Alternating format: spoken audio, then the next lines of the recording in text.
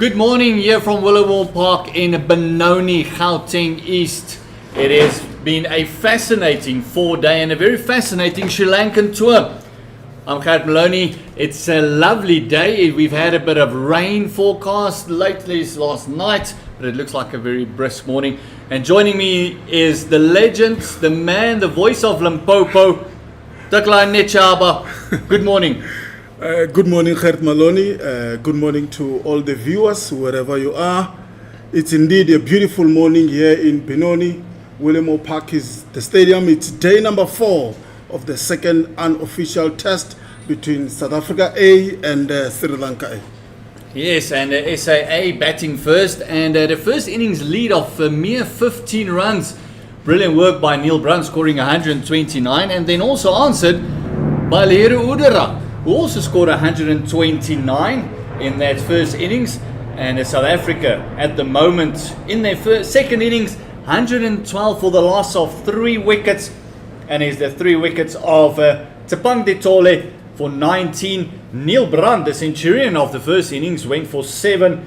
And Marcus Ackerman is 6 of only the 5 deliveries. And at the crease we got John du Plessis and Devil Brevis with their partnership on 44, and it's going to be a very interesting morning session. Everything that's going to happen in this match, you got to feel it's going to happen in this first hour. Definitely, Gert. The match is at stage where now the first hour this morning is going to be very crucial to determine where the game will go. We're not sure yet whether Sri Lanka got an upper hand, South Africa A, we're not sure. Whether it's going to be a draw, we're not sure yet. So let's see how the first hour will go. It will be key for Devil Brevis in particular. He's a attacking batsman. Can he score some quick runs here, increase that lead maybe to that 250 maybe? Let's see how it goes. Jen du Plessis also have to play this part. You've got Michaelim and Pongwana and other batsmen to follow for South Africa A. So Jen du Plessis, it's a big wicket here for the Sri Lankans. Yeah, he's on 45 of 84, and Devil Brevis is at 29 of 35. If SAA's got any chance of bowling Sri Lanka out again, you feel Devil Brevis has got to kind of take the bull by the horns, so to say. First to face up will be du Plessis on 45, and Eshan Malinga is going to be bowling. And he's going to be bowling with the cross bees into him. Immediately there's some oohs and ahs, a nice little gentle warm-up by Eshan Malinga. Yeah, a warm-up delivery that's on a good length, a good line. The fielders will be interested in this kind of deliveries. But looking at the past few days, Gert, most of the wickets has been on deliveries that has been pitched up. You have to invite the batsman onto that drive, open that offside a little bit so that you can create some chances for your slip cordon. Very well left there by du Plessis. Got his bat out of the way, and you can hear the oohs and the ahs, and it's a very early start, but a nice line he's settled into. No looseness from Eshan Malinga. Bowled the 3 overs yesterday and went for 14 runs. Very surprising that he only bowled the 3 overs yesterday. Yeah, maybe something happened there with him, but this is so far good 2 deliveries from Malinga, just 2 slips for him, and they will be looking to get those wickets early on. We spoke about Jen du Plessis and Devil Brevis. Again, another very good delivery, and a hint of swing there from Malinga. Yes, a little bit of lateral movement, something we haven't seen much of on this tour of Sri Lanka. None of the bowlers really got excessive movement. Every now and again, one nips off the seam. But Eshan Malinga, still a very promising young prospect for the Sri Lankans, only 23 years of age. The rights are medium, no express pace, but he does have that ability to take it both ways. Oh, a short one. And the trap is set there. They've got a deep square between the circle, or the circle that's normally there, and the boundary. about 30 meters from the bat, and just a single to get Jean du Plessis' day off to a bit of a start. Yeah, a good over so far, halfway in his over. Testing Jean du Plessis on a short delivery. You don't want him to be too predictable early on. He bowled very good delivery just outside that off stump. Now we test the batsman with a shorter delivery, and it looks like the pitch is playing much better. Gert. A bit of a wayward delivery there. Excellent take there by the keeper. It is Randika, the keeper, who diving away to his right. And yeah, the pitch looked good from the get-go. It's very soft on day one. Had a bit of a spongy bounce. Day two, after the SAA team was bowled out, the Sri Lankans elected the soft roller just to keep the moisture in, and so far it looks like the pitch have held up pretty nicely. One or two deliveries going in a bit lower than you would expect. Oh, a bit of a square cut. The Aubrey was not piercing the gap, but it is still in South Africa, coming out of our winter season, which is not rainy seasons up in Gauteng, and it's still hard work for the groundsman to get everything as green as it is. It's like I said, we are hoping for a bit of rain, but hopefully only at night. Then we can play some cricket during the day. It's the end of the first over of this fourth morning. 32 overs gone, 113, and it's a loss of 3 wickets. Yeah, the outfield is very dry, very quick. You get value for your shots here. If you time the ball well, it just races to the boundary. And as you see on your screen, the batters are having a chat to one another, but just off the screen, the umpires are putting on their jerseys. So the wind that's out there might just be a bit chilly.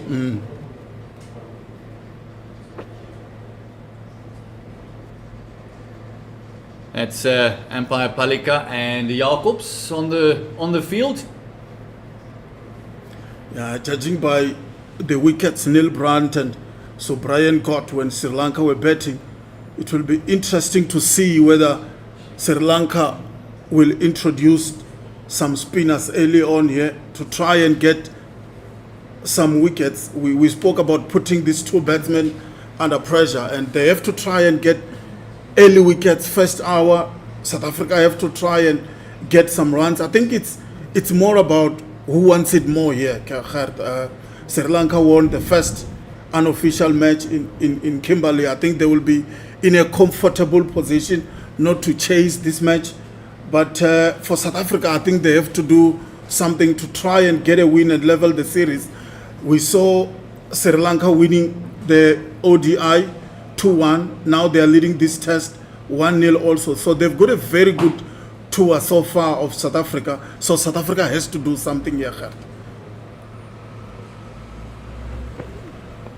View Sundara bowling at du Plessis, who's pushing hard. He wants to come back for the second, and great running, just finding the outside part of the bat. He did open the face deliberately, playing it down, but I don't think he meant it to go quite that fine.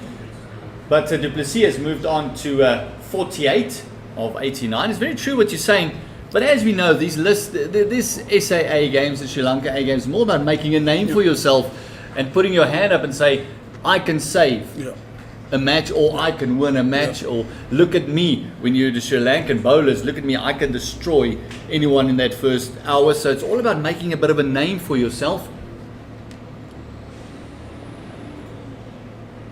One of the wicket takers in at the crease now is Mpongwana's strategy is getting right outside that off stump, having a bit of a walk down to offset the line, and great fielding thereby. It looks like about a fourth slip and a very fine gully position for Sri Lanka. Their field is very interesting. That catch that went to that first slip is about on a 1.5, closer to second slip. And then also, like I said, that fourth slip close in gully, they've got a conventional point, not a backward point. Then they've got a third man in between those two gentlemen, that gully and that point on the fence. They got a cover, and then a very wide long off, it has to be said, almost between a long off and a cover. And then they got mid on, and then some protection just for the bumper on the boundary with fine leg and deep square. lovely movement there. Sundara just getting some late movement, having a bit of a chat to Mpongwana. Yeah, that's some good deliveries from Isita Sundara. Bowling fuller. This is the kind of wicket where we spoke about this when we started our commentary stint, that deliveries on a good length are not really going to get you some wickets.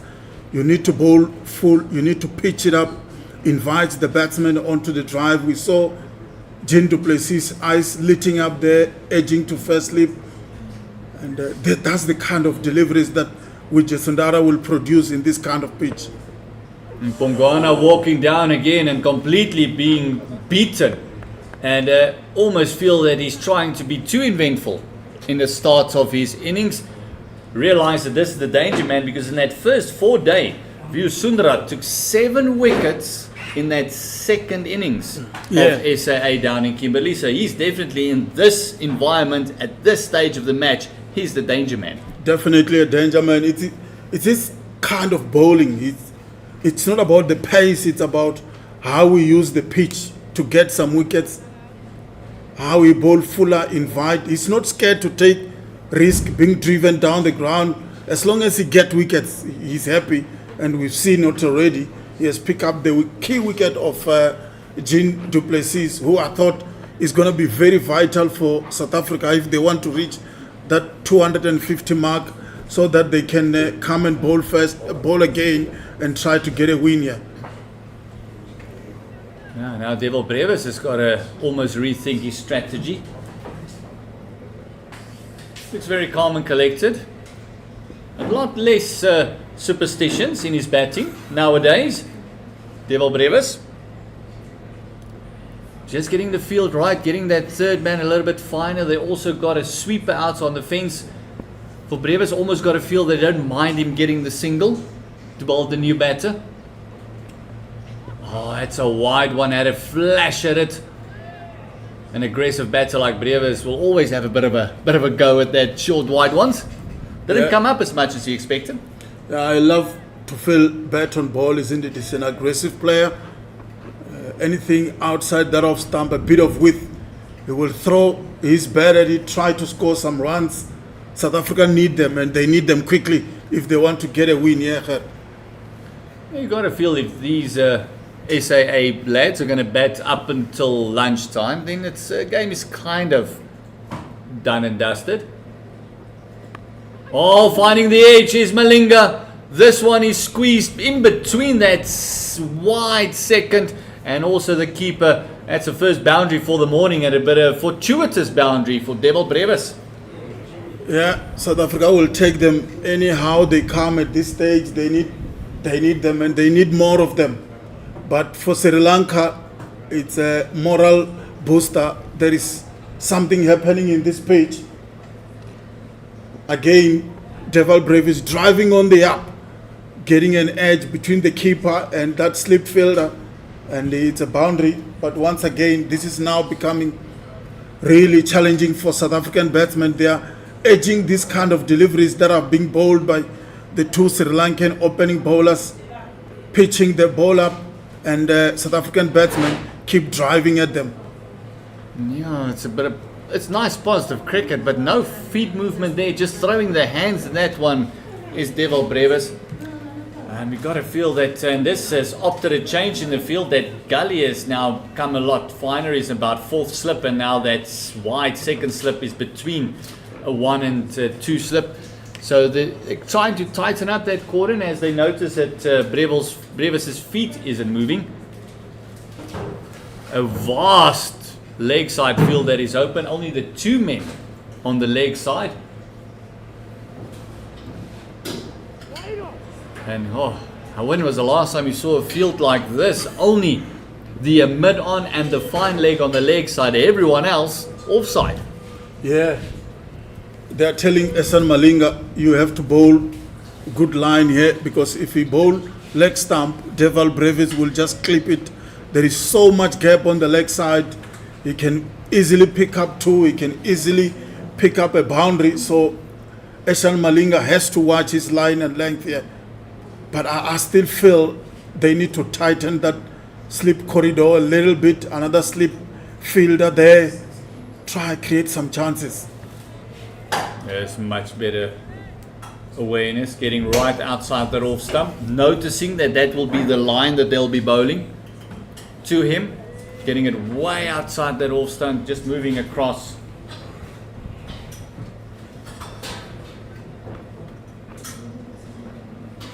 Yeah, I think we have seen South African batsmen driving the ball a lot so far. If I was the captain here, I would remove maybe the man at cover, put him in that slip cordon, invite Brevis and Mpongwana to drive the ball.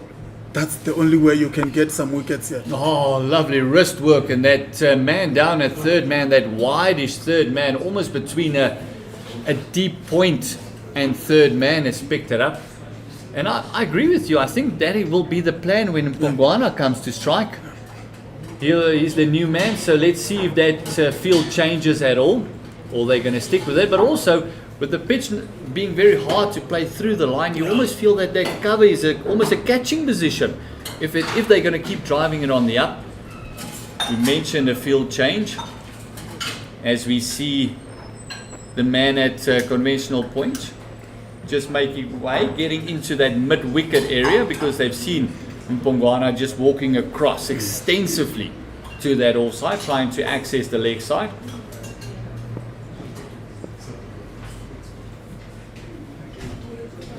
No, delivery. Yeah. Not sure where he wanted to guide that one. He was very close to his body. And a great over.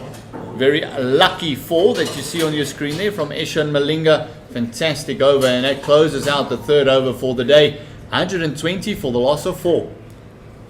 Yeah, so far Sri Lanka has been bowling well. They've been using the pitch very well. They are not scared to throw it up there to the South African batsmen, inviting them onto the drive, trying to get some wickets early on. We spoke about that first hour, how crucial it is.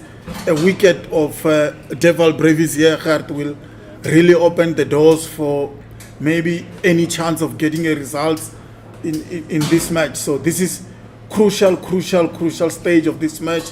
And Sri Lanka, yes, we still feel they need maybe another slip fielder there, but their bowling has been very good. Bowling onto the field, we have not seen any deliveries on the leg side so far. They've been bowling very good line and length to these South African batsmen.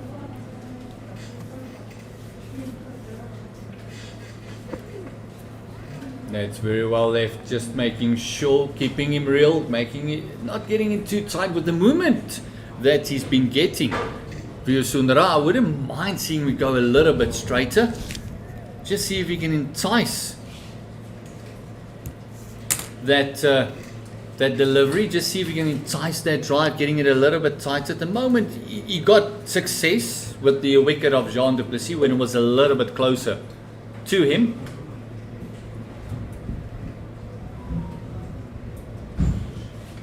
Yeah, now South Africa now has a lead of 135 runs. Oh, this one. Deval Brevis walking across and just short arm jabbing it through that mid-wicket, that vacant mid-wicket, and that's his second boundary. A lot more controlled than his first one. Yeah, beautiful shot from Deval Brevis. He played this shot so well. No wonder a lot of people call him Baby AB. That's the kind of shot that AB de Villiers used to play so well. He didn't try to hit it too hard. It was just all about timing, Gert, and we spoke about the outfield being very quick. And Janit Lianage, the fielder there, absolutely no chance to stop that one. Yeah, they've moved him a little bit straighter on that leg side, and it might just be the wind that has made Sundara just pull up. There's still a very stiff breeze. If we look at the trees, they're still having a bit of a hard time. The flags are waving away. It is a cross breeze that's been here for the entire 4 days. It's basically coming from Vihundara's left shoulder across to his right, Also the reason why the umpires decided to put on some long sleeves. It is a bit nippy. That's a better line, forcing him to play. And what I like about the Sri Lankan is the patience that they've had throughout this tour, even the 50 over format. Yeah. And then also, just for that one shot, it didn't change the field. Yeah. They're keeping it. They say, all right, Del Brevis, you want to walk across.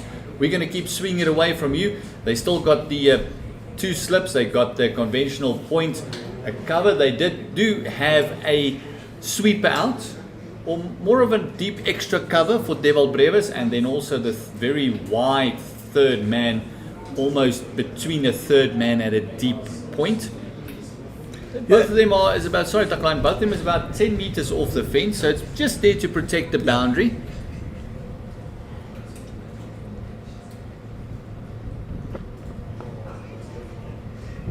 Yeah, I'm very impressed by the captaincy of Surya Bandara. You spoke about the patience that they've shown so far in both the test matches. I love how he stick to his guns, he stick to his plans. You don't want to be caught chasing the ball, you know. They hit over a slip cordon, now you put another slip in. That's not how to captain the side. And he has done well. They've stiffed to their guns. They understand they are not the quickest bowlers, but they use the skill factor in their bowling, pitching the ball up. Oh, as we see there, a bit of a surprise delivery. They're getting it right into the toes there of Del Brevis, him digging it out. And great fielding off his own bowling. Don't think it was completely necessary, but sometimes instinct takes over. Also, just to tell the batsman I'm here. Yeah, true. Theatre of the mind. Yeah, the batsmen need to see that little bit of aggression in the fielding. Just to say, you know what, we are here to work, we are here to get you out. But really, this is good bowling by the Sri Lankan bowlers. Oh, this one just keeping its line. And another fantastic over, except for the 4 that was created by Deval Brevis, walking right across his stumps and whipping it through leg side. Not deterred by that, couple of dots. And that brings another over to the end. It's end of 35th. 124 for the loss of 4, with the only wicket to fall this morning so far is that of Jean du Plessis for 48, when he was brilliantly caught by Fernando at around about a second slip. And as that man again, Via Shundara, that picked up the wicket. Yeah, South Africa now 124 for 4. Deval Brevis on 38. If it's still there, I can tell you now, Gert, that run rate will start climbing up to 4 runs to the over, maybe more. And the lead now is 139 runs. Still almost the same field here for Mikhali Mpongwana now. Oh, another flashy drive. And again, just putting his foot down the wicket, not getting across the delivery, just flashing at it. It's almost the same that Jean du Plessis did. It's almost they want to play a flashy drive instead of a conventional cover drive. Not getting the foot across. You can just see Deval Brevis having a bit of a chat to Mpongwana and says, easy on. Here's a bit of movement this morning. Yeah, not going through to the pitch of the delivery. It's Mikhali Mpongwana there.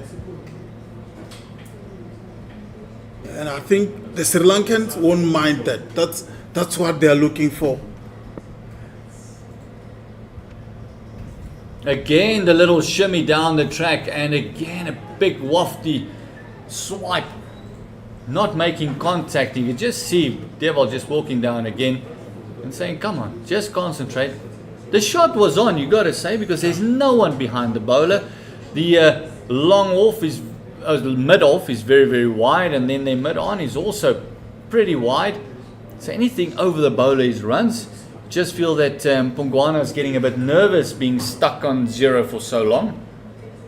Well, so long, it's only been 6 deliveries, but it does look like he's getting a bit bit agitated. We're not getting off the mark. Oh, bit of a bumper.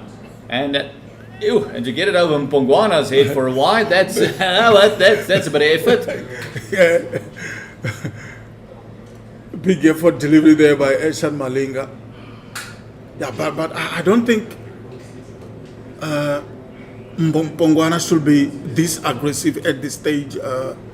He has only faced 7 deliveries. You've got a clean hitter there with you, Deval Bravis. I think what he needs to do is just give him the strike and let Deval Bravis face most of the bowling. He's capable batsman. Getting some bats on ball finally. It's Mpongwana. 24 years of age. They consider him a bowling all-rounder, but he's had his opportunity in this tour batting up the order. Yeah.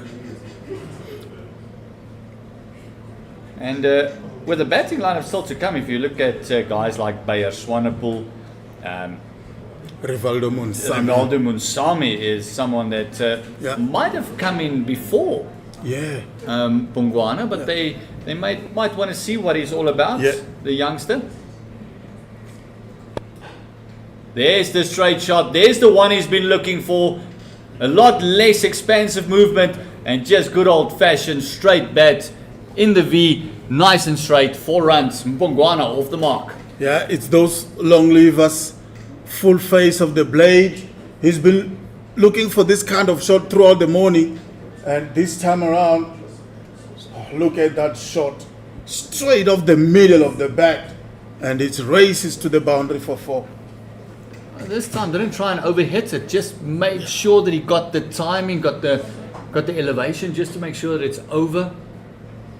And hopefully that will settle Mpongwana, just the nerves. No fast bowler likes being hit straight like that. But with the field set, Eshan Malinga would kind of expect it. Yeah, they won't mind this.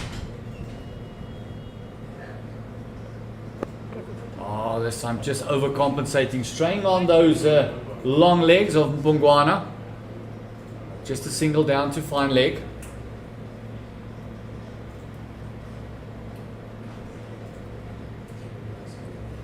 Yeah, I'm not too sure, Gert, if those kind of shots Michael Mpongwana was trying to play, it's an indication of South Africa A now trying to attack and score some runs quickly. Maybe get that lead to around 250 and then declare and give themselves a chance to bowl Sri Lanka out. And the biggest issue here will be the issue of time. Do they have enough overs remaining in the day to try and get Sri Lanka out?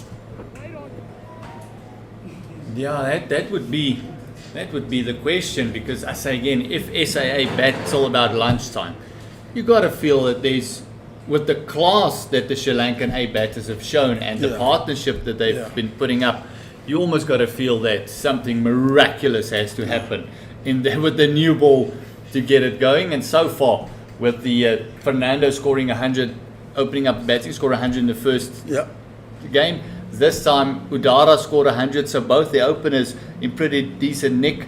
It's very difficult to pick up those 10 wickets in what would be basically 2 sessions.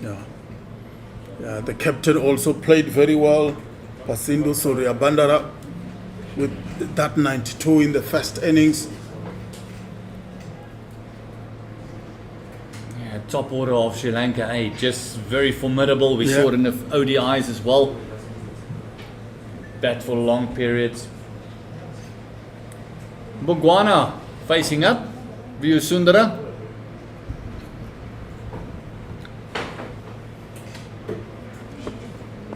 Oh, finding the inside part of the bat. This time getting a bit of shape into the right-hander.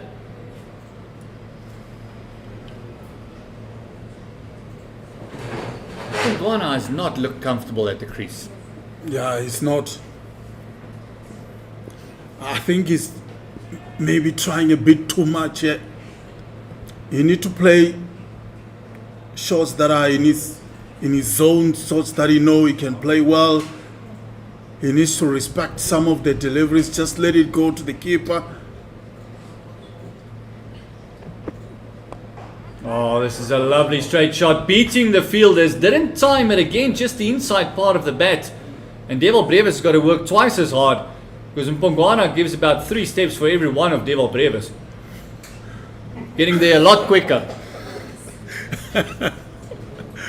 I get you. I get what you mean. Oh my goodness. Hard work for Brevis out there.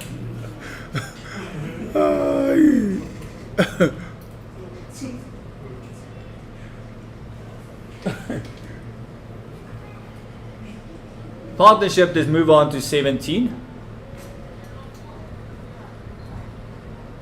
Sundra wouldn't mind that straight drive. It came from the inside part of the bat. Oh, this time walking down the wicket. Sundra just sticking to his lines. Mpongwana hoping that they would target that legs of his as soon as he walks down so he can access that leg side field. And none of the Sri Lankan bowlers have fallen for it. Yeah, maybe also trying to negate a hint of seeing or any movement off the surface there with that movement down the pitch. Also trying to open up the leg side, and if he can clip it through that mid-wicket region, it's a certain boundary. But I don't think Sri Lanka will mind this. This is an opportunity to get a wicket. Oh, this time standing still. That looked a bit more comfortable for Mpongwana. Scoring 12 runs in the first innings as well. Coming ahead of Rivaldo Munsami. It just shows you the faith that they have in this young batter. Rivaldo Munsami is a set batter, fantastic player. Oh, what an attacking batsman. He's got a great record and deserves his call up to this SAA team. I love the composition of this SAA, more especially from a batting point of view. You've got Jean du Plessis, everybody's talking about him. Devil Brevis, we know what he can do.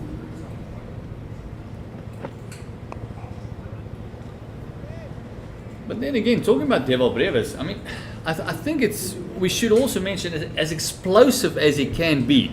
His red ball form has been fantastic, and he's not been that aggressive. He's actually played proper cricket shots. He's taken, like I say, a lot of his superstitions out of the game, a lot more calm at the crease. So he has evolved over the last year, 18 months or so.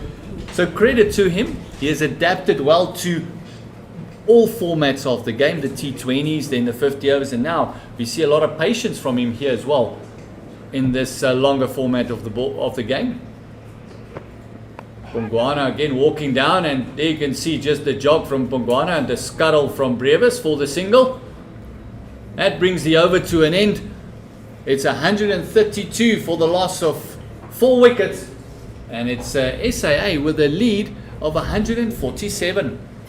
Yeah, just going back to that Devil Brevis patience in his batting. You've got somebody like Tristan Stubbs, who's known to be an attacking batsman. We have seen how he has grown in the first-class cricket, be able to stay in the crease for long hours, being patient, playing the ball on its merit, and he's reaping the reward. And as we say, bye-bye to Gert Maloney. That's the commentary change. And as I say, good morning, Owen. Taklani, how's it going?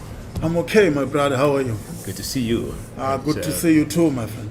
Beautiful day for cricket. 4th day, South Africa taking on Sri Lanka. We had a bit of a drizzle last night. How was the pitch this morning? Yeah, the pitch looks good for both bowling and batting. I think this is a typical Test cricket pitch. If you bowl good areas, you will get some wickets. And for those batsmen who can use good technique, they've got value. They get value for their shots here. The outfield is very quick, so it's really a good test cricket pitch here.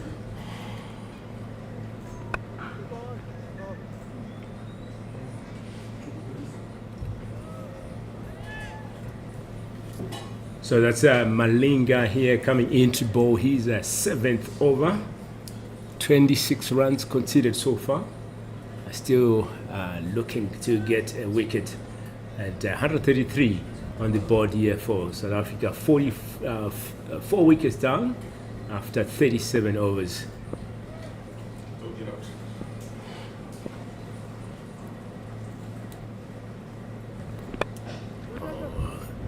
That's a great shot here from Mpongwana, and that goes all the way for 4 runs.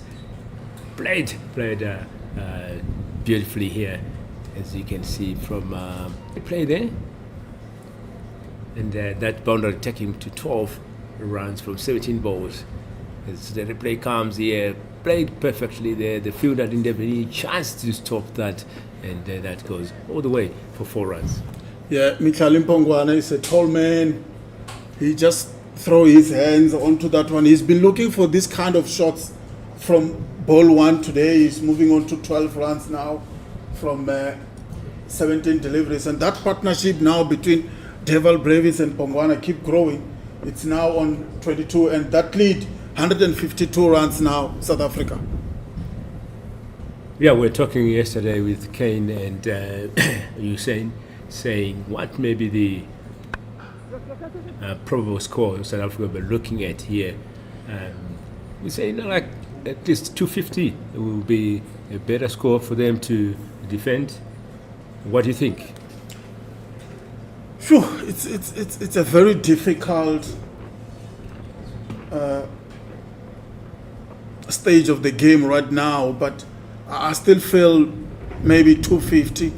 But then with that 250, you really have to score it very quickly so that you can give yourself enough time to be able to bowl Sri Lanka out. So it's tough.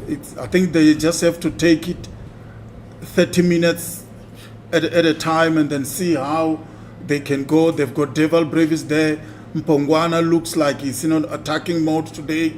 See how they go. Take it to 200, 210, maybe 240, 250, then you can declare.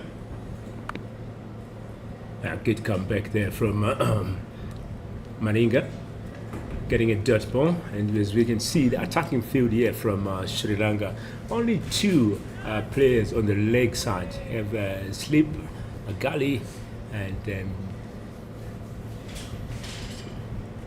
and by that, when we have to give credit to the Sri Lankan bowlers, Eshan Malinga, he has been bowling well, bowling to his field.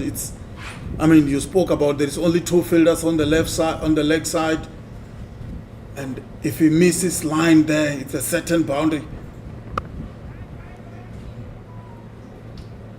Another dot ball here from Malinga, and also looking at Brevis, good batting there from Brevis at this point.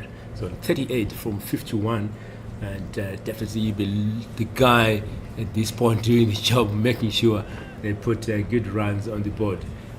He missed out on his half century, so maybe this is the time for him to stand out and get that half century.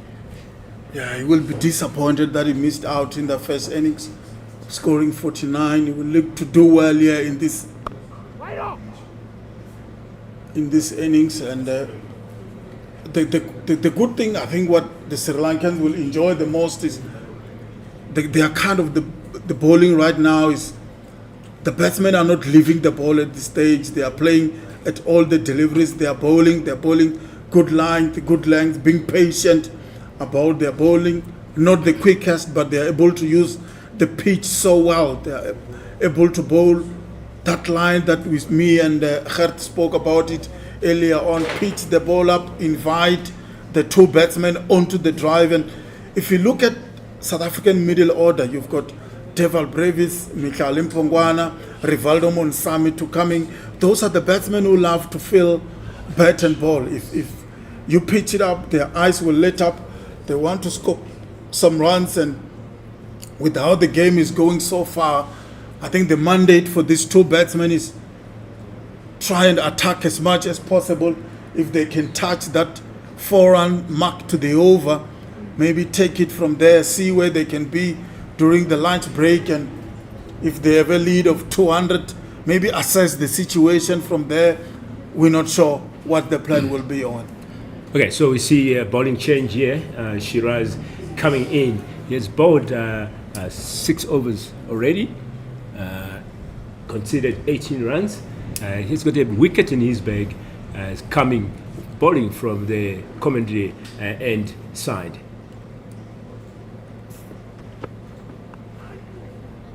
Coming right arm over to Mpongwane, just pushed for a single. 139, 38 overs gone, 4 wickets down here. Partnership on 24 runs and a lead of 154.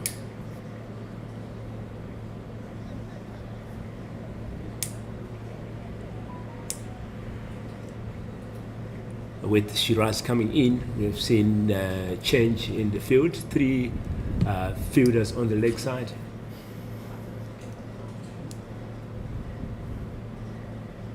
A slip, the gully. Mid on, mid off. Just almost inside the circle. So as always, Sri Lanka having an attacking field, trying to put pressure on South African batters here.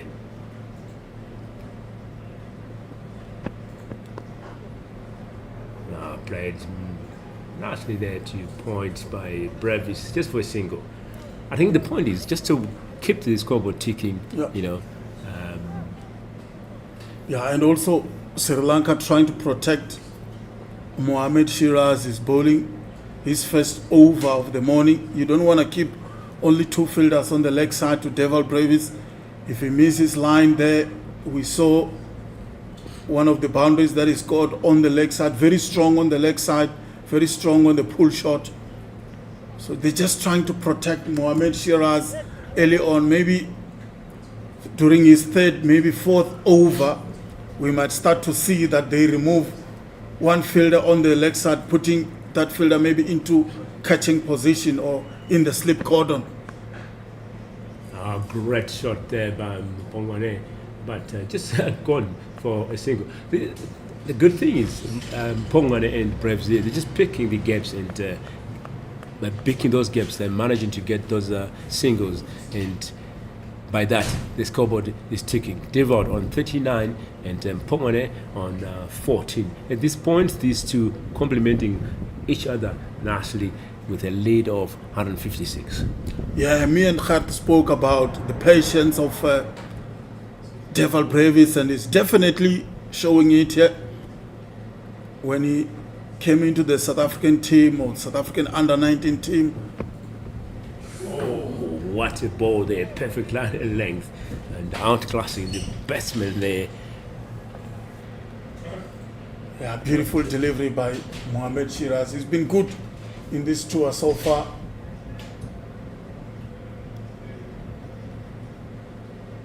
As we watch the replay, oh, what a delivery! Kind of swing into the batsman there, lead swing. Yeah. Yeah, a bit of reverse swing there by Mohamed Shiraz.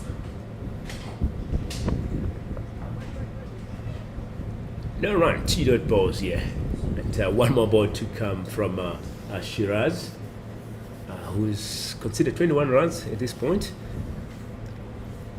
On a beautiful day at Willowmoore Park. Sunny and gloomy, but the wind is a bit better today as compared to yesterday. Yesterday we had massive wind throughout the day.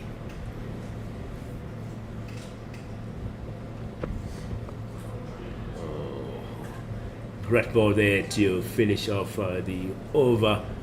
Only 3 runs conceded in Shiraz's first over of the day. 7 overs bowled, 21 runs conceded with 1 wicket in his bag. 141 is the score at this point. 4 wickets down after 38 overs. Brevis on 39 from 56, and Mpongwane 15 from 20 with a lead of 156. Yeah, that partnership now it's starting to grow.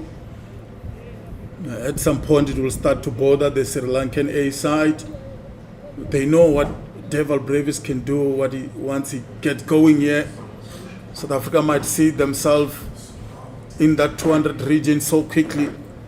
We saw the intent from Michael Mpongwane as well, since he came onto the bat after the dismissal of Jean du Plessis early on in the day. He's been looking to play some shots. He's been looking to come down the ground onto the faster bowlers as well. So another change in bowling here. Sunil Dinisha coming in from the Willowmoore High School end. He has bowled 4 overs, conceded 7 runs so far. That's a great bowling there from Sunil. We saw him yesterday. He's really perfect line and length. So at this point, I think Sri Lanka are looking forward to get quick wickets so that maybe they can seal the day in a perfect way. As we have said, 90 overs left for the day, and run rate going at 3.6 and over. We've seen yesterday it was just fluctuating between 3.4, 3.5, but at the end of the day, yesterday South Africa was up at 3.6, 3.7. So let's see how they will keep on here. So now coming left arm around to Mpongwane, starting with a dot ball. Yeah, it will be interesting to see how Michael Mpongwane will be able to deal with Dinusha here. So now coming in, we've seen a change in the field. Only got so the gully has been moved back, and there's only one slip with 3 fielders on the leg side. Yeah, we saw South African spinners getting bulk of Sri Lankan wickets. Subrayan picking up 6 wickets and Nelbrand picking up 2 wickets. I don't know what it can tell us, Owen, in terms of the pitch, how the pitch will play here. It's day 4 of the test match so far. An opportunity there for a run out. But Michael Mpongwane managed to come back. Yeah, man, just going back to that, I'm not sure how the pitch will play here, but we saw when the fast bowlers were bowling, the ball was coming onto the bat nicely. We saw a hint of movement off the surface, and it will be interesting to see whether the spinners will be extract some bounce in their bowling here. Down the ground by Michael Mpongwane, and it will just be 1 run. And the score moved to 141 for 4. In terms of spinners, it's a matter of being patient and consistent. We saw our South African spinners yesterday causing a bit of a havoc. They really took their time. Bravis really took his time, but at the end of it, managing to bag those wickets. So patience, consistency is part of the game. So let's see how they will move on here today. Over the top of the bowler, and that goes all the way for 4 runs. What a magnificent shot there from Bravis, and picked up nicely. Great shot there, and that 4 taking him to 43 runs from 57. And what a great way to finish off the over there. Dinusha, 5 overs bowled, 12 runs conceded at this point.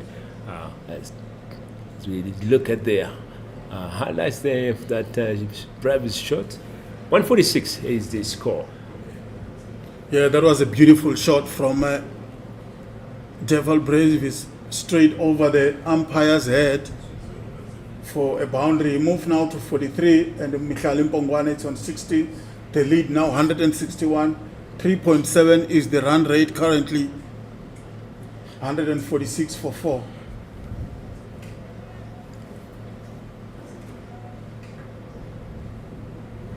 So Shiraz back into attack. Still coming from Ekuleni end. 7 overs bowled so far, 21 runs conceded. It's going at 3 and over.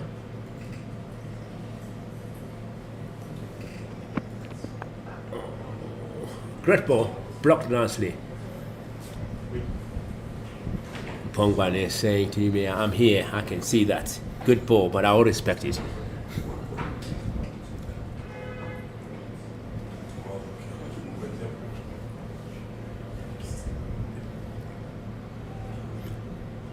Yeah, this is a brilliant innings by Deval Brevis. He really batted well in the first innings for his 49, and I'd love to say maybe throw his wicket away unnecessarily there in the first innings. But he looks the part here. We spoke about his patience, and if the ball is in his arc, he's looking to score some boundaries. He's an attacking batsman by nature.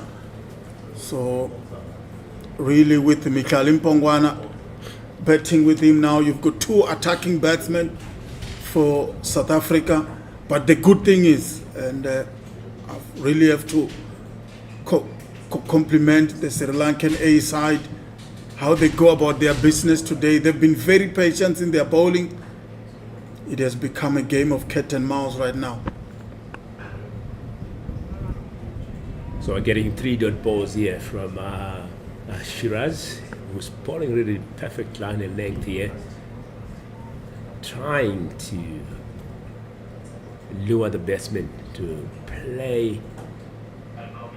I mean, get that edge to the slip. But Pongwane there playing safe. They know they still got a bit of time. Respect the good balls, punish the bad balls.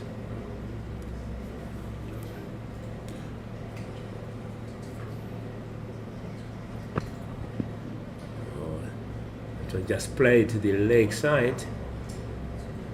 It's actually no bet on it, so that's going to be leg byes. Yeah, again, Mikhail Mpongwana coming down the ground there, trying to open up the leg side. There is only 3 fielders on the leg side.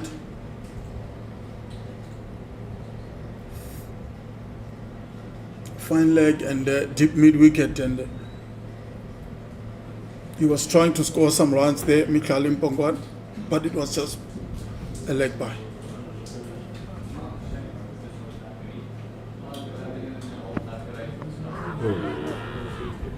What a great ball there, and that brought a bit of excitement there from the keeper. But there was a bet on it, so the keeper thought maybe that could have been an LBW. But as we've said, perfect line and length there from Shiraz. It's a matter of being patient and being consistent and try, and always as we look at that replay there, that's a perfect ball, but bet on it there from Brevis. One more ball to come in the over.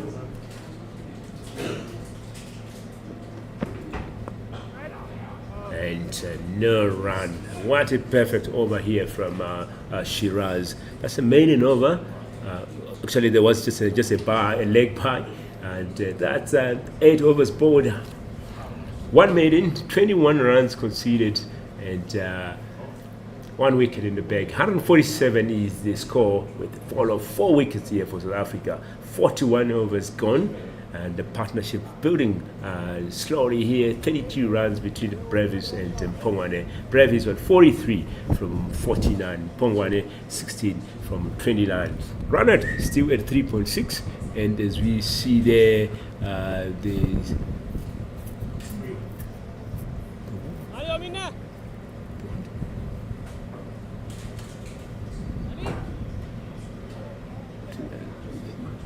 CSA bench, yeah? Yeah, we haven't had a lot of chance chat and the encouragement from the Sri Lankan A fielders this morning. They've been very quiet for my liking. That's a great shot. Just swept behind square and coming back for two. Good running there. Ponga, they really wanted that second one from the start. And good chest by the fielder as well to cut that boundary. It's good intent there from Ponga, wanting to score more runs. Oh, what a turn there. And just jabbed for a single to third man. Yeah, Michael Mpongwana was turned around there by Dinusha's delivery. Beautiful delivery indeed from Sonal Dinusha. That's, ladies and gentlemen, 150 here up for South Africa after 41 overs. And with that 150 is the lead of 165. And that partnership now moves to 32 between Deval Brevis and Michael Mpongwana. Deval Brevis is on 43. Michael Mpongwana is on 19 from 31 deliveries.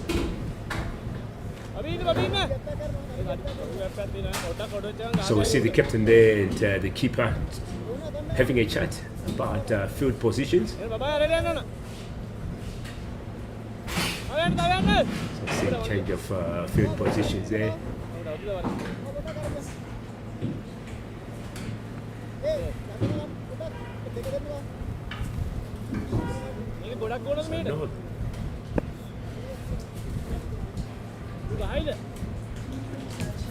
And change of action there from Dinisha coming left arm over, and that has been swept to point area just for a single by Brevis.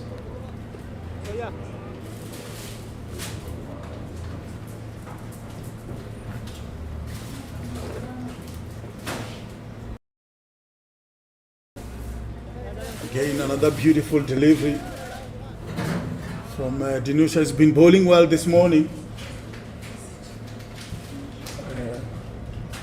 On to his second over now, 151 for 4. Deval Brevis moving now to 44. Michael Mpongwana is on 90.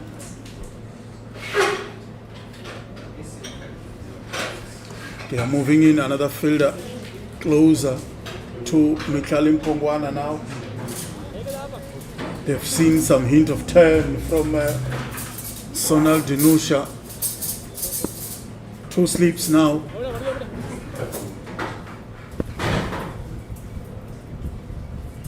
Yeah, 2 slips, trying to put pressure on Pongwani there, and fine leg on the boundary, mid wicket on the boundary,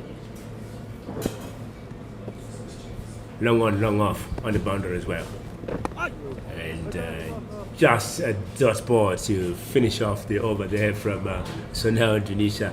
And 6 overs from him, 16 runs conceded so far. So perfect bowling from him. That's basically an economy of 2. As we finish off that over, 151 on the board after 42 overs, and that's drinks time. As players come in, go for drinks here, and we see Brevis on 44 from 60 balls, and Pongwane 19 from 34. Brevis there hitting 5 fours and 1 6 and 2 Pongwane 2 fours. As we take the drinks break, that's the change in the commentary box. Takalani moving out to get some drinks, and Karen will be joining me. So we'll check you guys in the next few minutes after the drinks.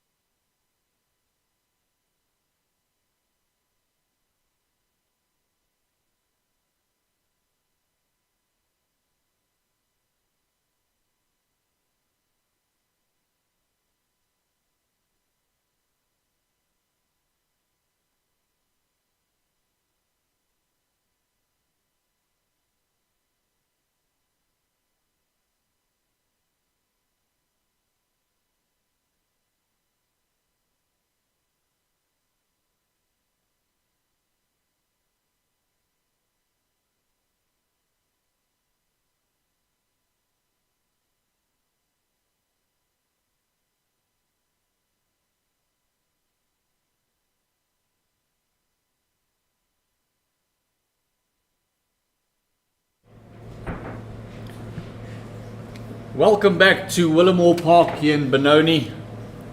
It is an intriguing morning session thus far. We've seen the early departure of one of the South African batters, that is Jean du Plessis. He was out on 2 runs short of his 50. Bongwana came to the crease and looked to expand himself and enforce himself onto this Sri Lankan A team. But Devil Brevis has quietly moved on.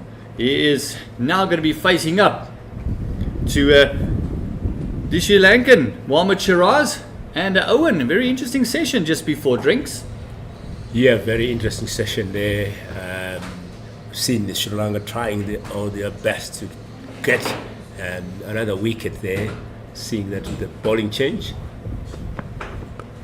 Oh, Devil Brevis just absolutely thumping that one. That is on the roof of the pavilion, straying onto those legs, and whoa, what a shot.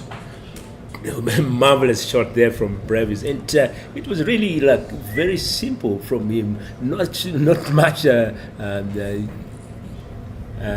effort there, but just connecting it perfectly, and it goes all the way for 6. And with that 6, that brings him to 50 runs from 61 balls, 39 dots, 5 fours, and 2 sixes. What a great shot! As we see the replay there, not much power, but executed perfectly all the way to the grandstand. Lovely shot. And it's the first 6 of Devil Brevis' innings. Going with his 5 fours. Oh, this time pulling the length back and just a little bit of bounce, just catching Devil Brevis outside part of the bat, down to third man. He's got a bit of work to do. He's very wide on that fence. And that's 2 runs. 8 runs in this opening 2 deliveries from Mohammad Shiraz. Devil Brevis is now on 50. He's reached that milestone with that big 6 that he hit. It came off just 61 deliveries. So great work there by Devil Brevis, reaching that half century. He fell 1 run short in the first innings, scoring 49. Yeah, we were talking about it yesterday to say really you'll be looking forward for that half century after missing out on that. So great work there, great batting from Brevis. Still got work to do. Partnership growing perfectly here. 44 runs between these two.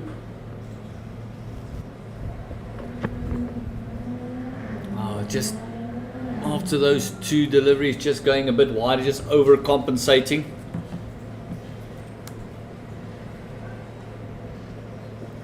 Just look at that pickup shot again. Just attacking the stumps and the pads of Devil Brevis, and just a full flow of the bat. And he needs no second invitation.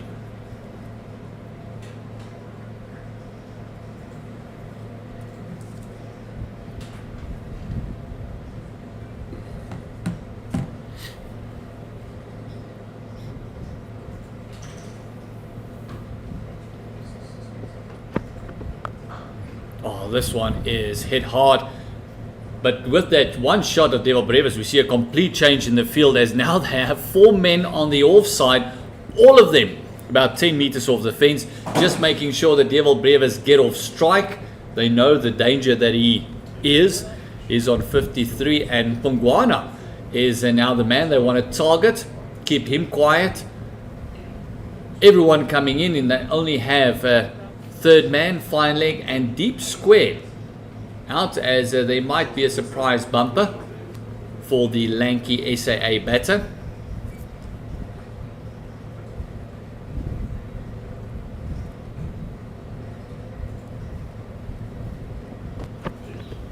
Oh, and he's clean bowled, going for one of those expansive drives once again. It is the situation that he's been in the entire day, just trying to create shots that isn't there. And clean bowled. Look at that middle peg, just laying with one side. Yes, that was a perfect ball from Shiraz here.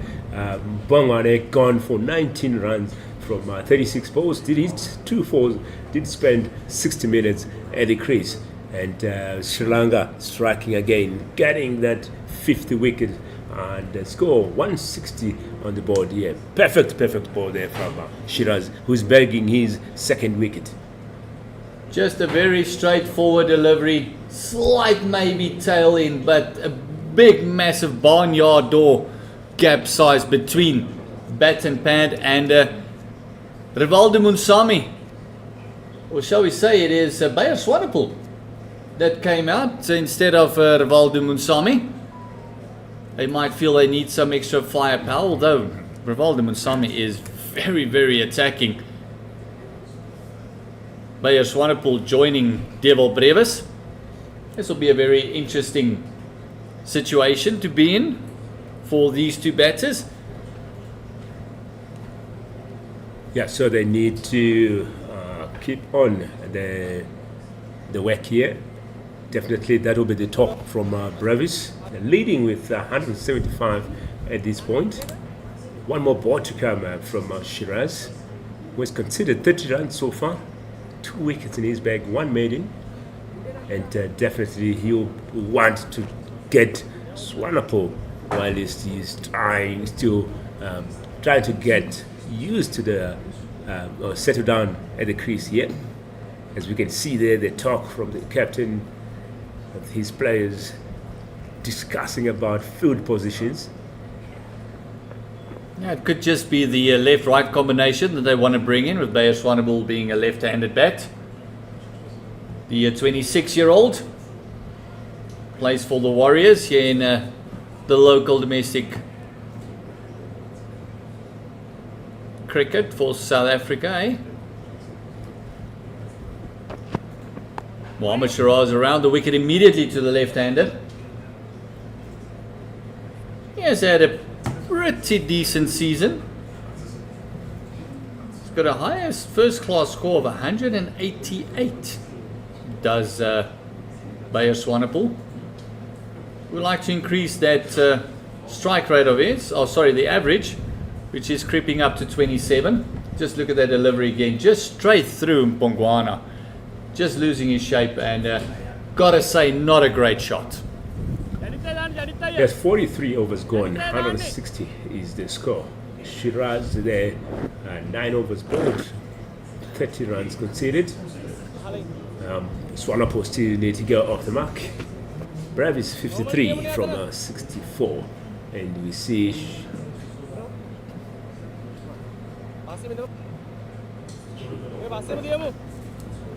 Janet Lear Nage coming in. It's Janage who's done pretty decently. Just doing a double change, making sure that the new batter doesn't settle, and their big wicket must be Devil Brevis. Because Leah Janage is not great pace, but he does have a lot of control, does swing it a little bit both ways. You can see the keeper standing up to him. Yeah, an all-rounder. Janage. Quite a bit of experience from him, 29 years of age. Coming from the chalet end. Only bowled 6 overs in the first innings. Did pick up a wicket. Oh, that's what he can do. That's what he can do. Just that extra bit of doubt in the batter's mind. And he only went for 6 runs, so very surprising that he didn't bowl a few more overs. Lian again.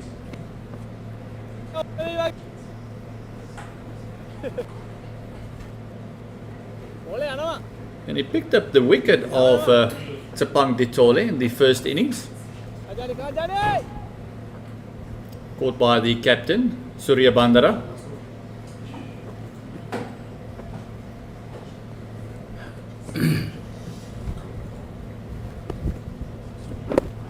The sun just straying on the hips of Devil Brevis. You can see him and Bayer Swanepoel were off immediately.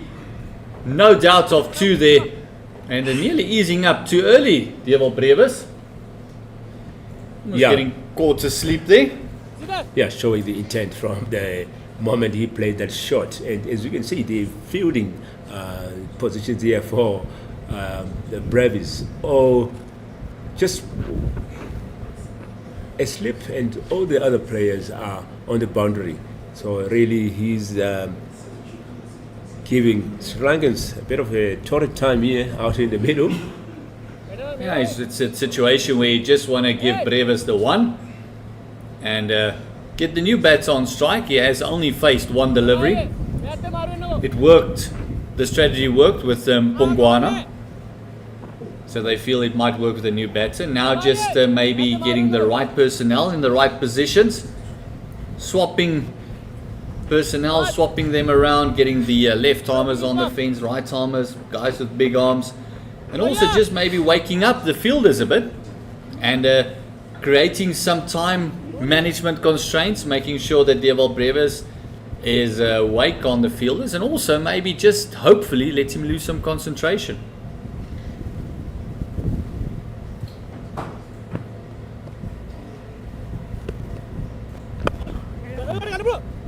Just a gentle drop and go.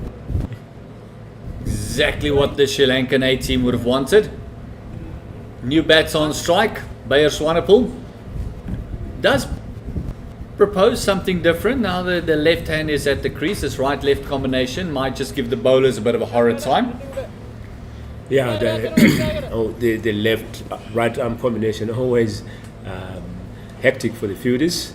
And we've seen most teams using that combination. The batting team always using that combination. It's to their advantage.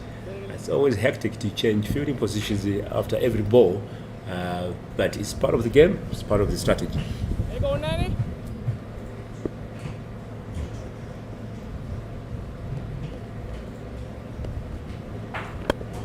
Oh, this one just whipped on off the legs by Bayer Swanepoel. That will get him off the mark with a double.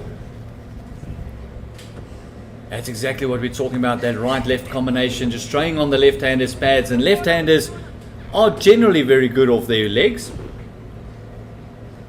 Yeah, I think it's time for Swanepoel to raise his bet off the mark, yeah? Yeah, definitely get going. Yeah, we always do that when our social leagues, after playing you're off the mark race. Yeah, I didn't get a duck. That's one of the interesting aspects of playing social cricket, but these are professionals. They know the job very well.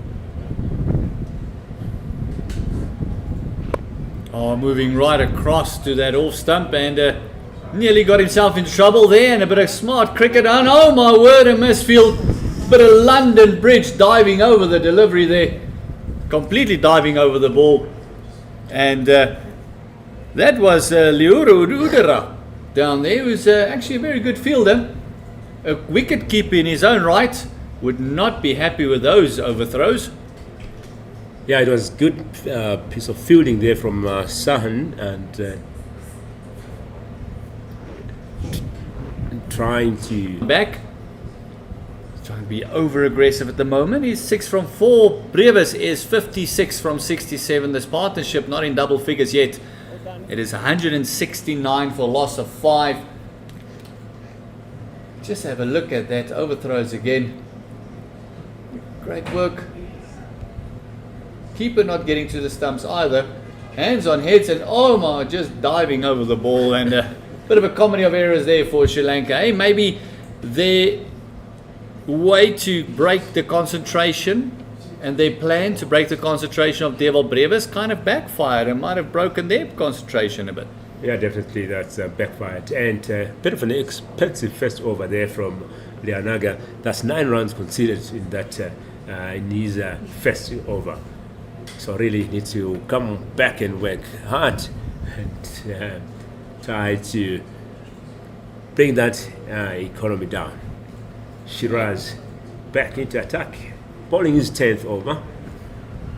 No, but Swanepoel did score 34 of 39 in his first innings. Oh, it's dropped in short. You're not going to trouble Deval Brevis with that. That is thumped into the car park. New windscreens, please. I hope it's not my car down there. And great shot there. I like the way Brav is playing. It's really just, he's not put like too much effort on it. It's just easy on it, and the ball goes all the way for 6. That's putting him to 62 runs from 68 balls. Just look at that, just dropping it in on a length, and oh, big swing. Didn't need to look up, he knew he middled it. And everyone's trying to keep that up with that one. And a bit of a delay there as we are waiting for the ball. Oh, probably got to put off the alarm from the windscreen it went through. That was a nice big one, hefty shot. That's Devil Brevis' second 6 in this innings. He also hit 2 6s in his 49 in the very first innings as well.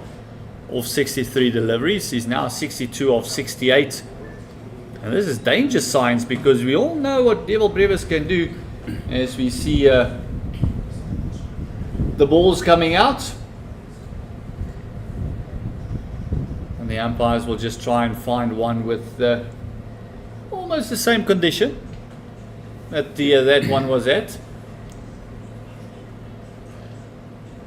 Change of ball, hopefully a bit of change of fortune for the Sri Lankanese, because at the moment 175 for 5. SAA has got a lead of 190 runs. Yeah, 190. We are talking about what will be the most reasonable, favorable score for South Africa here, for them to say this score will make us maybe win this encounter. Yeah, look, it's not about the score. I think it's about how much time you leave yourself to actually bowl out the opponents, and that's one thing that has been very, very difficult with this Sri Lankan touring team in all formats. Oh, and Devil Brevis said he's had enough. This one's coming to our end. That's another 6er.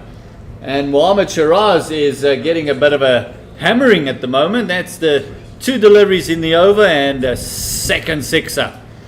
Ladies and gentlemen, Brev is running amok here. 2 6s in a row, and he seems to be still having a go. And it's thinking time here for Shiraz, who has been bowling perfectly in his early overs. But at this point, he needs to rethink. He has considered 42 runs at this point from 9.2 overs. And now bowling a low full toss, and it's a bit of a letdown. It's only 1. Hit hard. Kind of thought that Brevis, if he got under that one, it's been another one. And Mohammad Shiraz getting away with that. So 2 6s and a single in the first 3 deliveries. 13 runs coming from it already. And now he's got to deal with the left-hander on strike now. Bayer Swanepoel, who's been looking very aggressive against the Sri Lankanese. Approaching that 200 lead. It's 197 at the moment.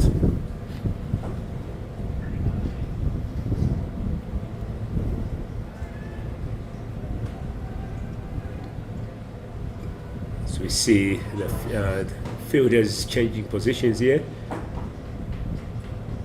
Always a hustle with the left-right arm combination. And Shiraz coming right arm around to Swanepoel.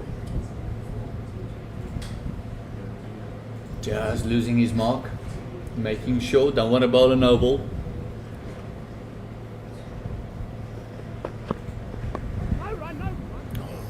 Nicely angled into the left-hander.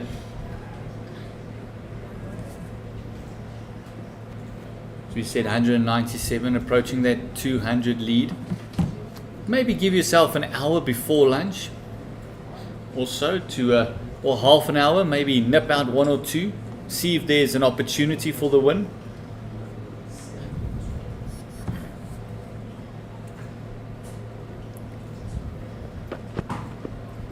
Oh, way down the leg side, and a fantastic take by the wicket keeper Randika, because that ball was around the wicket, the angle, just the ball leaves you the whole time.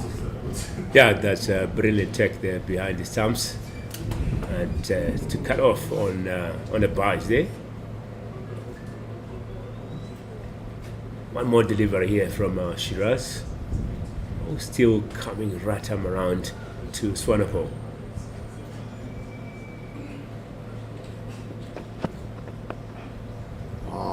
Great comeback in the over. It needed a change of batter to do it, but a great comeback after going for 2 sixes in the first 2 deliveries. 3 dots to end off with. Yeah, that's 10 overs there from Shiraz. 1 maiden, 43 runs conceded with 2 wickets in his bag. 182 after 45 overs. Partnership at 22. A quick partnership here. Yeah, that 22 coming from only 13 deliveries. Brevis 69 from 70 balls and Swanepoel 6 from 7. Interesting to see if Brevis is going to target both ends. This breeze does look like it's blowing across field, so it's not really hitting into anything. What the tactics would be, again, that widespread field, no one in the circle. Just very happy to give him the 1. Now you'll see the whole Sri Lankan A team almost coming in for Bayer Swanepoel.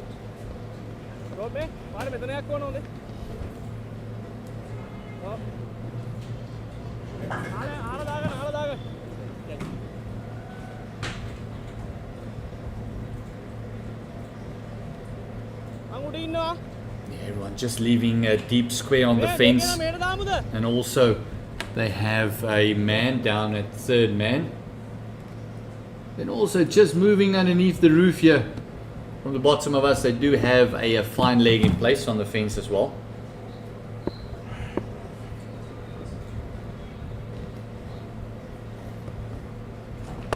Oh, this one going extra cover, it's uppish, but it falls into no man's land. And a great running by these 2 SAA batters, turning that one into 2. Yeah, great running here. There was a bit of a lack of ball attack there from the fielders, and Swanepoel and Brevis really taking advantage of that to come back for that second. Lianaga coming back here for his second. 3 runs conceded so far. We've seen him conceding 9 runs in his first over. Oh, finding the edge, a slashy blade. Bit of an open face slap there past the slip, and it's 4 runs for Bayer Swanepoel. Runs coming in at this point. These 2 complementing each other nicely, putting runs on the board. Partnership up to 29. Well, they mustn't be too... Well, shall I say, they must be very careful, Bayer Swanepoel. His list A strike rate is 113, and his T20 strike rate is 150. All of those averages in the 20s. So he can hit a long ball. So they must be very wary that he doesn't get going. Another one squirting outside part of the bat. He's just trying to overhit the ball, trying to hit it too hard. And just that 3rd man picking it up and throwing it in. Devil Brevis to face a delivery from Lianaga. And with the way that Bayer Swanepoel's playing, you've got to feel that the message is out there that let's go for it. Definitely, that's the message here. Let's put runs on the board. Maybe they have a target to get at the end of it. But at this point, batting perfectly, complementing each other.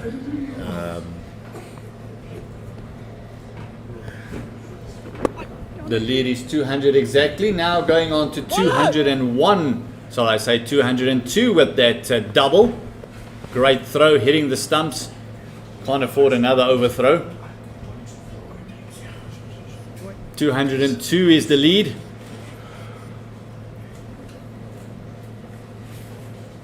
And the partnership has raced on to 32 of 18 deliveries. Great work so far for these 2. And they seem to be keen to be going for it. Brevis 72 from 72 balls. So run a ball here from him. Swanepoel 13 from 10. as we see Lanka coming in for his last delivery. Again, just dropping and immediately going off. Is this going to be another second? A chance of a run out and direct hit. I feel Bayer Swanepoel would have been in trouble, but it just shows the intent of where they want to be by lunchtime. Brevis on 74 of 73 now, caught up with the deliveries faced, and Bayer Swanepoel 13 of 10. No real convincing shots as of yet from Bayer Swanepoel. This partnership is 34 of 19. South Africa 194 for the loss of 5 with a lead of 209 runs.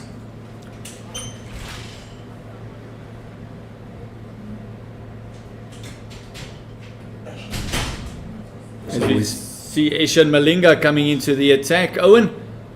Yeah, Malinga coming in. Has bowled 7 overs at this point. He has conceded 31 runs.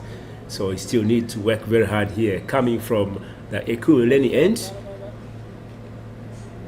It's thinking time here for the Sri Lanka captain. Trying all odds to try bag another wicket here. Gotta admit, I'm very surprised that they haven't gone to spin yet.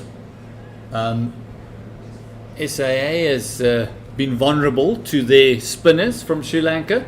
They might just feel that there's enough in the deck for the seamers still. But you gotta feel that Sahan has kind of got to get in here and bowl an over or two.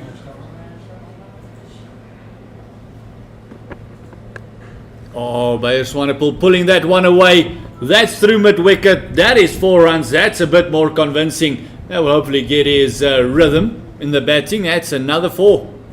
Another 4. Played perfectly here by Swanepoel. As we have said, he's an aggressive batsman and he can hit a ball considering his averages, and he's showing that grit at this point.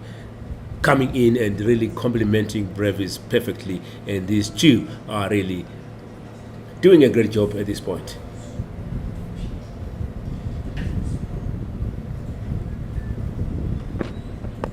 Oh, and this time just absolutely flat batting that one past the bowler, and Miron just doing some work, making sure it's only the one, and all of a sudden now with Brevis, the field going back, but we saw a few more players on the fence as well with Bayer Swanepoel.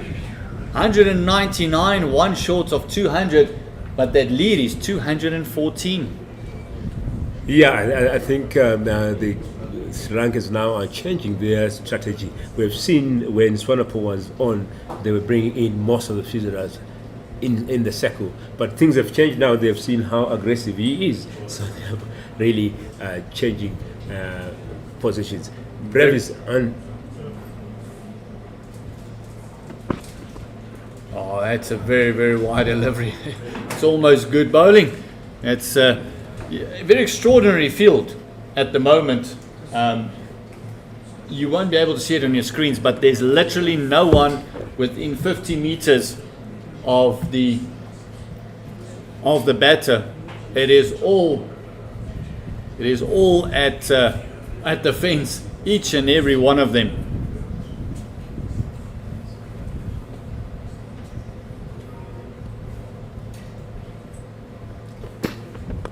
Oh, Devil Brevis has skied this one. Chance to take him out of the match. Is it taken? Yes, it is. That is the wicket of Devil Brevis. Going for 74 of 75. Just trying to force the issue. But it's all part of a team sport, and very well batted, Devil Brevis. Yeah, well batted here. He has been putting some runs on the board here for South Africa, and really disappointed at himself, as you can see there. But good strategy from Sri Lankans, as we have seen, putting all fielders on the boundary, and this one coming in, and Brevis wanted to get that boundary but couldn't hit much hard of it, and got caught. He spent 166 minutes on and at the crease, and did hit 5 fours and 4 sixes. What an innings here from Brevis. Yeah, nice aggressive innings, putting some impetus in this SAA, falling 1 short of the 200 mark, and just trying to overhit. Oh, Devil Brevis has skied this one, chance then all to of a take him sudden- out of the match. Is it taken? Yes, it is. Okay, with that wicket, we see the change in commentary. Taklani joining Gert. Yeah, we got the voice of Limpopo coming back. Hopefully it wasn't your windscreen that they needed to replace. I see you're trending on Twitter.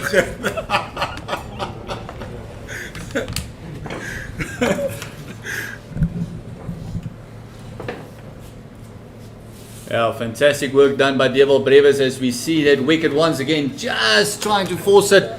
Maybe he had to go a little bit straighter, hit it straight over the bowler's head. But it's another wicket for Eshan Malinga. He's first for this innings. 1 for 36. He got a bit of a thumping by Devil Brevis as we see Rivaldo Munsami joining Bayer Swanepoel.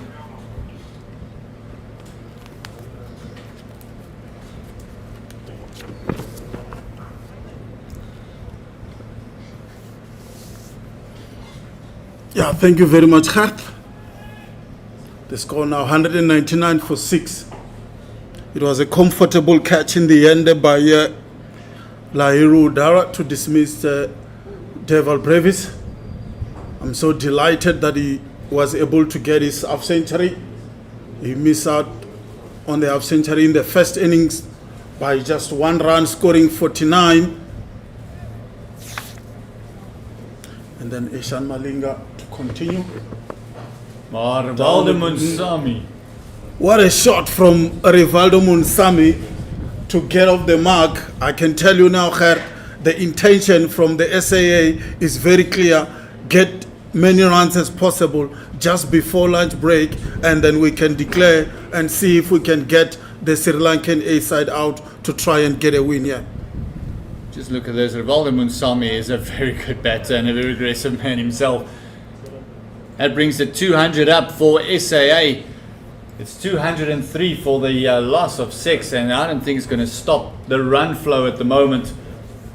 The message is pretty clear. Let's get up to that 250, 260 mark very quickly and leave ourselves an hour or maybe 30 minutes just before lunch. Have a bit of a burst with that new ball. See what the new nut can do for us. Both these batters will be very aggressive now. The leader's gone up to 218. Yeah, it's a good lead with only 2 full sessions remaining.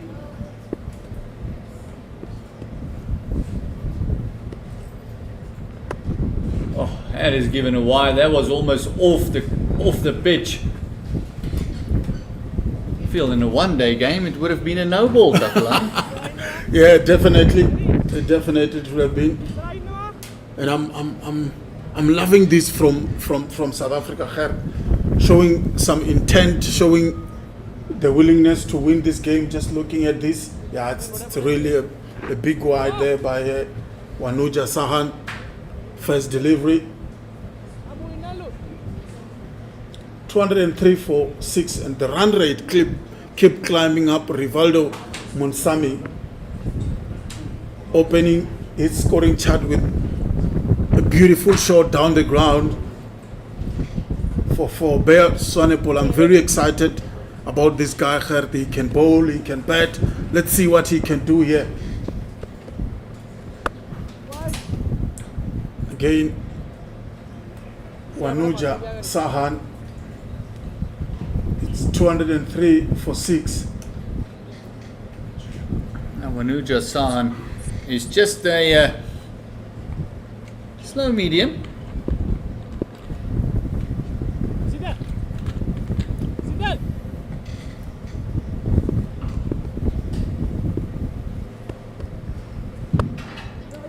Good shot down the ground, straight to mid-off, and it's just going to be single.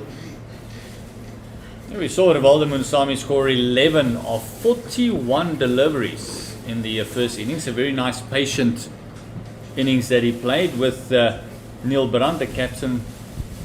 And then this a complete contrast to what he did in the very first innings. He's already on 125 strike rate.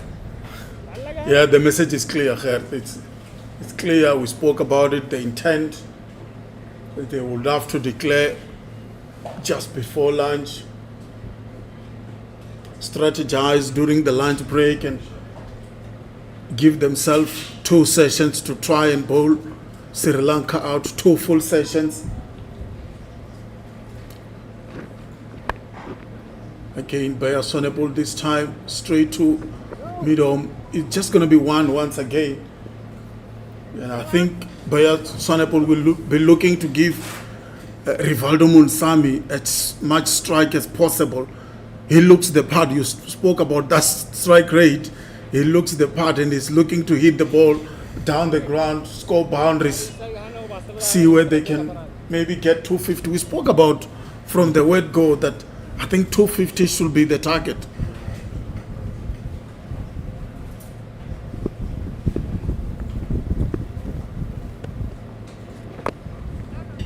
Yeah, the plan has been completely different for Munsami, the new batter. It hasn't been easy coming in and striking it. Even Bayer Swanepoel, we've seen, he's a natural striker of the cricket ball, but he does tend to try and overhit it sometimes, as we've seen today, trying to force it, especially with that plan that they have going over the wicket to him and bowling across him, moving all the way through, but just trying to hit it too hard. Maybe just concentrate on a bit of timing. Rivaldo Munsami just want to find his feet. He's played a lovely shot over extra cover thus far. That's 6 runs from Rivaldo Munsami over extra cover. And that's another boundary you spoke about, his strike rate. Now the man moves to 11 runs. And extraordinary shot, because he just opened up the face and the man down at sweeper fence can literally just see it go directly over his head. Just look at that. Just opening up that face, lovely wrists, flicked through the line of the delivery, and see that man just looking at the ball sailing over his head. Yeah, it was hit hard by Rivaldo Munsami. I completely lost it, left the bat like a bullet. Like you said, the man there in the boundary couldn't move an inch. A big appeal there, and that's given. Rivaldo Munsami is gone. Janit Lianage got his first wicket of the inning. Yeah, Lianage coming in and getting his first after being smashed for a lovely 6. Almost feel that Munsami wanted to access that leg side field, moving way across. Could have almost just stood still and delivered the way he's done so far. And but job done. You got to feel that the message is there for the team. We saw in the ODIs at that last match when they played for Pride, the fight back was big. The fight back was hard. Just look at this wicket again, moving way across, and oh yeah, that was crashing into middle and off. No hesitation there by umpire Jacobs to lift a finger. As you see, another huge man coming to the crease. A man with long levers. He can definitely hit a long ball. That's Michael Pretorius, the right arm fast for SA. Yeah, I really get excited when I see those bowlers who can bat. And that's for the national team's sake. We need that all-rounder that can get you wicket, that can get you runs. It's been long overdue, really, in our cricket. And every time I see a bowler getting wicket, scoring some run, I always jump up and down to say, is he the one? Is he the next Jacques Callis? We really miss the great one, Jacques Henry Callis, in our Protea setup. What a servant of the game. Yeah, but that was the last delivery of the previous over. 213 for a loss of 7. That partnership was broken just on 15, just as we saw it get going. Eshan Malinga into Bayer Swanepoel. Oh, beautiful delivery. Right in the block hole, but well dealt with by Bayer Swanepoel, who remains on 19. Yeah, he's a fantastic prospect. He has been on the fringes for quite a while as Bayer Swanepoel. Aging to 27 years of age.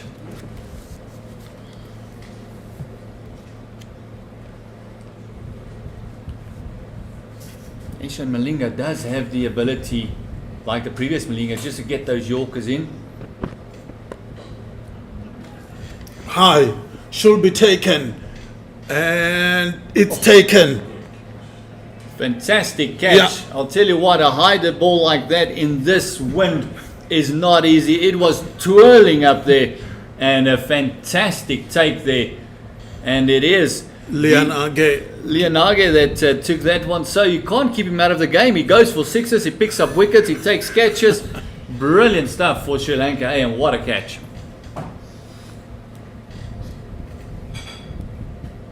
Yeah, he was really not comfortable under that one, but he managed to grab it in the last second, really managed to grab it, and that's another wicket for Sri Lanka, and that's well bowled.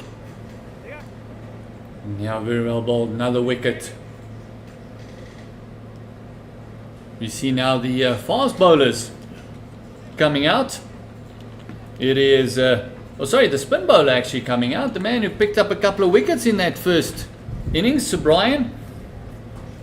He's in to face the music.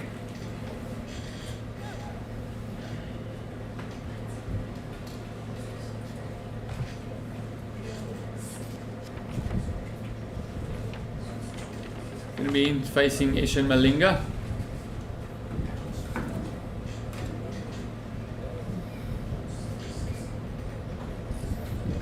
Ball just not getting going. It's one of those instances where, again, we're trying to hit it too hard, maybe just stand and deliver. Yeah, I'm not sure. It looks like the pitch has been a bit difficult to bat on as the morning progressed. The batsmen are not really timing the ball that well. I'm not sure if it has deteriorated since the sun is baking on it right now.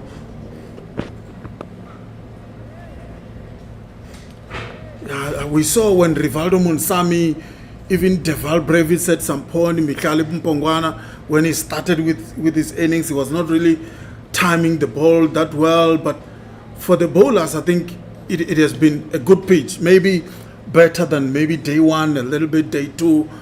It has been a good pitch for the bowlers. For those bowlers who were pitching the ball up, they were able to get the reward. Oh, that's a chance there.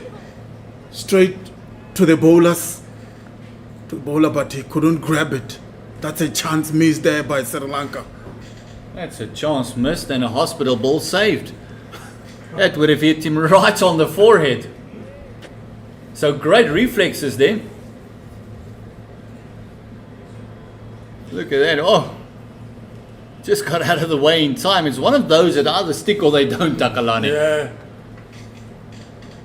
It's not really there for those, but if it stick, you really, really take it with both hands.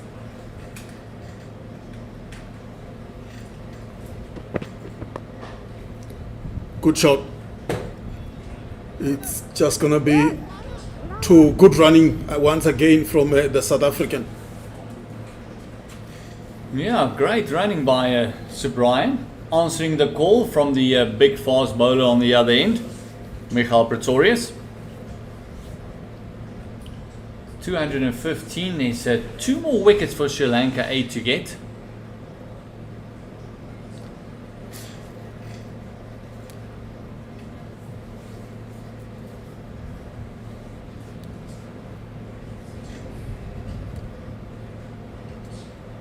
So Brian, no mug with the bat. He can hold it.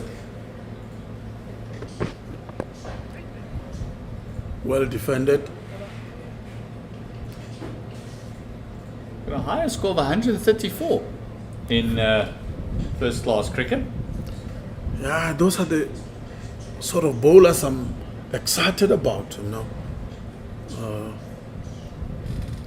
Makes that batting lineup a bit longer, doesn't matter with which format you're playing.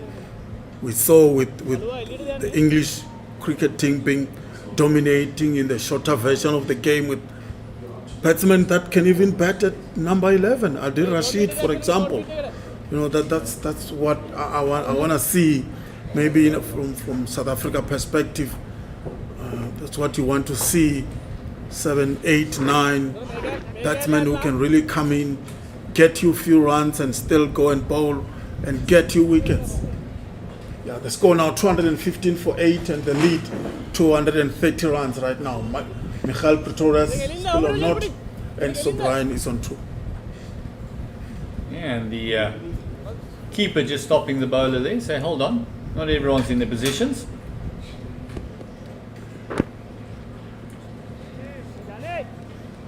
And just continue what you're saying is if you can have if you can almost take away the tail as it was back in the day, we had 2 or 3 easy wickets. If you can convert all those into proper all-rounders that can hold the bat as well, be a great position to be in.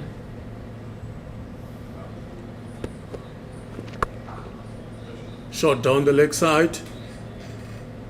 Just going to be 1. Yeah, another school of thought, Gert, is that once you have a long batting lineup, what it does is it takes a bit of accountability from your specialist batsmen. They always feel like the next batsman will score some runs, so they are not accountable enough to be responsible while batting. But if you've got 6, 7 specialist batsmen, they know it's their job to score some runs, and they will try and go out there and do that job.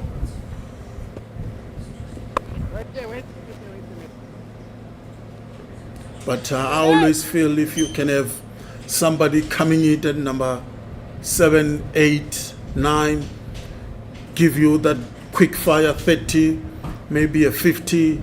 You know, you spoke about Michael Pretorius having scored a century already in first-class cricket. That's what you need. You know, it's always good to have that banker in the batting lineup. This one just squirting from the outside part of the bat, falling very uncomfortable for Fernando there at first slip. Just couldn't pick it up on the pickup, and it's 2 runs for Sobrian, who picked up 6 wickets in that first innings of Sri Lanka. And yeah, Michael Pretorius has been around a while. He's a 29-year-old. He's always been on the fringes. He played the South African Invitational 11. He's also made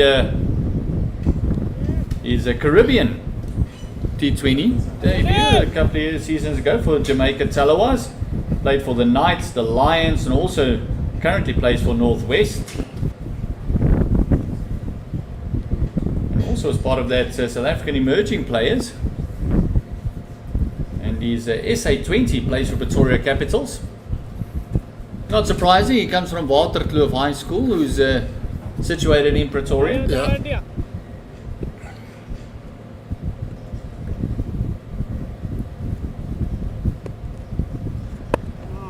And exactly that batter that you've been talking about, that big fast bowler that can give you a run, as we see another misfield and a single for Sobrian.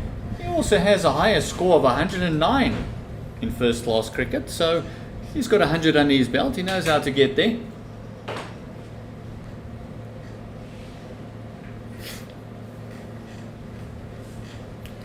End of the 46 over, it is 234 runs is the lead. South Africa 219 for the loss of 8, and it's 50 overs gone. Yeah, 50 overs gone, 219 on the board, and 8 wickets has been lost. And then Eshan Malinga to continue. He's really worked hard today, Gert. He's really bowled well for Sri Lanka A. Already picked up 2 wickets so far. That's a beautiful delivery, testing Sobrian on the shorter side.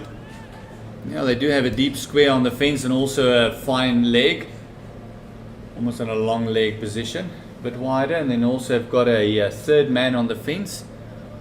Everyone else is operating pretty close by. They've seen that the SAA batters have come out with positive intent, trying to score the runs.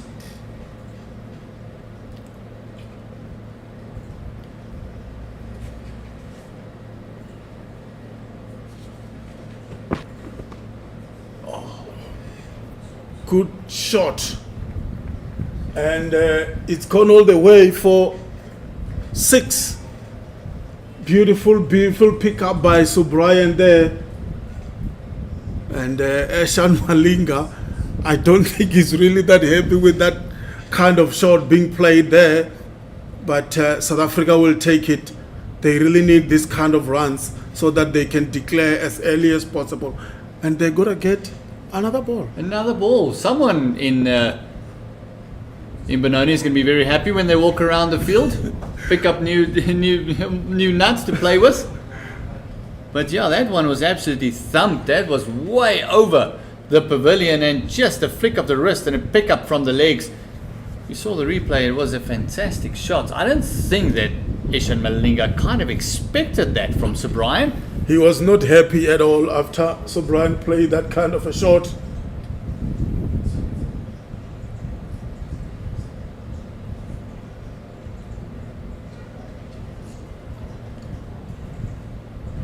Just see him. He's definitely not happy. He's at his mark already. The field is on. The ball's on, not even off the field yet. He's on his mark. He wants to have another go. Won't surprise me if a bit of a short one goes through.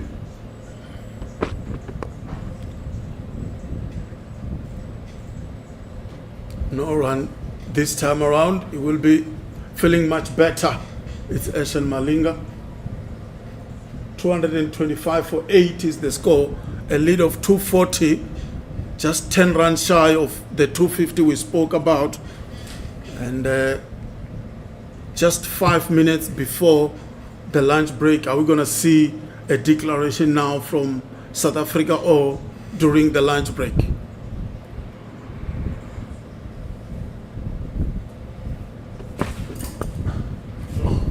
Down the ground, over us for another maximum. Beautiful shot from Subrian, who's coming in and dealing with Malinga here, Gert. Yeah, I honestly don't think that they've done their homework on Subrian. He's very strong on anything full. And just look at this pickup. Just strong base, swinging through the line. Lovely shot. That's another half a dozen. That makes it a complete dozen for this over thus far. And we see another bit of work there for the ball bag. New balls coming out. That's the third one. You can just see them having a bit of a chuckle there and say, listen, don't you just want to keep 2 or 3 in your pocket? It's going to be easier.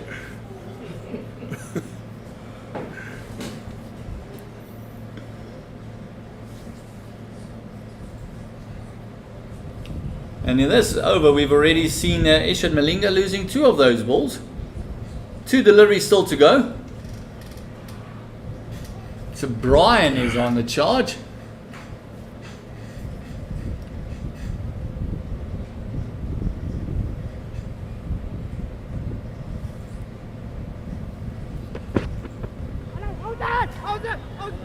Appeal there from Eshan Malinga.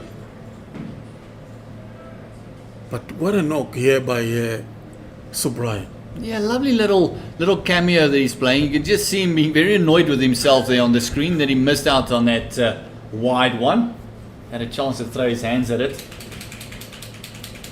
246 the lead. 12 runs already in the over so far. This one should be wided. There's a bit of frustration there by Eshan Malinga. He's not happy that Subrian was able to hit him for 2 sixes already in the over.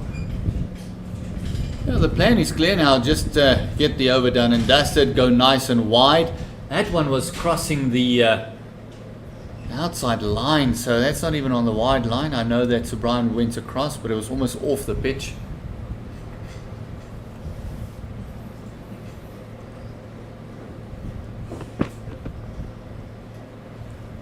Another wide one, but straight to the keeper. And that's the end of the over. 232 for 8. The partnership is on 19. Yeah, 247 the lead. 232 on the board. And with the way they've been batting, you've got to feel the message is, all right, guys, 250. It could be that as soon as our score is on 250, not necessarily the lead, 250 is our target, then we're going to come off, because that will give a lead of 265. So we see a very relaxed dugout.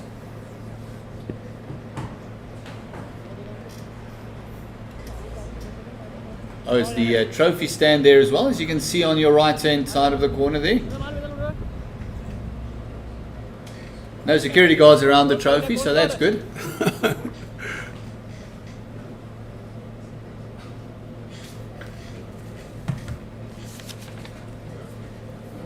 See a change in bowling, and this is what I've been calling for the whole morning. It's the left arm off spin of Sahan. He's such a wicket taker. Chasing the runs big time. Just Yeah, Sonal Dinusha. 12. I think this will be the last over before lunch. Good shot. Mid-wicket. Over mid-wicket for 6. Beautiful, beautiful shot from Michael Pretorius. You spoke about his batting, and he just clobbed that one over mid-wicket region for a maximum. Yeah, he's such a big man. You don't want to give him a full toss to start off with. Just look at that. Strong, firm base. Thank you very much. Bang, a bit of batting practice. So another half a dozen. Yeah, it was in his zone, isn't it? He just went underneath that one and clopped it over that mid-wicket region for maximum. And that 250 mark we've been talking about since morning has now been achieved. This time on the offside. It will good catch, and that's the end of Michael Pretorius. Yeah, he wanted to force the issue. What a lovely take that was. With the way he hit it, you can see the fielder came in very, very late. As we see the declaration from SAA, both batters walking off. Luther Zapamla didn't feel like having a bat. He wants to do his talking with the ball a bit later on. And it will be lunch as well, with the SAA declaring right on the stroke of lunchtime.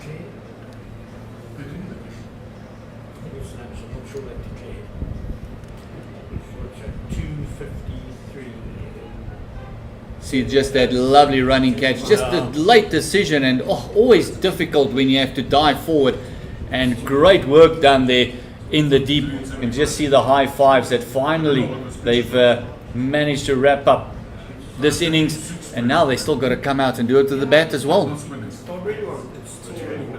Yeah, that lead now is 253.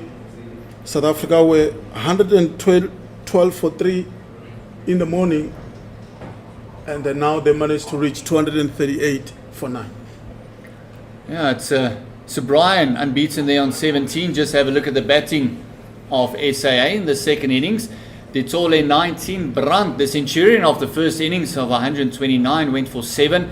Jean du Plessis, the first wicket this morning, he went for 48, just 2 shy of his 50. And Devil Brevis, after being 1 shy of his 50 in the first innings, got caught up this time around at 74 of 75. And then little contributions, 19 from Pongwana, Bayer Swanepoel's 19, and that little cameo in the end by Sir Brian just give us a bit of, give the SAA team a bit of momentum going into this lunch. Takalani, the bowlers there, pretty decent job. Yeah, the pick of the bowlers, Mohamed Shiraz picking up 2 wickets for 43 runs. Vijay Sundara again 2 wickets for 23, and Ishan Malinga, the man who has worked so hard in this innings, and more especially this morning, he picked up 2 wickets for 55 runs. That is lunch here at Willowmoore Park in Benoni. Please join us in about a couple of minutes, shy of 40 minutes. We'll be back with the Sri Lankan A innings and their reply to this mammoth lead in the 2 sessions that's remaining of 253. Please join us here on CSA YouTube channel, brought to you by Pitch Vision. Don't go away, it's going to be great fun.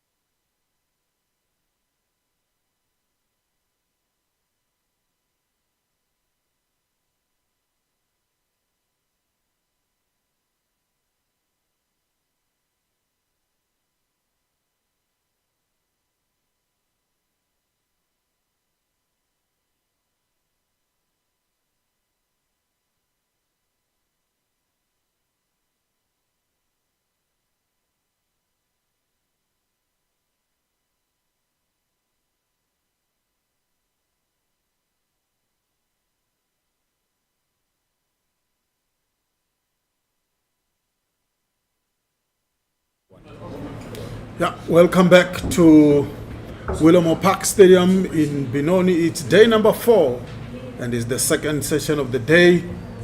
And Sri Lanka, South Africa declared on 238 for 9. And the lead now is 253 runs. South Africa, or Sri Lanka rather, Sri Lanka A will be needing 254 runs to win this match. As I say, good afternoon to Gert Maloney. Did you enjoy your lunch, Gert? Oh, always enjoy it. There's no question. Always something nice to nibble on. And thank you for the generous hospitality we've received from Willowmoore Park. Thank you very much. It's appreciated. And yeah, it's going to be an interesting run chase. There's a nice little bit of a carrot for the Sri Lankanese. They're already leading the series 1-0. And they need to go at around about 3.5 to the over to achieve this 253. But we've seen as the innings starts off, it is very difficult to get going as the Centurion, Lihiru Udara. Yeah, the good thing, Gert, is we've got a match on our hands here. Both sides can still maintain, can still win this match here.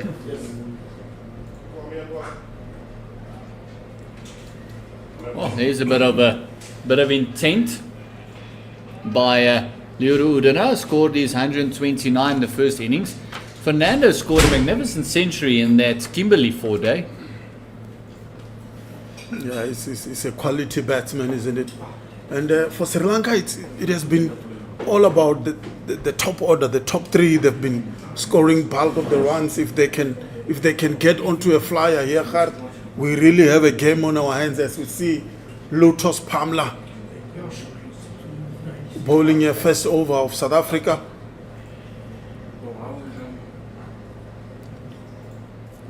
Just clip on the leg side. Lovely 4 runs there, just all timing. You can just see him looking up, just making their eyes say thank you for that little gift. Just look at the replay. Nice open stance, and Lutos Pamla just falling into the trap on the legs, and bread and butter for anyone who comes off 100. Yeah, more especially Asian batters as well. They are very good, wristy players, very strong on the leg side, and Lutos Pamla just dished that one and it's got the treatment it deserves. And Sri Lanka are off the mark with the boundary. This time is defended down the ground.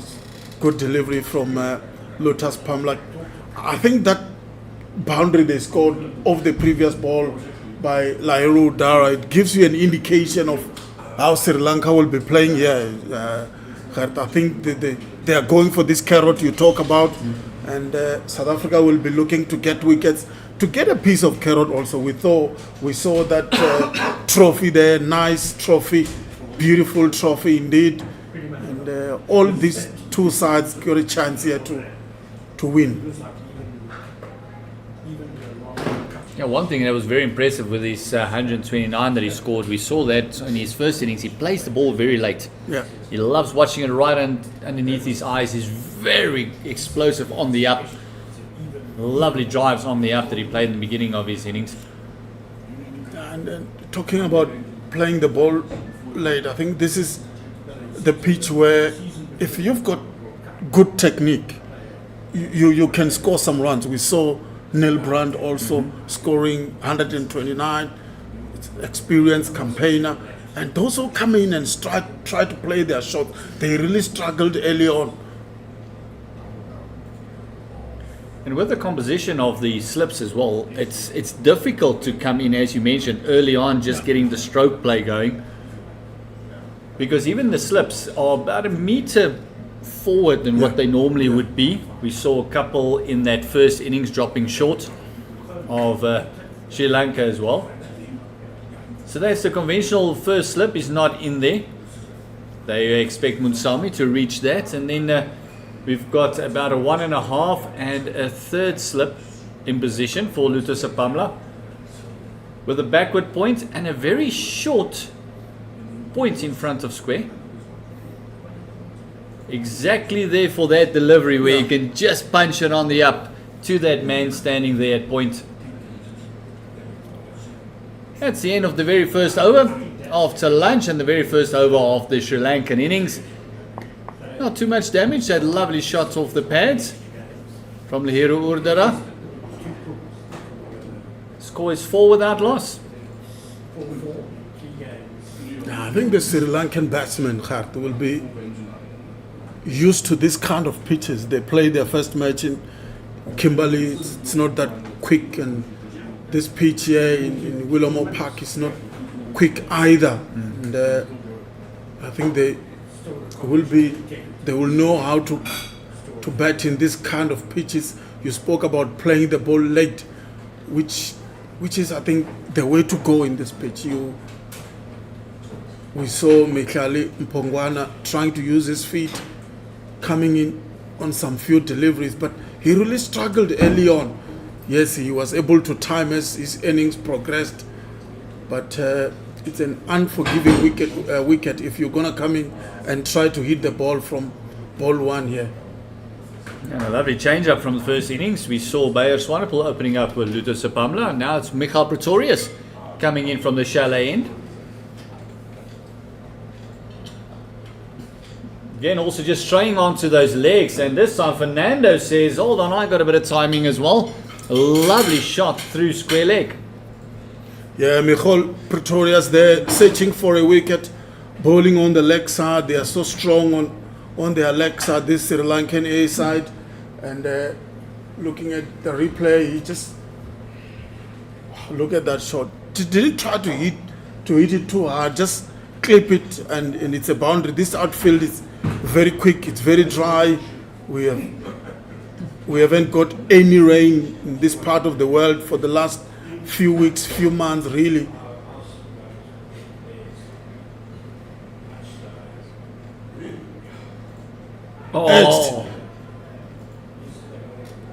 And it's gonna be a boundary.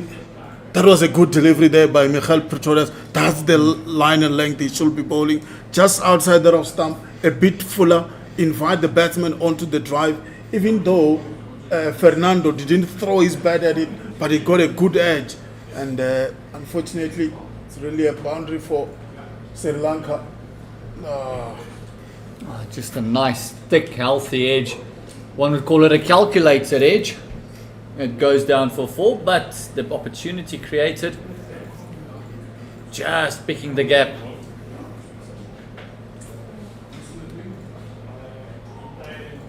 Well, this one just nearly dribbling back onto the stumps. A lovely backup ball there, just back of a length and right underneath the nose of Fernando. Michael Pretorius does hit the deck very hard, so he does get a bit of extra bounce. Apart from that first ball that was on the legs, those follow-up deliveries were very, very good.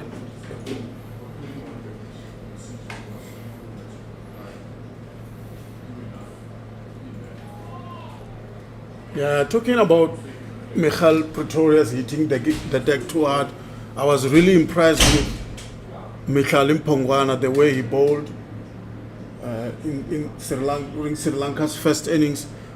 He's not one of your quickest bowlers, but he was hitting the right areas, and the wicket column doesn't really show the amount of work he put in, as he only picked up 1 wicket, but he really bowled really well. I agree with you there.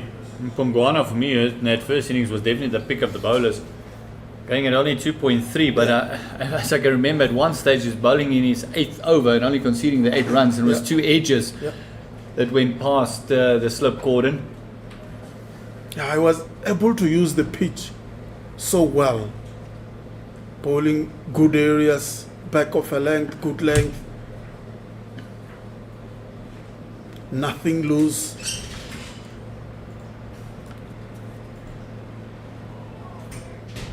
This is now good bowling from Michael Pretorius to end the over. The score now remains 12 without loss. Lahiru Dara, it's on 4, and Fernando, it's an 8. Michael Pretorius, the last over, went for 8 runs. Yeah, that first boundary was on the legs, that was clipped away nicely, but the second boundary was very fortuitous for the batter. But you make your own luck in this lovely game we call cricket. If you go in there with a negative intent, it kind of goes against you. Yeah. Positive intent every now and again creates a bit of luck. Yeah, an old friend of mine once told me that fortune favors the brave. True, true.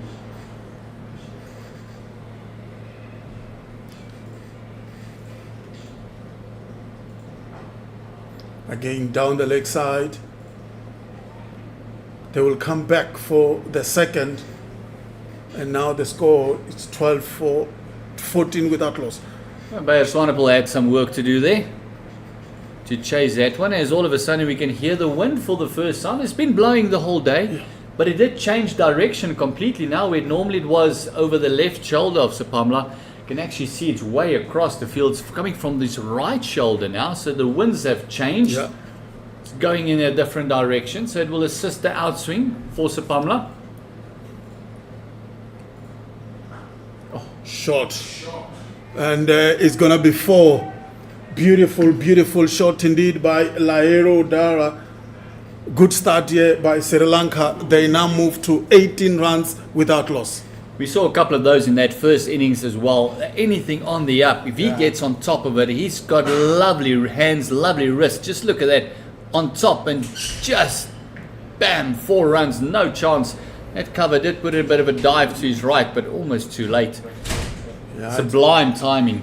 it's all about the hands there from Laero Dara. Just punch it beautifully for another 4 runs.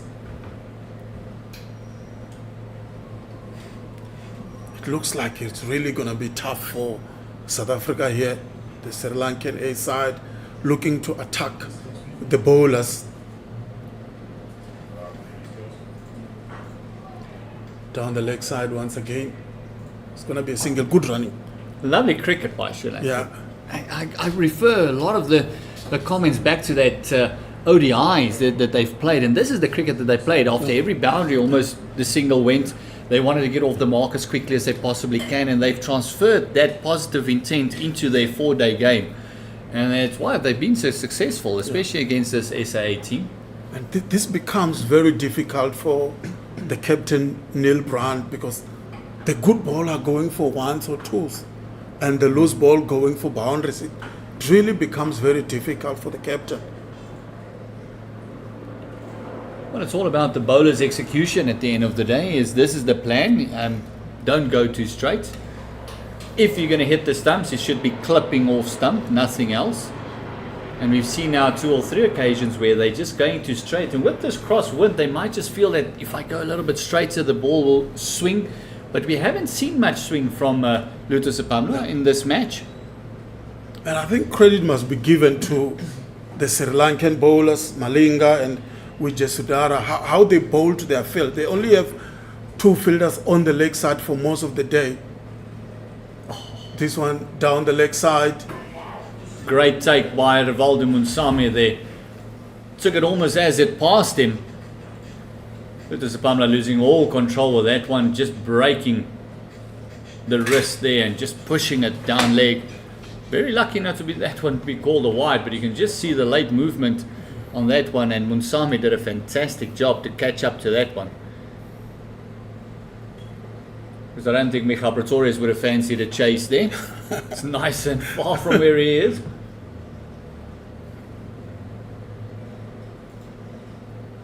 That's kind of what the area that he's looking for. If you're going to drive me on the up. And Fernando's been reluctant to do that. Udara, on the other hand, has been very happy to throw the hands.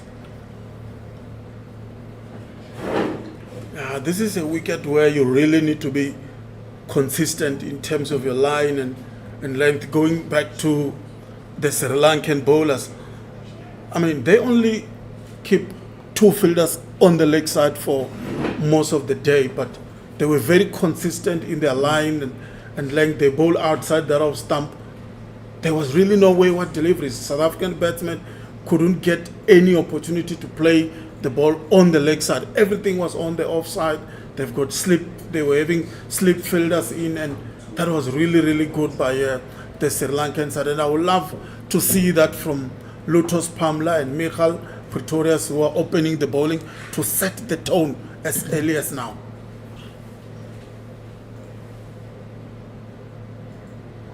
Again, just straying onto those legs are the SAA bowlers. And I realize they need to pick up wickets, they need to be a bit more aggressive, but if you're going to stray on those legs, just maybe get the length a little bit more back of a length, but it's just easy clippings for the class of Udara and Fernando. It's just easy pickings. Yeah, it's easy pickings indeed. It's easy runs for the Sri Lankan. They grew up in this kind of pitches. They know how this kind of pitches will play. They will be able to score runs easily here the whole day. South Africa needs to find the right line, the right length early on. They need to use this new ball now as the two openers need to use this new ball perfectly here.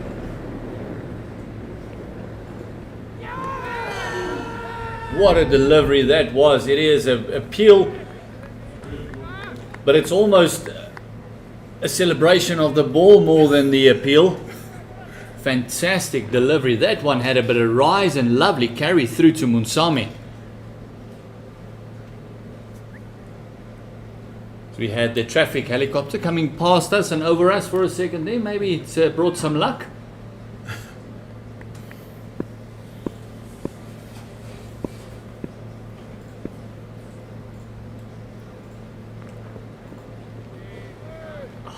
But wayward there, trying to get the side on, a bit of slingy action that last delivery.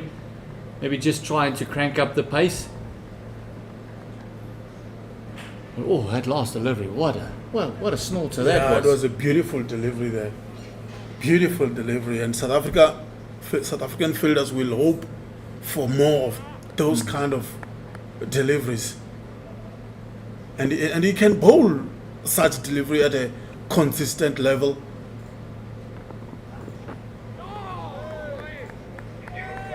Can definitely see Michal Pretorius just trying to bend his back, getting a little bit more pace going, see if that can't unsettle this opening pair. Scored a partnership of 27 in that first innings. That's Fernando and Udara. They're on 20 already.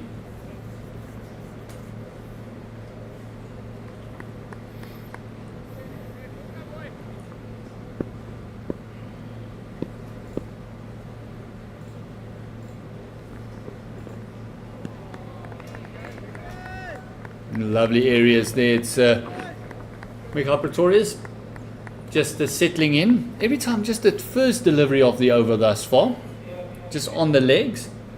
Other than that, it's kind of been spot on. Exactly what you mentioned that your captain Neil Brandt would have asked from you. Sri Lanka scoring at over 6 runs to the over. And if they continue like this in this session with minimal damage, I think we will really have a game on our hands here.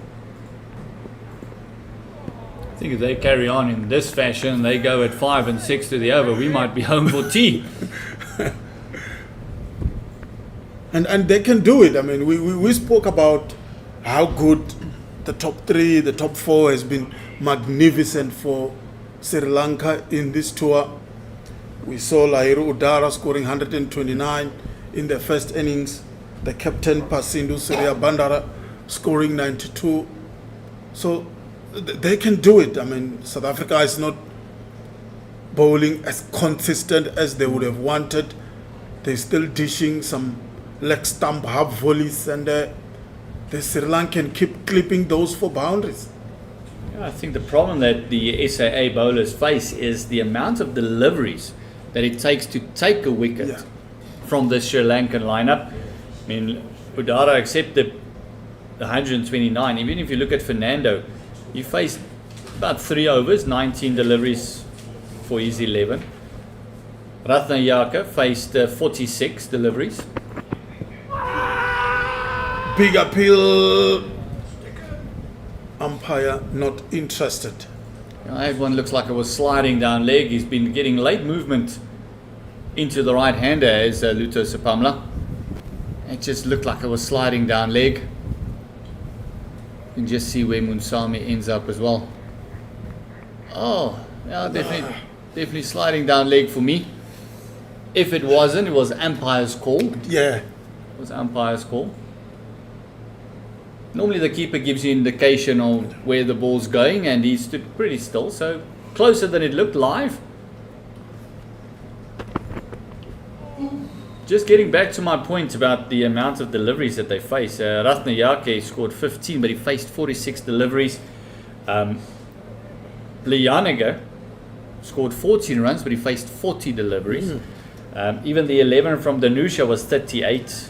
Randika faced 18. So every one of them facing between 3 and 6 overs on their own. That's without their partner on the other side. So it's not that wickets are falling in clusters. Yeah. It's not 10 deliveries, 3 or 4 wickets. So that's what's going to make it hard for this SAA team to pick up this 10. And then you also got to factor in the patience factor that Lihiro Urdara showed in that first innings at 129, coming off 192 deliveries. And the 92 from Surya Bandara coming off 166 deliveries. So both of them scoring not express, but that's kind of what you expect from the top order in the longer format.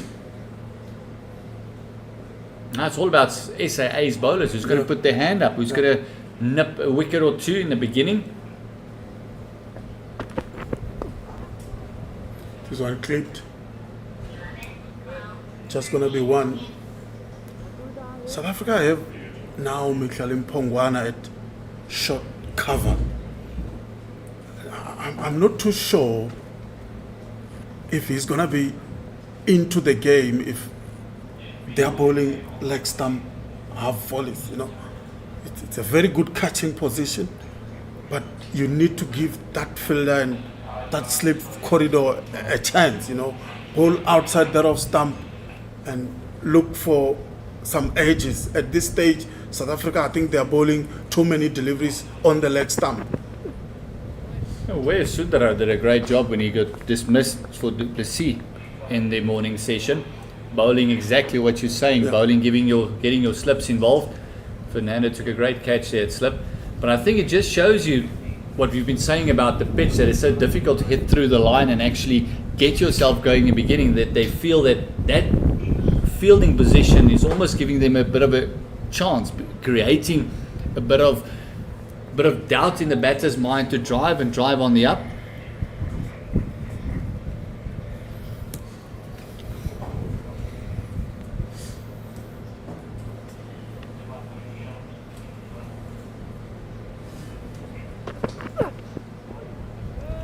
Yeah, that's the delivery that Lotus Pamela must stay consistent on, outside that off stump, using the pitch to good effect. He's got 2 slips and that catching cover position, Tsepangti, tall at point. And those fielders are really waiting for catching opportunity. South Africa needs to get wicket as quickly as possible. Yeah, this session is very crucial in the context of this game. Yeah, very crucial. It's also an extended session. 2 days where we lost a bit of play due to bad light. So yesterday and today got extended second sessions.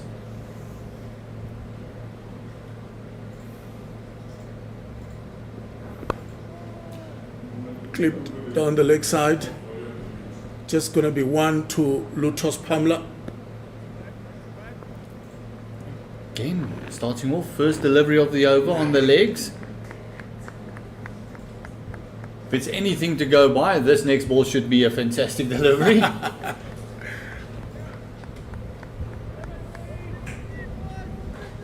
the class of Udara and Fernando, I said again, if you're going to be on their legs, it's just going to be easy pickings. Lutus Apamla only conceded the 1 run in the previous over.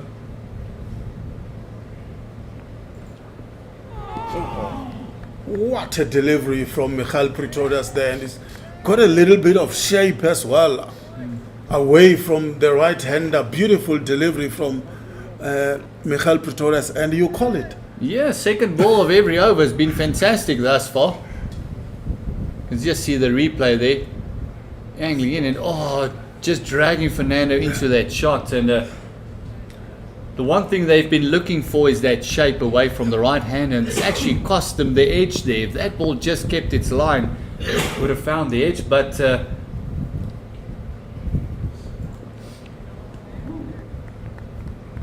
Fernando's still there. Brilliant player with Lahiru Urdara.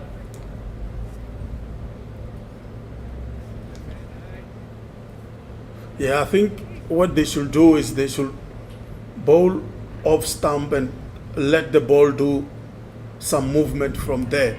By then you inviting the batsman. We saw that the second delivery, Michael Pretoria's ball, he tempted the batsman onto the drive. There's a bit of carry. There's a lovely carry, and all of a sudden a bit of extra zip there from Michael Pretorius. You can just see him bending his back on that one. Lovely lift. There's Swanepoel having a look at the pitch, saying, hold on, maybe I want to come from this end again. And again, just with the angling it in and then straightening up against the right-hander. Brilliant bowling. Yeah, I'm really looking forward to see how Neil Brandt and Subrian will be bowling in this pitch. Day 4. Oh, what a delivery once again from Michael Pretorius this time. It's all about oohs and ahs from the South African fielders. They are happy with what Michael Pretorius is producing here. Yeah, just got to feel that he's clicked into a different gear. That Lister engine is all up and running at the moment. Diesel pumping through the veins. One more delivery to go, and again, just that one that was on the legs, and from there it's been a fantastic over just to close it out. Keep the confidence up. Luto Sapamla only conceding the one in the previous over. One delivery to go, only the single from this one. I love this over. I really loved this over. He tested the batsman with pace, bowled good length, ended it well. So good stuff from Michael Pretorius. I think the big question is, can they continue with this kind of overs? Can they continue with this consistent bowling? That's the only way they can get a wicket here. It's not an easy pitch to bowl it, but deliveries like that are the ones that can get you wickets. That's exactly what you need. 2 great overs in a row. Now it's just to make sure that the pressure builds. Neil Bryan just making his way to his fielding position, knows that he doesn't need to do too much. Bowlers are now bowling towards the plan. They do have a deep square out.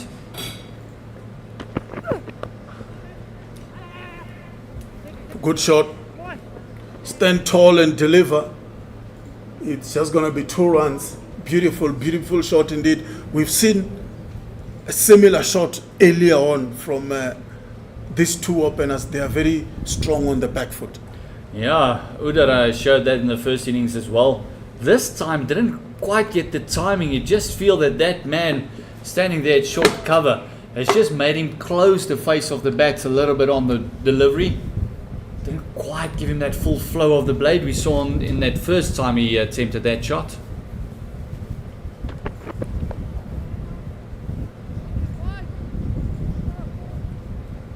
Jean du Plessis had a bit of work to do there. Nice quick chase. Only the 2 runs. And if you look down at the field at the moment, it's almost like they're going through the motions. Not a lot of encouragement, not a lot of chatter. No one really having a chat. You can see Neil Bryan just popping the ball up there to his bowler, saying, keep going.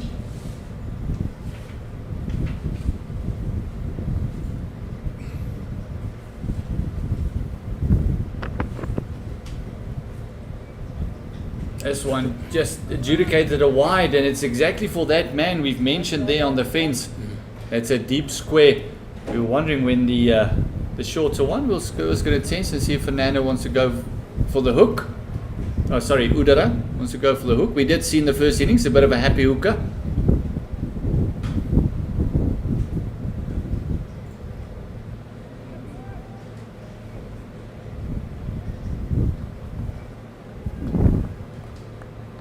How would you approach this bowling innings now from SAA? Would you give them extended spells, or would you give short bursts, 4 or 5 overs? Yeah, I think I will give them shorter spell, keep them going, and then I would love to have a spinner bowling. That's number one. Maybe Subrayan bowling in one end and rotate the fast bowlers in the other end. I think that should be the way to go for South Africa. For the spinners, we saw when they are bowling in the first innings, they were able to pick 8 wickets between the two of them. So there is an opportunity for the spinners in this pitch, and I think the big question is, when are they coming on? Because we have seen the bowlers, they are not really that consistent enough to test these two openers. I will bring Subrayan in one end, rotate fast bowlers the other end. Shorter spells, 4 overs per bowler. Yep. As you mentioned, the spinners did take the bulk of the wickets, Yeah. which is not generally the way you go when you're a South African supporter. It's especially against the subcontinent teams. Yeah. We don't normally take 8 wickets against the subcontinent team with spin. So Brian picking up 6. And also this man on strike now, Udara, was cleaned up by the captain Neil Brandt himself.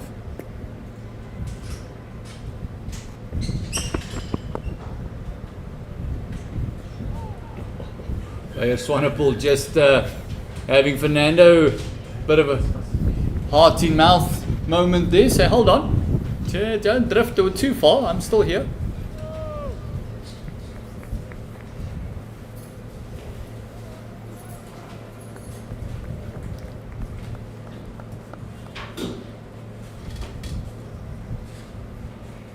But I kind of tend to agree with you. I'll also give them short bursts. Michael Pretorius is bowling well. Yeah. It all depends on what the next over does. One more delivery to go in this one, the 7th. That's a lovely shot. 4 runs, no chance for any fielder to come close to that one. Lutus Apamla just short, wide, and Udara has shown that if he can throw his hands at it, he will. Yeah, you miss your line, you miss your length in this wicket. Look at that. Udara just throwing his bat at it and getting a good connection. And it's another boundary for the Sri Lankan A side.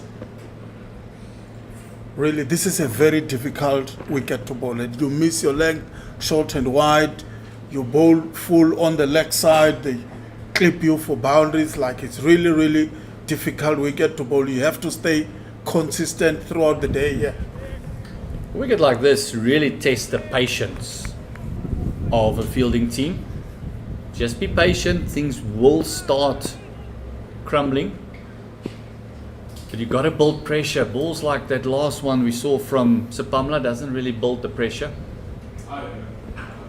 Oh, what a delivery from Michael Pretorius. That's the delivery. And I was about to say, this is really going to be a testing over for Michael Pretorius. He really bowled well. The previous one, can he follow up the good work that he has done? And he produced a magnificent delivery first up in his 4th over. Just look at that perfect line, perfectly. Fernando had to play at it. What a delivery. Fantastic fast bowling. He's working hard, is Michael Pretorius. Just looks like his rhythm is really Yeah. clicked in, Yeah. and he's coming in nice and stride. He's coming in and really hitting the deck and just getting a little bit of movement as well. And his pace is also up there, so it's really cranking it up here. It's Michael Pretorius. And the energy, I mean, you can see how he's walking back to his stride. He's got that energy level high. He can feel it. He can feel his rhythm. He's really bowling well. And also the wind. You spoke about the wind. I think it's assisting him a little bit, getting that away movement from the right-handers.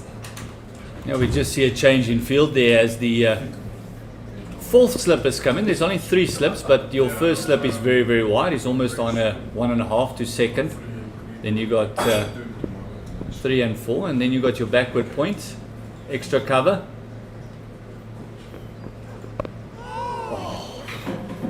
finding the inside part of the bat, and Bongwana and Sepamla chasing each other towards the ball.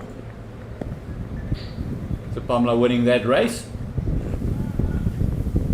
But just finding the inside part of the bats, and it's a brilliant strategy because you want to keep that pie open for him. Yeah. It's a big cover drive area. 100%. Let's play the drive, go for it through extra. Yeah, we spoke about it when South Africa were betting that they can open up the offside, try to get the slips into play, invite the batsmen onto the drive, and this is good captaincy by Neil Brandt. That's going to leave a mark. And immediately the physio is called. The new regulations obviously state that you need to ask the batter a few questions once he's been hit against the head.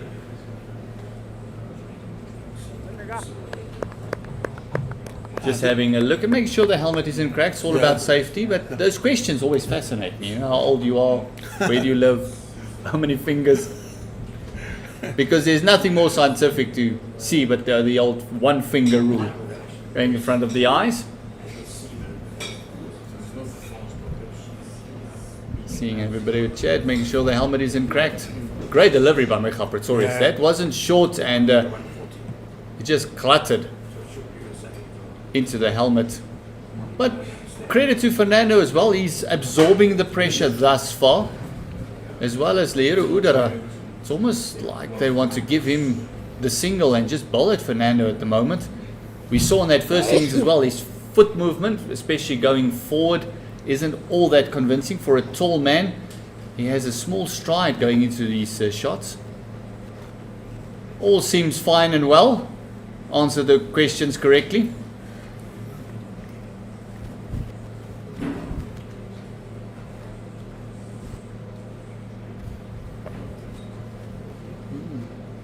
Just that swivel just got the head out of the way, eyes off the delivery, and I think it actually rushed him because Michael Pretorius' pace has definitely been up from that first innings to where we are now. He's definitely just lifted the pace.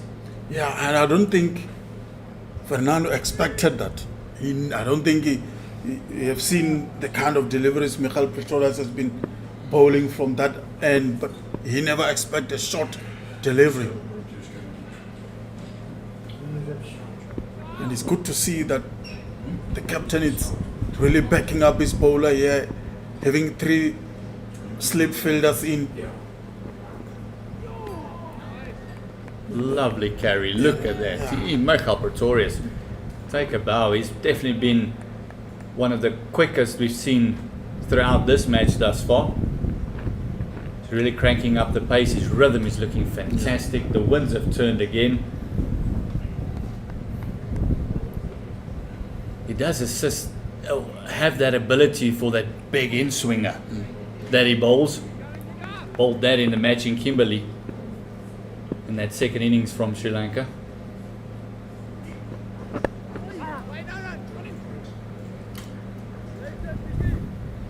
And that's the end of the over.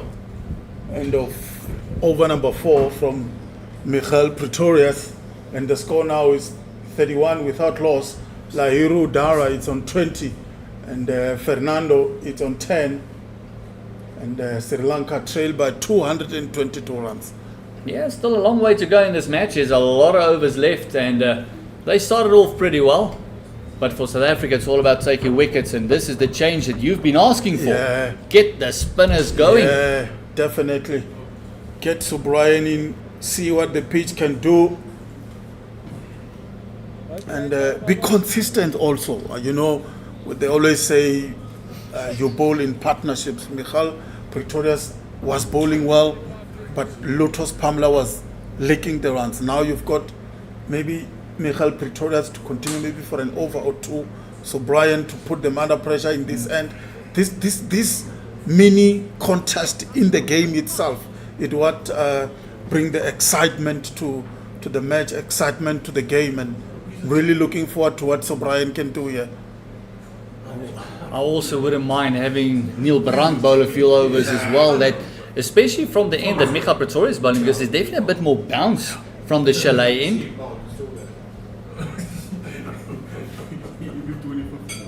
the frontline spinner for SAA, taking the ball. So Brian picked up 6 wickets in the first innings.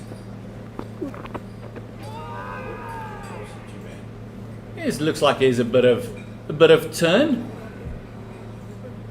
First ball up. Maybe just asking for a leg slip.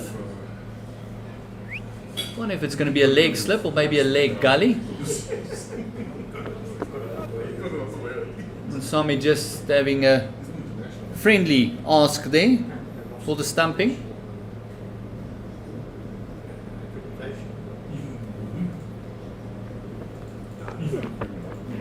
Oh! My word, that delivery misbehaved. Munsami did brilliantly because that ball did not come up. Just look at that take by the... Oh, that's the one that they asked for the stumping. And then this next delivery, just look at this. Just completely died on everyone. This is going to make it life very difficult for the batters. Yeah, and if he bowls straight and it keep low like that, it's an LBW or bowled. But good start so far from Brian. Is that consistency that you've been asking Yeah. for, Takalani?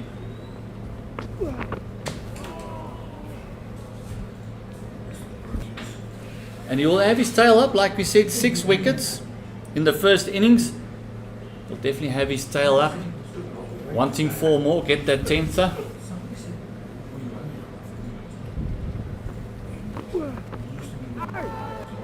Reverse sweep, very, very close. But a bat, if there was no bats involved, you got to feel that the appeal would have been a lot louder. Going for the reverse sweep immediately. Shows you there's something in it for the spinner.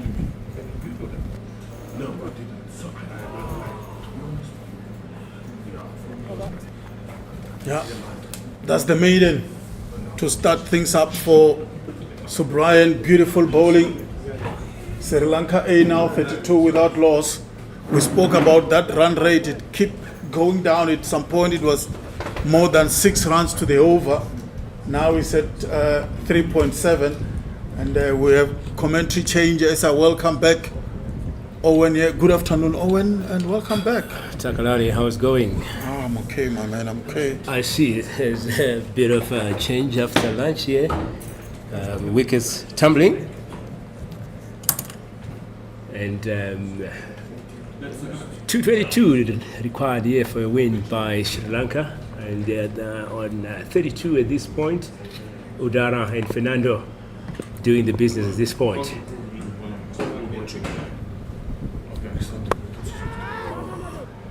Pretorius into attack here.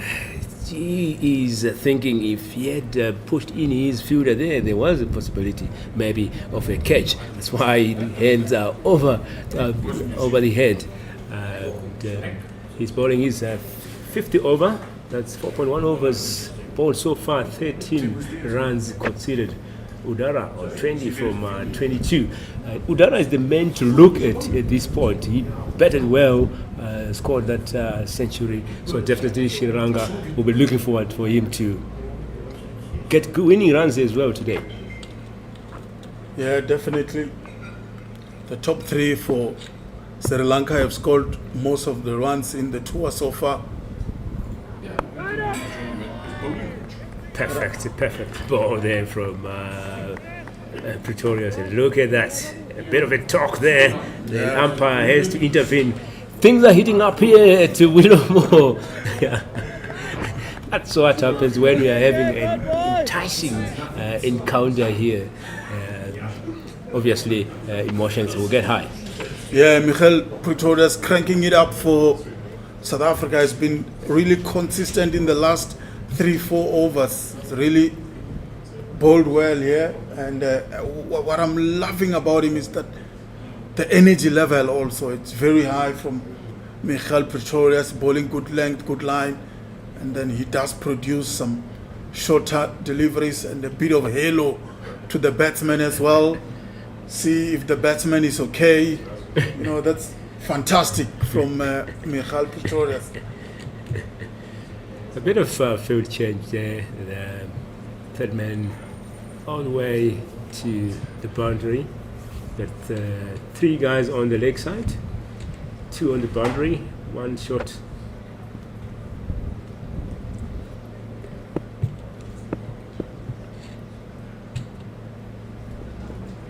And the bouncer coming, following that chat with the batsman here.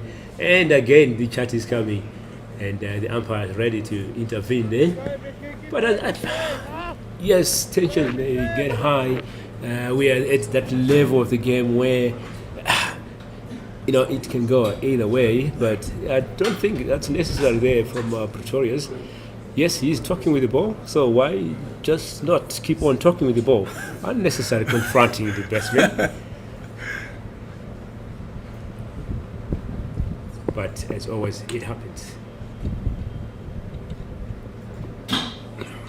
Perfect ball again, left there by Udara. Really, Pretorius trying to get into his head here. They know he's a big guy. He'll be a big wicket to take here. And yesterday, the captain, Brandt, taking the wicket of Udara.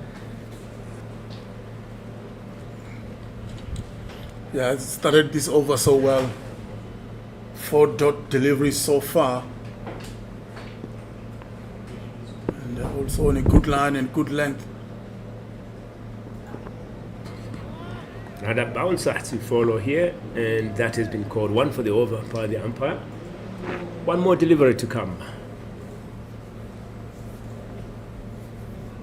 South Africa making sure Udara stay on the strike end. Yeah, the run rate has really dropped down from Sri Lankan A perspective.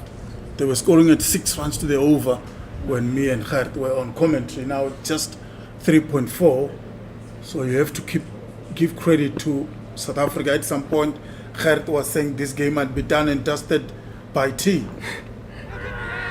Swing and miss, excitement from the slips there, but definitely that ball way away from the best. And there, as we can see there, the Pretorius going to the Udara and shaking some hands there. But yeah, like I said, it was just a matter of getting into his head. They know he's a dangerous batsman now. 10 overs gone, 32 runs on the board. Udara on 20 from 27. Fernando 11 from 33. Partnership of 32. Pretorius there, 5 overs bowled, 1 maiden, 13 runs conceded. Yeah, second consecutive maiden now for South Africa. The first one was bowled by Prenalen O'Brien. Michael Pretorius bowling the second maiden. Noanindo Fernando is on 11 from 33 delivery. They scored 32 without loss. Yeah, great start there from O'Brien, bowling from Ekuleni end. First over maiden. And great start there, dot ball. And yesterday he did was very patient in his overs. Considered quite a number of runs, but really came back nicely and took some wickets. So we're hoping he will be eyeing for those wickets again today. 2 dot balls.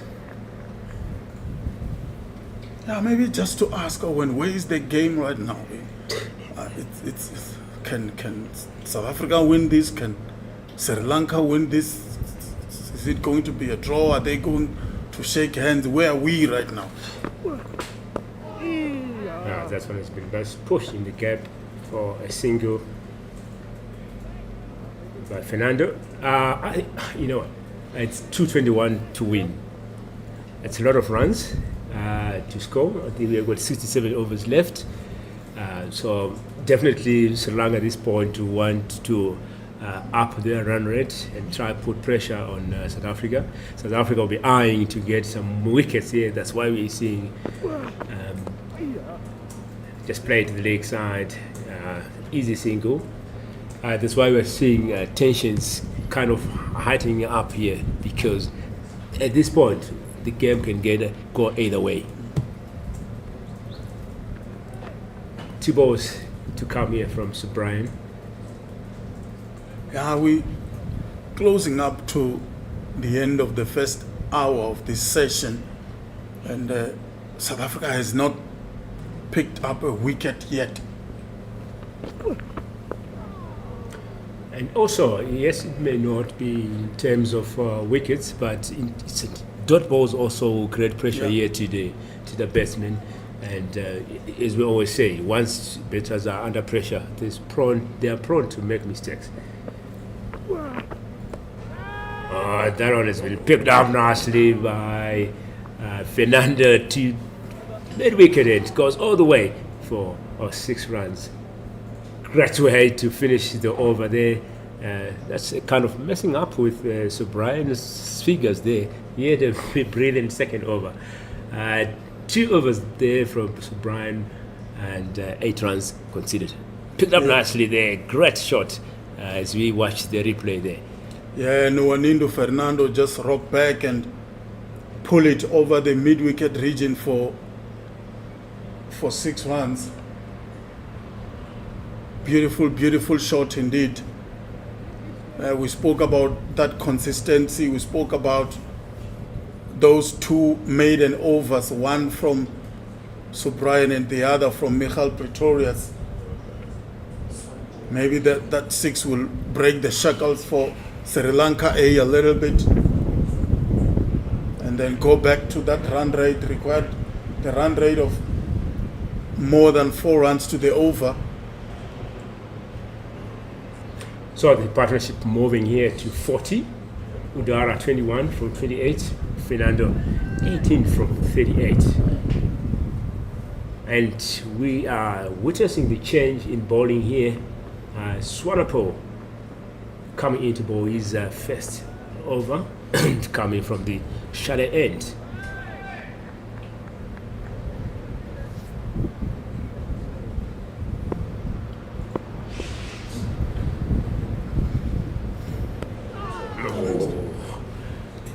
That really carried nicely to there was an edge, but 4 shots to the first slip there, and Sri Lanka managing to scamper 2 runs off that. Brilliant start there from Swanepoel. Yeah, good start from Bayat Swanepoel, getting an edge past Deval Brevis.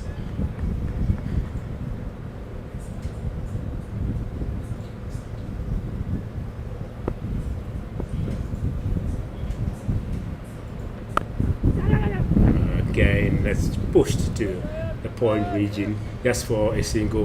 Good intent here from Sri Lankan batters.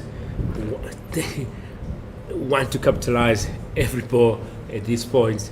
As you can see, from the moment he played that shot, he was looking for that run, and maybe looking to say any mistakes by the fielders, they'll be ready to go for a second.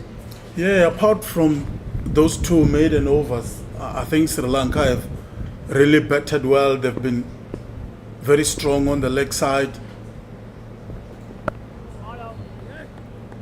When opportunity presents itself to score a boundary, they've been really putting South African bowlers under pressure. And Lahiro Dar and Wanindo Fernando, the partnership is starting to grow, starting to bother Neil Brandt and the team. 43 runs right now without loss, halfway through the 12th over. And I think South Africa would have loved to have maybe a wicket or 2 at this stage if they wanted to have a sniff onto this match. That one brought to the leg side. Great take there behind the stumps by the keeper to avoid some buys there. But also some excitement from the South African fielders. Maybe just try to test the umpire there. But one thing I've noticed from the South African fielders, there's too much energy there, some exuberance from the South Africans. And obviously that is to try and get into the Sri Lankan batters' heads and try to put pressure on here. Quite a number of spectators today. We'll see one of the spectators there raising the South African flag.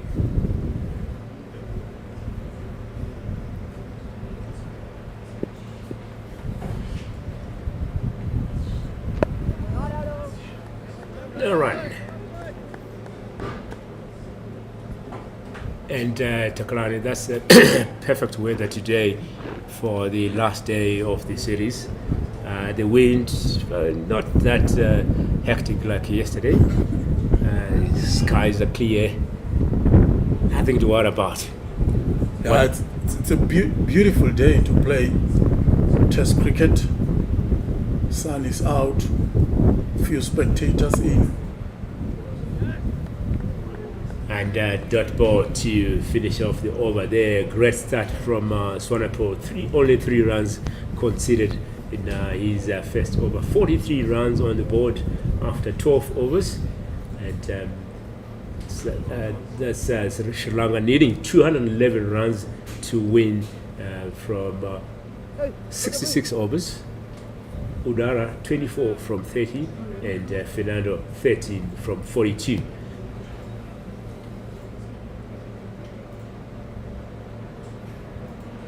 As the batters have a bit of some water there.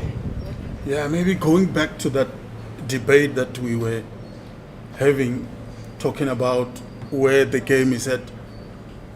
Like I said, for South Africa, I think they would have wanted to have picked a wicket or two. For Sri Lanka, they can just go with emotions, really. They are leading the series 1-0 already, and they also lead the unofficial ODIs, won that series 2-1. We see the reverse sweep there, but just gone for a single. Yeah, for them, I think at this stage it will be, what can South Africa do here? And when the ball is there to be hit, we'll play our shots. We still play our normal cricket, our normal test match cricket. And they've been doing that so well. They've been patient. The bowlers have been good. So it has been a very good tour for the Sri Lankan A side. Can it be taken? No. Yeah! Oh, what a brilliant fielding performance there.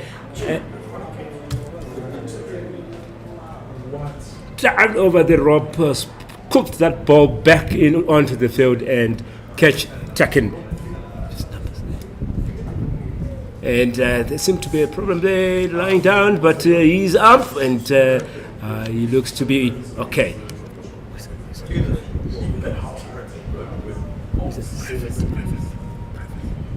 So that was a brilliant effort there by Bravis, scooping that ball back into the field and catch taken. That's the first wicket falling here for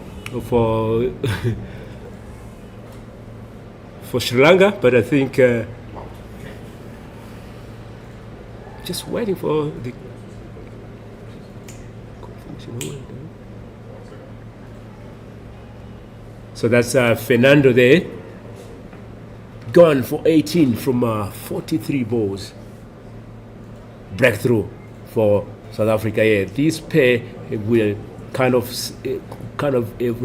really settled down there and were causing a bit of trouble there. Swept to the and great. Well captured on the film.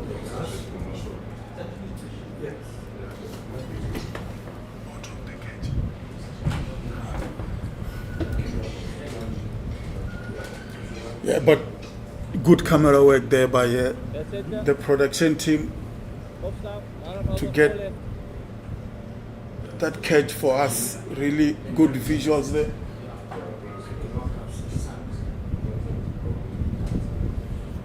So we see the Anaga coming in as we watch the highlights again.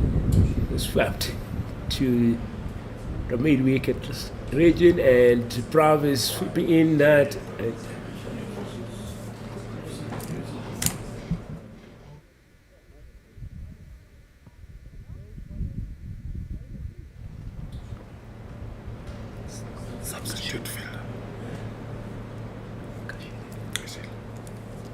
Yeah, it was a brilliant catch by Temba Koshile, who's in as a sub-fielder.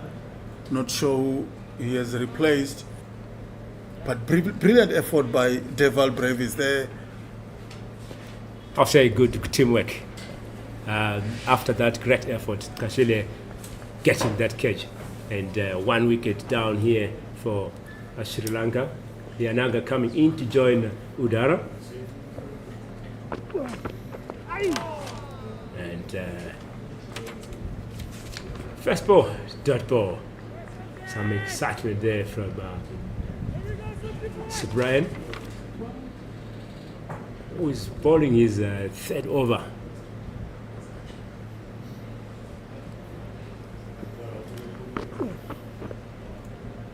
Just pushed to the fine leg area just for a single. We're talking about spinners being patient and just keeping on working hard. Subran striking there in his third over. Yeah. We're talking about his performance yesterday. Conceded quite a number of runs, but really waited and kept those consistent, bowling consistent, and taking 3 wickets yesterday. So brilliant start for him at this point. 2 more balls to come.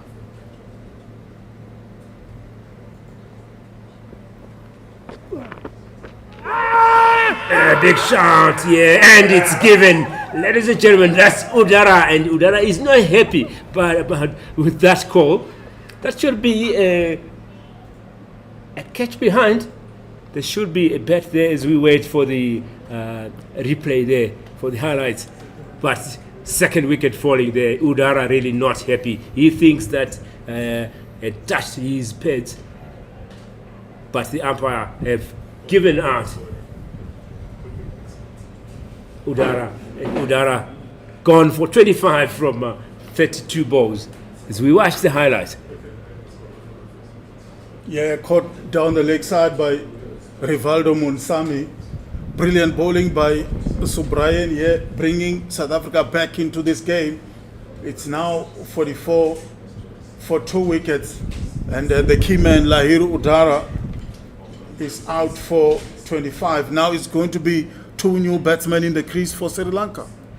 Back to the drawing board here. Great work from South Africa. So Brian is the man of the moment. Backed 2 wickets in his third over. And we see Pavat. Yeah, Janita Lianage will be joined by the captain Pasindu Surya Bandara, the 24-year-old former Sri Lanka under-19. Scored half century in the first match in Kimberley. Janit Lianage scored 16 and 23 in Kimberley. They will be looking to do some damage here for the Sri Lankan side. But what a bowling spell here by Subrayan, picking up 2 key wickets for South Africa.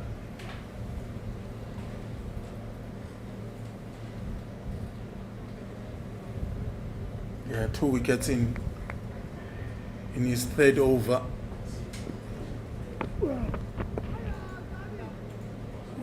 I still feel maybe we should have brought the spinner early on and rotate the faster bowlers in one end, and then bowl Subrayan. Then later on, bring the captain can bring himself in to continue to bowl here. The spinners have done most of the damage we saw in the first innings, picking up 8 wickets between them, and they continue with some good work here. Brilliant bowling by Subrayan so far, picking up these 2 wickets for the 2 Sri Lankan openers.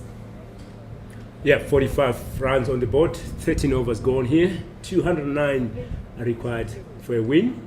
And we have said 2 new batters at the crease, and definitely South Africans will be wanting to strike as early as possible before these 2 batters can settle down at the crease.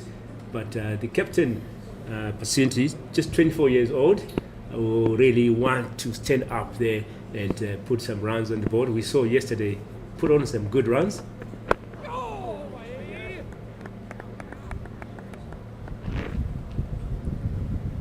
Swanepoel back into attack here to bowl his second over. Had a great start with his first over, only 3 runs conceded. Attacking field here for South Africans. Only one fielder by the fine leg on the boundary, the rest inside the circle.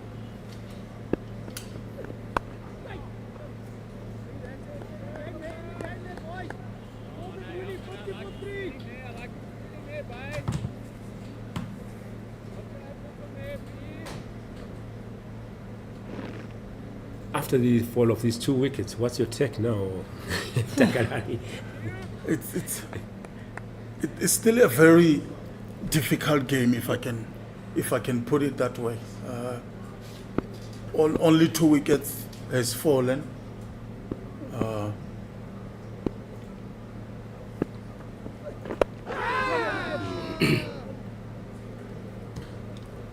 It's pushed for a single there by Lianaga.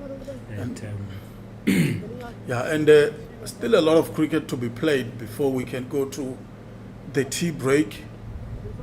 But I think it will be great to assess the situation. Then maybe South Africa can nip a wicket or 2. Then you can say something.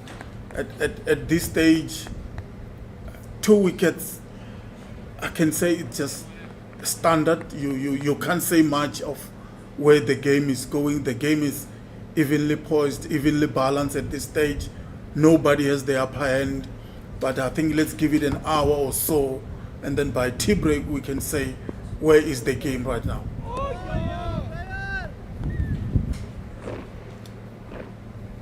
Swanepoel bowling a good over. 3 runs he conceded so far, 45 for 2.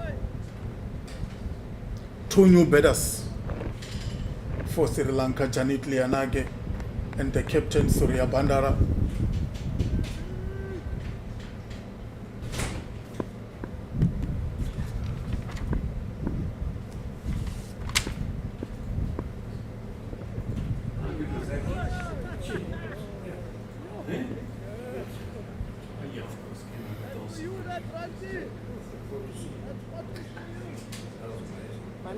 Yeah, and the game is really evenly poised, Owen. It's very difficult to say who's got the upper hand at this stage. Okay, save the 6 and now you're out. And South Africa still have that short cover position.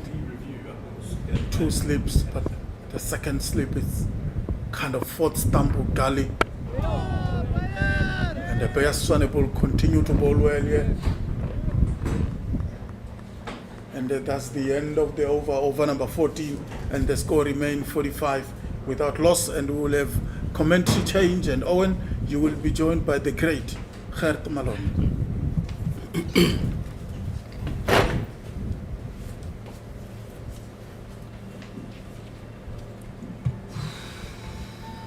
yeah, welcome, Gert. How was the break?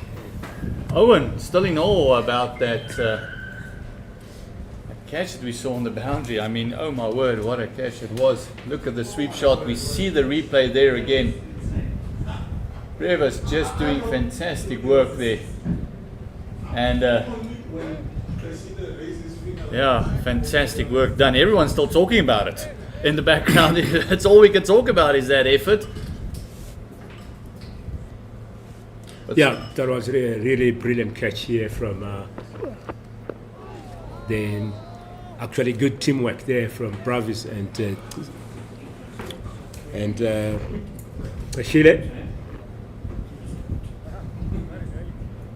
yeah, great teamwork. That's what you want to see.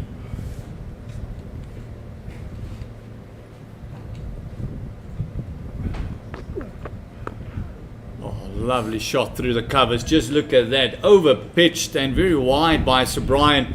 And just a lovely flow of the bat as Lianaka gets his first boundary in his innings.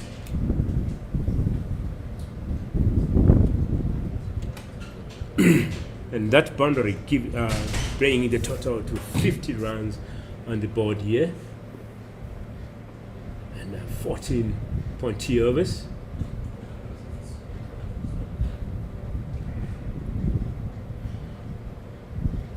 Don't think that the SAA lads will mind that too much. Driving against its herd. Hopefully they can get one to go through the gate.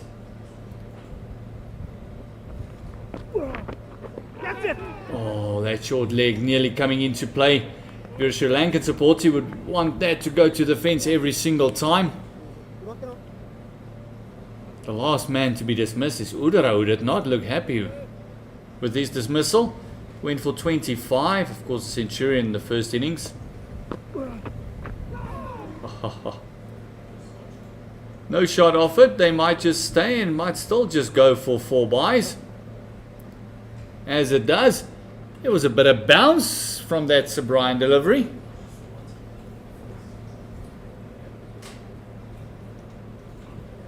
As it now takes the deficit under 200.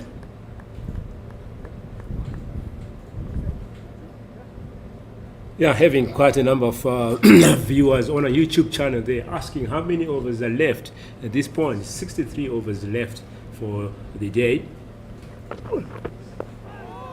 And having debates going on there on the YouTube channel. Some saying South Africa will win. Some say Sri Lanka will win. So who will come with a good prediction here? Keep those charts coming. And keep on telling us, who are you favoring here? Who do you think will win this encounter? The action is coming all the way from Willowmoore Stadium in Benoni. And that's the end of the 15th over. 54 runs on the board with the fall of 2 wickets. Kind of 2 new batters at the crease with a partnership of 9. Still 200 required here to win. Surya Bandara. Batu scored 92 in the first innings, 9 fours and a lovely 6. Just fell short of that 100. But now it's all about getting his team over the line. They require 199 to win this second and last unofficial test. We can just see that for Bayer Swanepoel, everyone's just standing a little bit closer, coming in that extra meter. Not quite the same carry. You see Devil Brevis back on the field. Got his rope burn sorted out. You just see exactly why he went off. Look at the effort on there, flicking it back. And Kashile, very happy to take the catch. Very good effort from him as well. That ball was dying on him as well. Yeah, great effort there, really.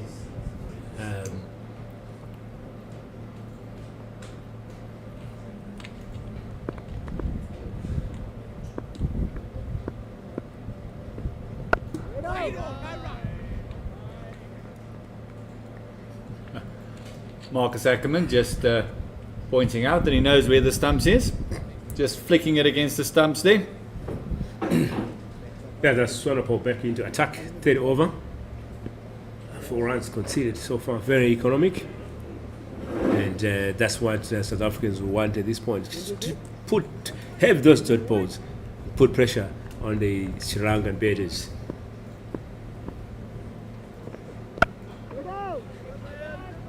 But also in a situation where you want every single batter to hit the deliveries, you want them to play, you want them to not leave too many. And then on the Sri Lankan side, you don't mind that because that keeps you up with the run rate.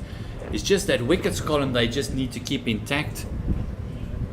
Got to feel that this is going to go deep. It goes down to that last hour of the day. Might just have a bit of a close finish. 54 for loss of 2. SAA searching for 2, maybe 3 more wickets before tea. And Sri Lanka just wants to survive with and score a couple of runs, keep with the run rate of 3.5. Keep up and then making sure that that wickets column stays intact.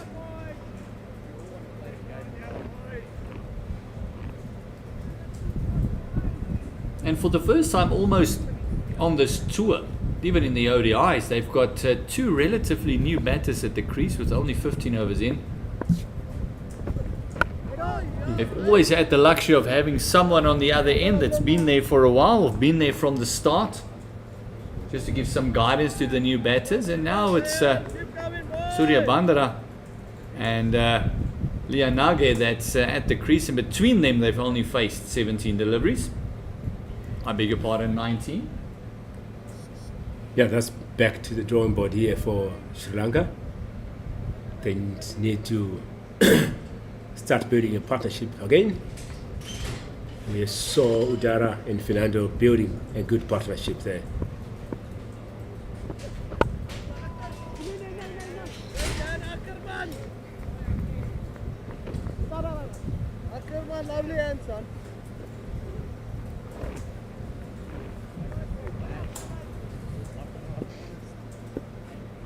So one more ball to come here from Swanepoel.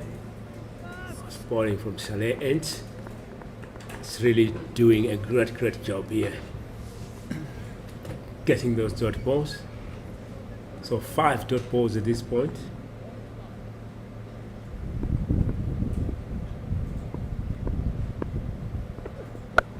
And finishing the over there with no run. That's a maiden from Swanepoel. So 3 overs bowled, 1 maiden, 4 runs conceded, 54 runs on the board after 16 overs with a fall of 2 wickets. And with the end of that over, drinks coming in. Head. Yeah, drinks coming in 54 for the loss of 2.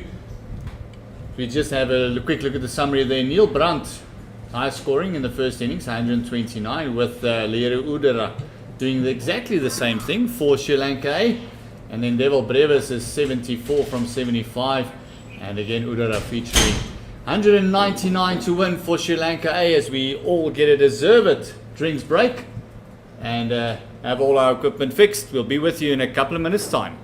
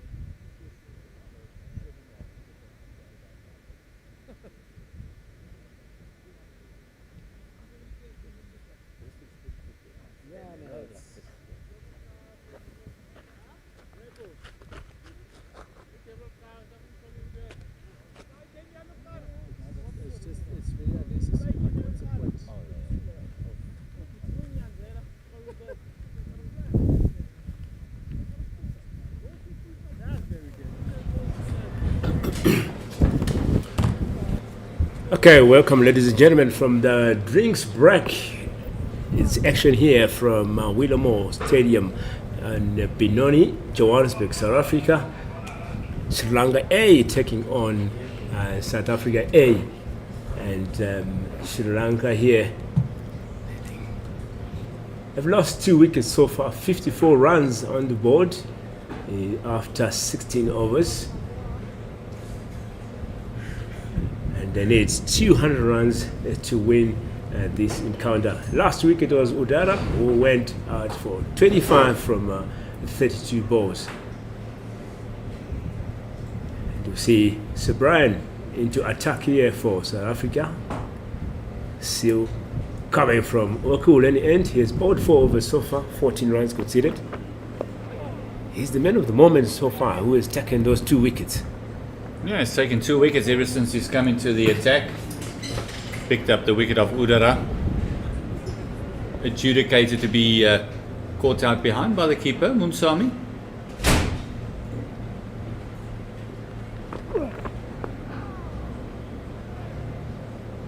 Lovely take there, lovely shot there by Lianige. And the other wicket was Fernando, brilliantly caught there by the substitute, Kushile, after a flick back from Devil Brevis.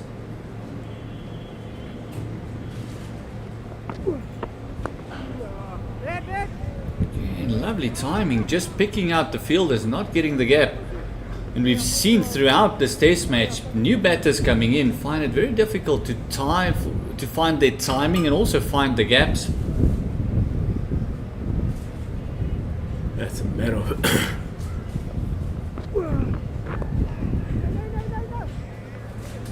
matter of settling down a bit at the crease there and put your eye in, being patient.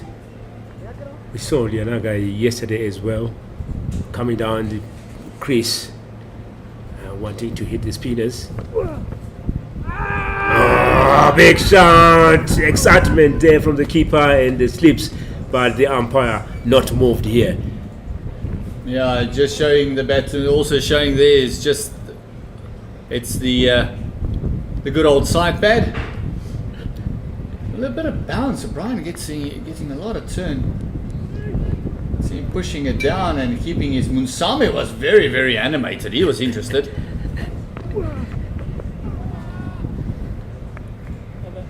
But so Brian starting off that first innings, he didn't look convincing from the chalet end, but since he's moved over to the Ekurhuleni end, he's bowled brilliantly, and even this morning he's just looked a threat ever since he gotten the ball in hand.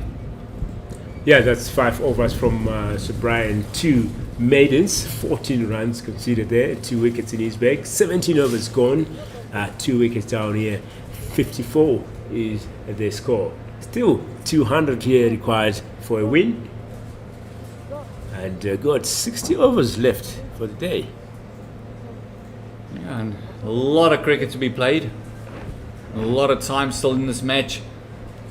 Extended middle session because of the days we've lost all the overs we've lost due to bad light over the first 2 days.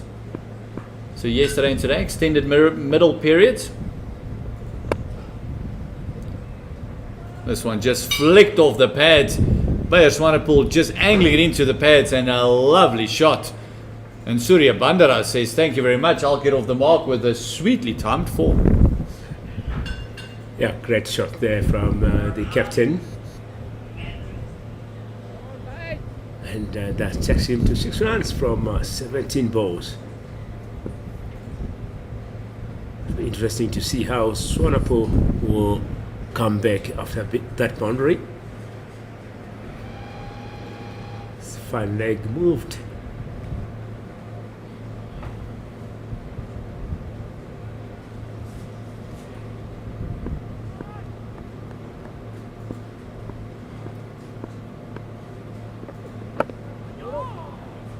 Okay, great comeback there from Swanepoel, dot ball. Yeah, just a little bit of extra there, Swanepoel. So we see Marcus Ackerman just having a bit of a chat there. He's trying to unsettle the captain for Sri Lanka, Surya Bandara. But the experience, Surya Bandara just having nothing of it.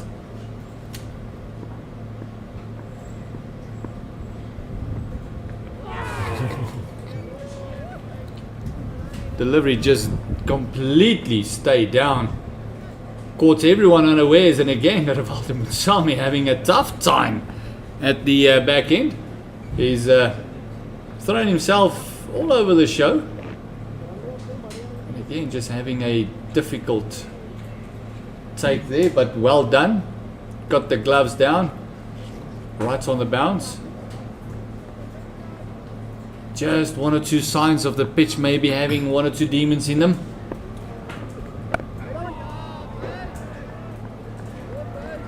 As the wind picks up as well, where we're sitting, you can actually hear it just howling through the cracks.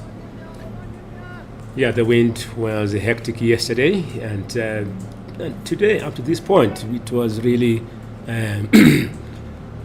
not that hectic. But so far, good day for cricket, clear skies, and that should hit. That should hit. That's exactly what we're talking about. We saw one jumping up and he took his hand off, and the next one Munsami had to take almost on a double bounce, and then this one just popping up again, and he's asking for the physio. He's going to need some of that magic spray, because that, what it happens is that ball just traps your finger between the handle and the ball, and that stings. And it's a captain, Surya Bandara, scored the 92 in the first innings. Just going to get some attention to those fingers. 58 for the loss of 2. Bayer Swanepoel busy with his 4th. And Sri Lanka is in the hunt for 253. This partnership is on 13. They've lost the 2 wickets of their 2 openers. It is Lahiru Udara for 25 of 32 deliveries. And then also Fernando went brilliantly caught by the substitute Kushile after the ball's been flicked back by Deval Brevis, also from the bowling of Sir Brian. Sir Brian picking up the 2 wickets that has fallen thus far. Looks like Surya Bandara is okay. He got some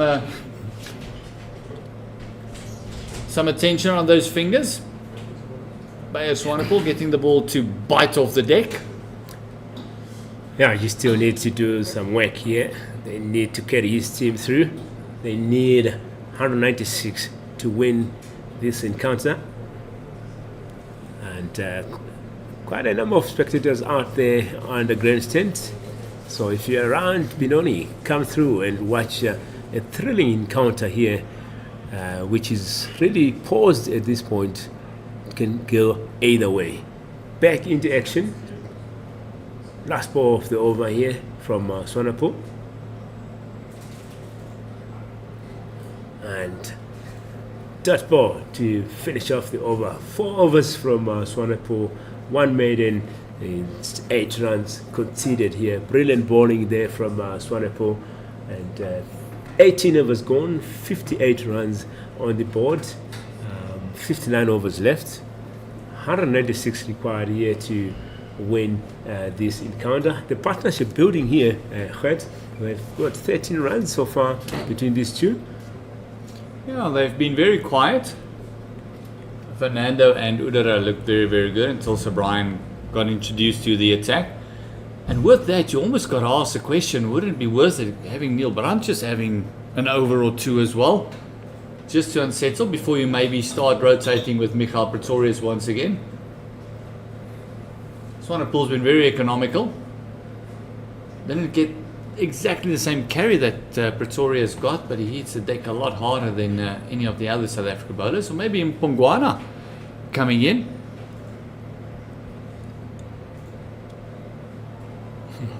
So Brian is really making the batters work and think.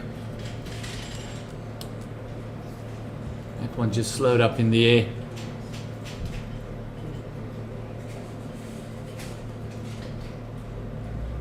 He's got a deep, long leg as well as square leg on the fence.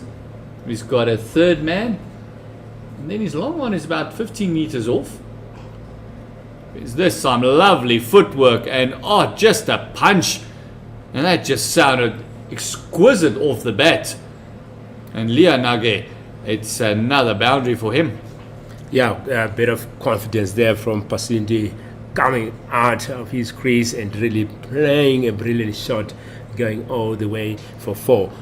The captain out there to really make sure he put some runs. Like we said, he batted nicely yesterday, and obviously looking forward to put more runs on the board today. Moving on to 62 runs on the board.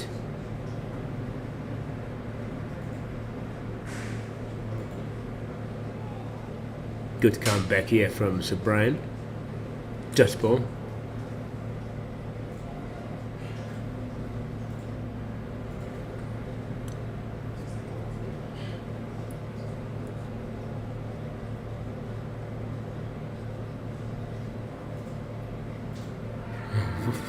That's a big shot there, but still the umpire not moved here. We've got the short leg there and first slip, just to try and put some pressure on there.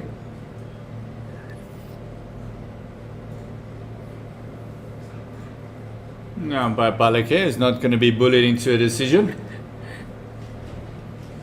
And it was basically only the first slip that was very, very interested. Marcus Ackerman, always a very animated man.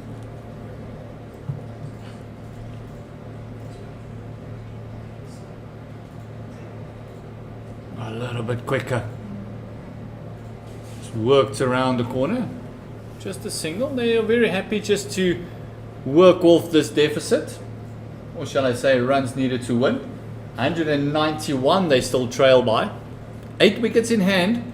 And we've seen this top 6 of Sri Lanka do it for them in the past. Are they going to do it again? We've got to feel if this game goes to that 4th session or that 3rd session just after tea, it's going to be fireworks. It's going to be a tight finish. Definitely it will be, but from the look of things here, South Africa really need, looks like they're planning to get some more wickets here, as we have seen the helmet coming in there for the short leg. And Swanepoel back into attack. Just see Michael Pretorius and Neil Brandt, the brain trust there, having a bit of a chat with Swanepoel, saying, all right, let's try something. And that chat worked. Look at the point to Michael Pretorius. He'll take credit for whatever was being said. He said, you bowl this one, you'll knock top of off. Wicket time for SA. What a ball there from Swanepoel. And that's the 3rd wicket here falling for for Sri Lanka. And Lianage gone for 11 from 24 balls. That's what South Africa were looking for here. And like you said, that should have been the talk. As we look at the replay there, perfect ball there. And Swanepoel pointing back to to the chatting guys and say, that worked. Michael Pretorius, whatever you said, those were magic words. That high five worked. It looked like that delivery did much. He just, with the angle, went to top of off and he hit top of off. Any coach's dream that. So fantastic work done there by SAA, picking up their 3rd wicket. It doesn't matter what situation you are. You put 2 wickets on that wickets column and then you see how you feel. And SAA must think if they can pick up 2 more wickets in this passage of play, they might just have an opportunity to pull this off. Tea is around about 10 past 3, so it's another hour to go to tea. Pavan coming in to join the captain at the crease. The captain Pasiri on 4 from 16. So I feel it's back to the drawing board again for the Sri Lankan batters. And what a strike there from South Africa. 3 wickets down, 63 runs on the board. Vavan Rathnayake coming in. It was part of a little partnership in that first innings.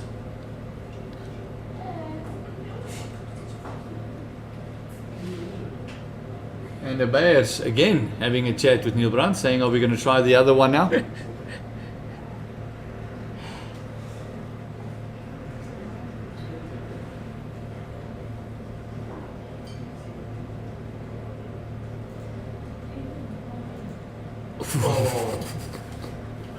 And it kind of was the other one, it went the other way.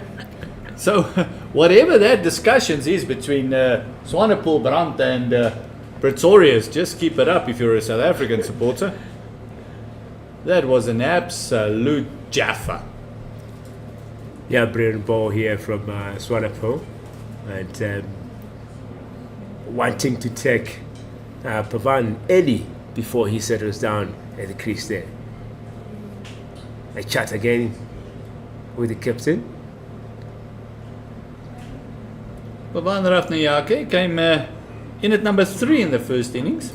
It's been dropped down to number 5, so maybe just a bit more comfortable for him to bat a bit down the order. Not that Bayer Swanepoel is going to make it any less uncomfortable for him. He scored 15 off 46. He was part of a little bit of a partnership with Leiru Udara in the first innings.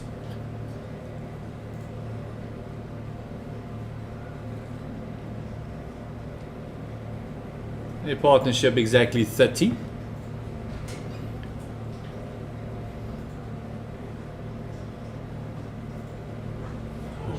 Now really searching for that 4th wicket is SAA bowlers.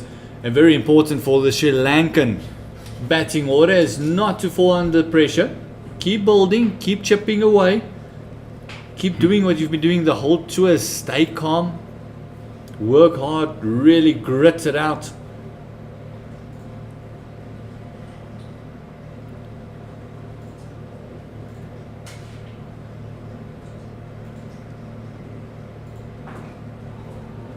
You can just see all the SAA fielders, tails are up.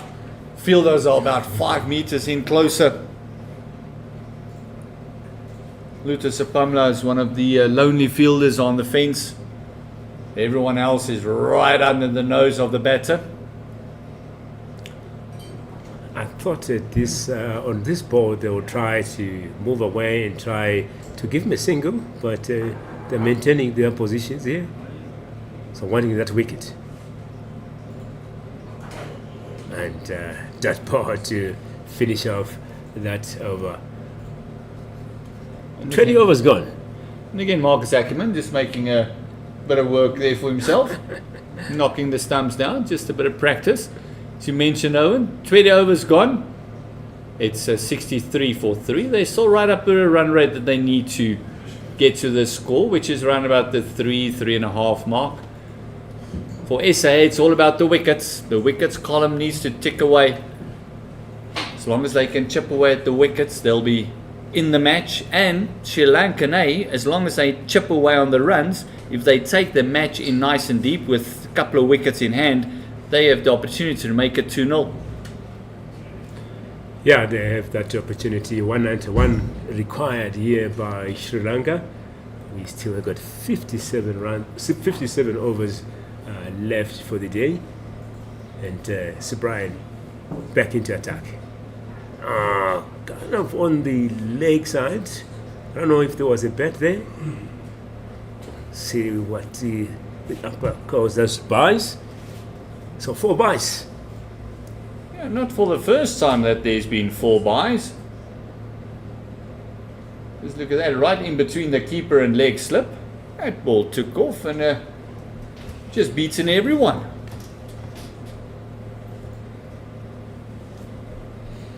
It's the second time that 4 buys have gone past that leg side from Sir Brian. Just that little bit of effort ball, just get that extra turn and bounce in. This time just squirting from the outside part of the bat. It's really causing some problems for them, Owen. Yeah, today Mr. Brian is really bowling perfectly. As you can see, 5.2 overs bowled there. Hasn't considered too much runs today. And some oohs and ahs there from the South African fielders, enjoying this proceedings here, waiting for the batsman to make that mistake. Yeah, it also looks like the wind has just calmed down a little bit.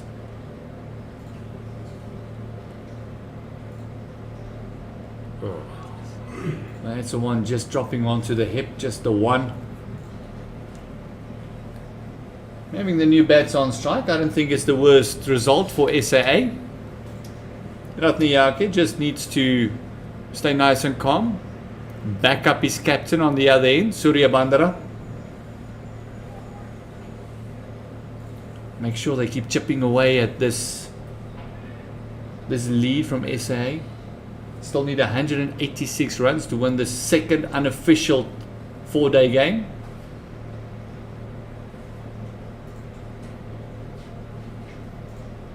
Oh, but a feet movement and Luto Sapamla jumping in air, but in vain.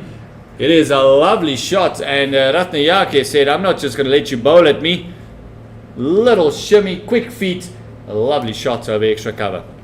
Yeah, that definitely a pressure release here for Pavan. And seeing some runs getting onto the board here. 72 runs at this point. Lovely feet movement, a lovely swing of the bat. 2 bounces and into the fence. Oh, that's Nice positive intent by Ratnayake. Oh, even pushing hard for the second. Putting some pressure back on Sir Brian as that closes the 21st over off. It is 74 for the loss of 3 as we have a commentary change. Owen makes way for the voice of Limpopo. Welcome back, Takalani. You've been enjoying a bit of cricket, a bit of a break. Did you have some tea? No, I had a glass of water. Thank you very much, Gert Maloney. Yeah, the score now 74 for 3. Good effort by the South Africans to try and get a win here. We saw Brian picking up 2 wickets. And then Michael Pretorius, what a delivery to uproot the off stump. And then on the score 74 for 3. The run rate is 3.6. Yeah, they're right up on the run rate. So you see a bowling change. It was actually Bayer Swanepoel who uprooted that off stump with a fantastic delivery, and he's been replaced by Mpongwana. Immediately after he took that wicket, being replaced. Whatever the captain has in store, he might just feel that Mpongwana is going to do a bit of damage for us as well. If you're the captain. And then Sri Lanka would say, hold on, we need to just make sure that Mpongwana doesn't settle into that line and length he did in the first innings. Bit of a loosener, just working it down onto the leg side. Yeah, that's the length that he will bowl throughout. He hardly pitched the ball up. Michael Mpongwana bowled really well in the first innings. We spoke about that earlier on, me and you, that really the wicket column doesn't show the amount of work he put in his bowling in the first innings. Really bowled well at some point. He bowled 4 overs, 5 overs for just 8 runs.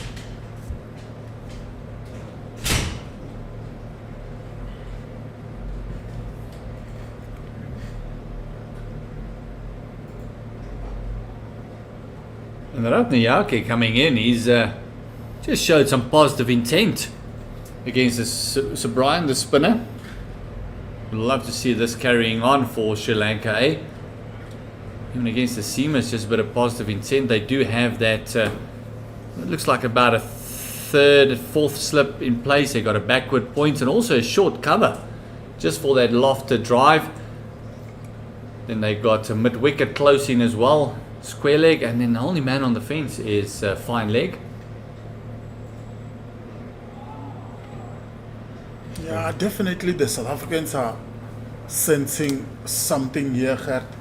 A wicket or two will change this game altogether for the South Africans. A wicket or two before the tea interval, which will be taken at just 3:10.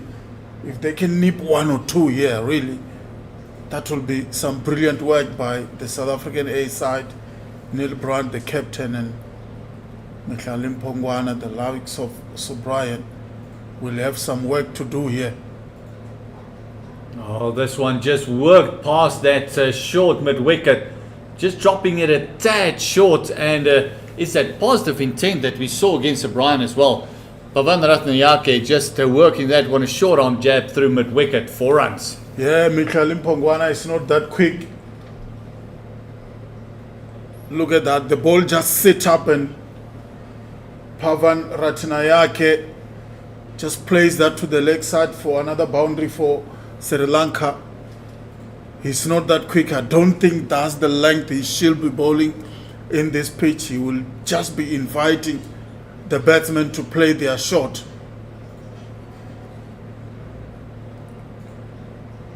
No, this time just overcompensating, pushing it way down the leg side. And a good, lovely take there by Rivaldo Munsami. Yeah, he's been brilliant behind the stumps, Rivaldo Munsami.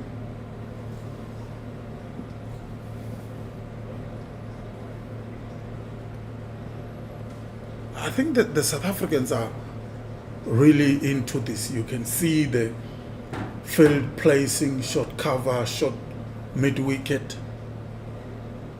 Only fine leg in the boundary. It's a much better line. Just nice and straight. If you're going to have positive intent, hit me over my head then. Not going to be anything else. So at first, Bongwana over comes to an end. 5 runs coming from it. So Brian already having 2 wickets in the bank. He'll continue.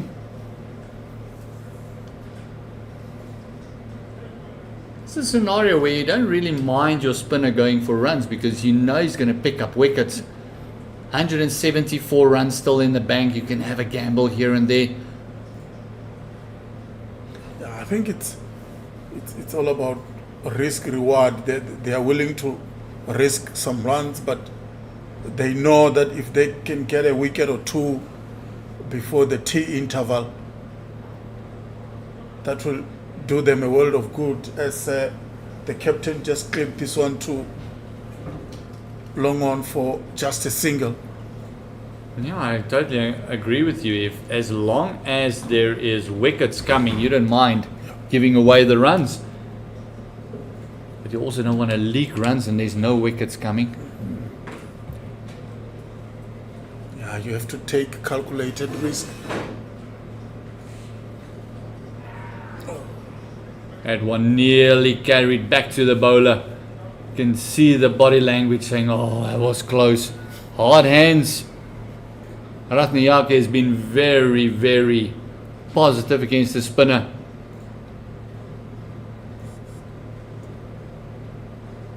Oh, just on the bounce. Back to Sir Brian, nearly a third for him. Yeah, that would have been a big wicket for South Africa.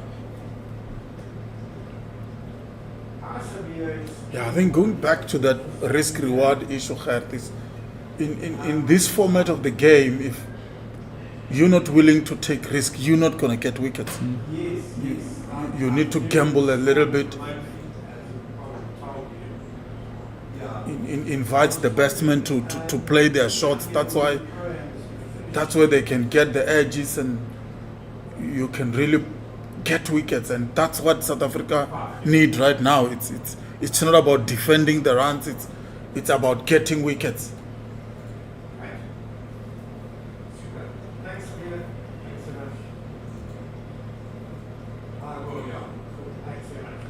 lovely shot through the covers. And that would be another boundary as Little Sapamla gives up the chase. Is that man again, Surya Bandara? Yeah. It just looks like he's finding his feet all of a sudden. Yeah, it's in his zone. Probably the shot of the day so far from Pandiru, Surya Bandara, the captain. Yeah, look at that, in its zone. It's a short man. Just used his feet and didn't try to hit too hard. Just plays it through that cover region. And he collected a boundary for his side, and the score moved now to 85 for 3.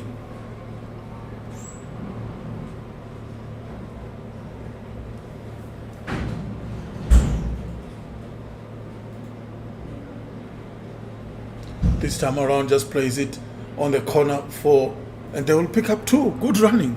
Fantastic. Brilliant cricket by the Sri Lankan. Fantastic running. All of a sudden, when Ratnayake came into the crease, he's been pushing hard. And Surya Bandara noticed that, hold on, this man here, he wants to run every run.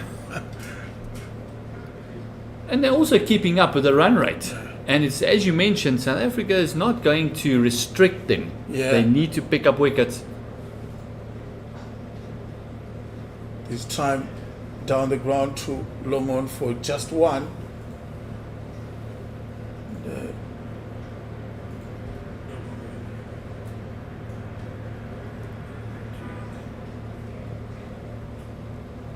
So the score has moved on to 87 for the loss of 3 after 23 overs. This partnership has moved on to 25. And sorry, I think you spoke about this earlier on, that Sri Lankan don't lose wickets in clutters. And they always have some sort of partnership, and it has been difficult for South Africa to get 1, maybe 1 bring 2 and 3. Sri Lanka has been doing very well in terms of that. Each batsman will face at least a minimum of 3 overs, you know. That's what makes it difficult for the bowling unit. You prefer that one should bring 2, maybe 3, and open the door for themselves to win this game.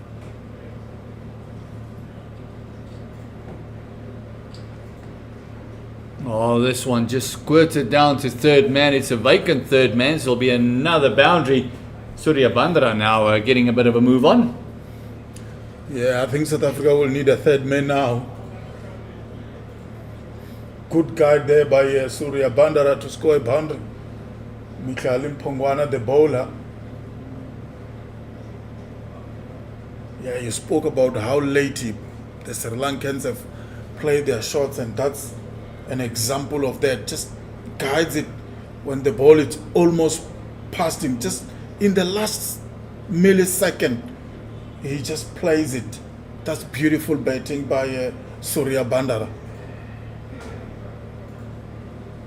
Oh, no, just overcompensating, pushing it down the leg side. You can see him just throwing his head back. He knows all he needed was a little fiddle on that, and it would go down that corner for 4 runs. The fine leg is very, very wide.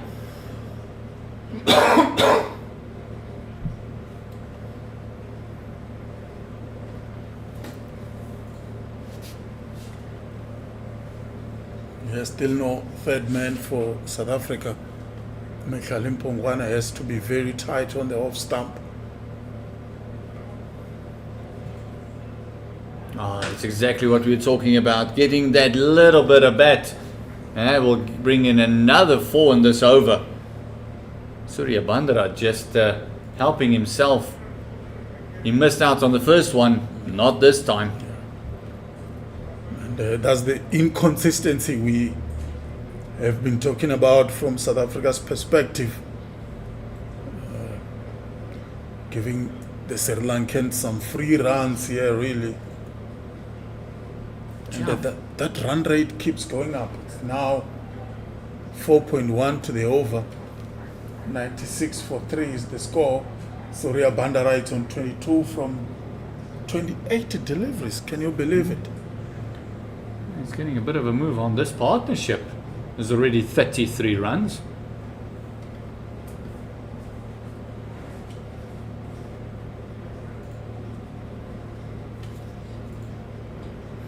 If you're the captain, Neil Brandt, you would say in Pongwana, all right, give them 8 runs, but pick me up a wicket. Yeah.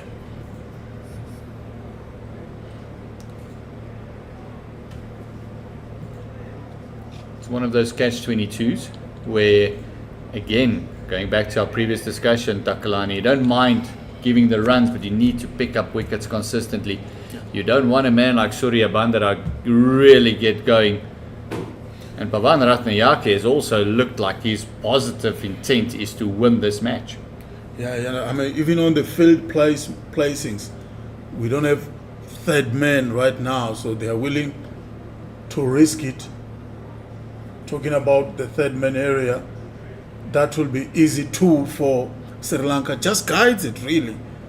But like you said, Michael Pongwana needs to pick up a wicket here for his captain Neil Brandt, who's really believing in him, is giving him all the opportunity to create a chance or pick up a wicket for South Africa here.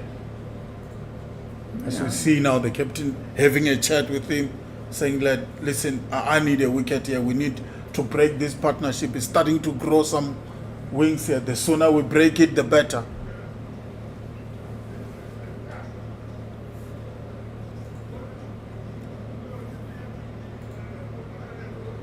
Short ball. Work for Luto Zapamla to do. Just the one.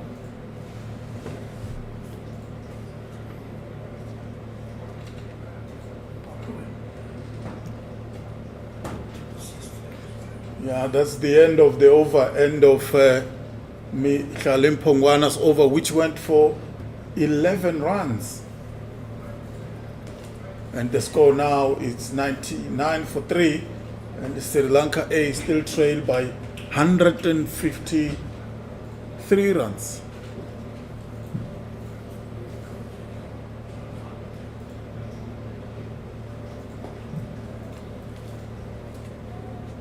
Yeah, so Brian is the key here. He's been creating 1 or 2 chances. He's been making it life hard, but just the positive intent by Ratnayake has just put him off his line and length a little.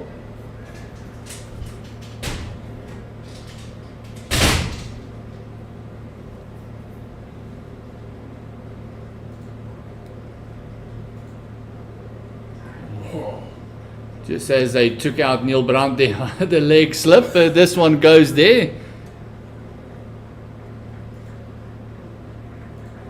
Lovely bowling, great running between the two as well, and Michael Pretorius all the way down there at fine leg, doing some great work, making sure it's only the 2. Yeah, it's the intent from these 2 batsmen, the captain and Ratnayake. You mentioned it earlier on that since Ratnayake came into bat, he's been very busy.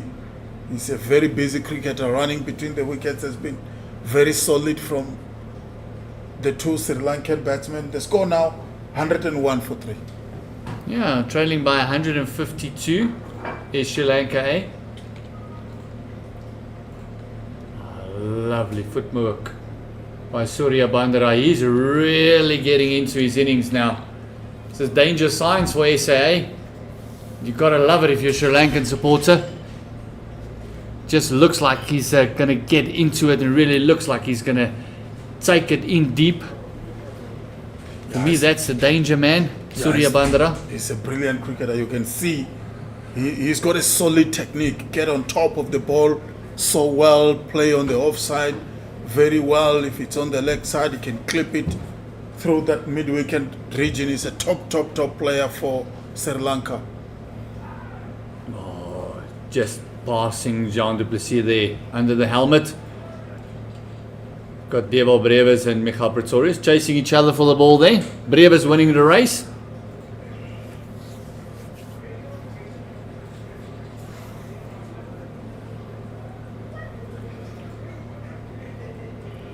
There's another 2 runs. Ratnayake is also going at quite a decent strike rate, 13 of 15 deliveries. Oh, so Brian nearly getting the catch of the season and also getting his hand taken with the ball to the fence. That was hit with some force. Yeah, it was really hit hard by Pavan Ratnayake. Almost destroyed Brian there. It's a beautiful shot down the ground.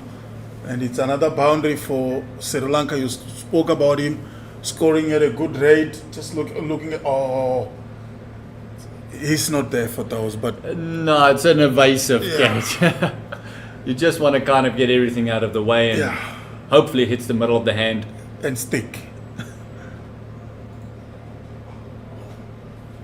Great cricket there. Fantastic over for Sri Lanka A.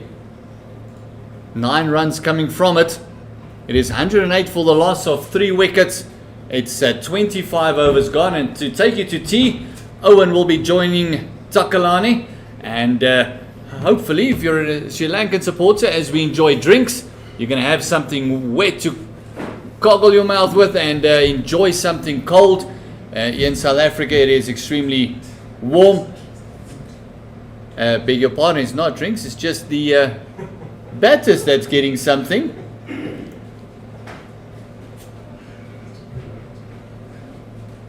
So to take you all the way to tea with a change in commentary, it is Owen that'll be joining Takalani. Yeah, thank you, Hart. And we will also have a change in bowling. It's Devil Brevis.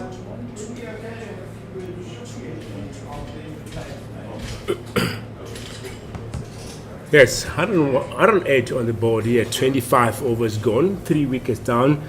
And these two,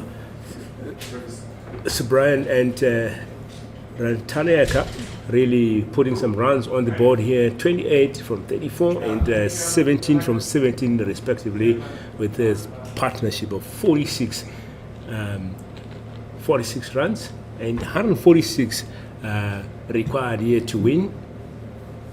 Brevis into attack from Chalet and bowling for the first time in this innings, in this session. Just pushed to short mid-wicket there for a single, and Brevis making sure nothing happens there, chasing it all the way after the square leg umpire. Yeah, big 30 minutes left before the tea interval. In the context of this game, we spoke about it, me and you, earlier on when we were in commentary, that we will see where this game will go, and maybe from there we'll have some insights in terms of who's got the upper hand. But so far, the game, I still feel it's evenly poised between these two sides. Slip in place for Brevis there. 3 fielders on the leg side. Slashed on mid on point just for a single. So we see mid-wicket fielder, fine leg on the boundary. Yeah, a bit wide at that time from Devil Brevis. Hey, just missed by the first slip there. As you can see, Brevis there going all the way down. Definitely, that's the reason why the slip is there, just to be there for that for those catches. It's coming, it's teasing.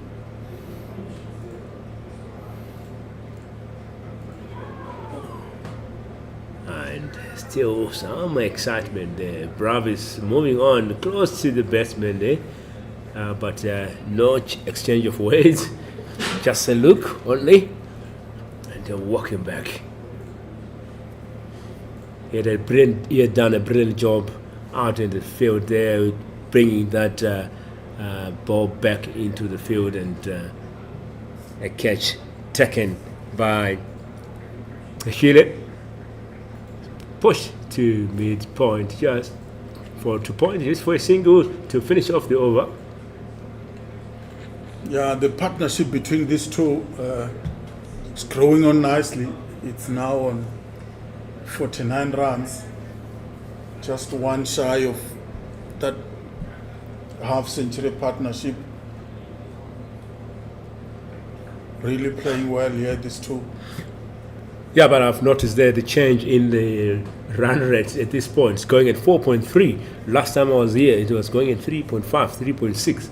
So great work there from Sri Lankan batters, upping that run rate.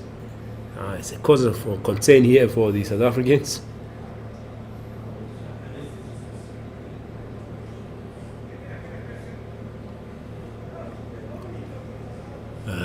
The captain Brandt talking to his bowler there. As we have said, this game is poised at this point. Tensions are running high. And there should always be those meetings at this point, trying to really come up with, solutions here. So Brian coming in to bowl his 10th over. Has bowled 9 overs, 2 maidens, 44 runs conceded, and he's got 2 wickets in his bag. So definitely Brandt here, wanting him to get more wickets. More wickets will put South Africa in a better position. This time coming right time around. 3 fielders around the bat for Brian. Double stab, played to covers and easy to there taken by the Sri Lankan batters. Yeah, since Ratnayake has been on the crease, he's been really taking those twos, those ones. He hasn't scored a lot of boundary, but he's dealing in singles and twos and rotating the strike. And that's the partnership, ladies and gentlemen. 51 from 42 balls, and coming back nicely there, just on the leg side, but there was some excitement there from short leg, double stepping, and ladies and gentlemen, that has been dispatched on top of the grandstand by the captain, by Pavan, and goes all the way for 6 runs. What a shot there from Pavan. 6 runs. And definitely Subran not happy about that. Hands on the west, rethinking on what to do. Yeah, so Brian coming around the wicket, it creates a different angle for a batter like Surya Bandara, who can just hit it through the mid-wicket region for a maximum. The score now moves to 119 for 3.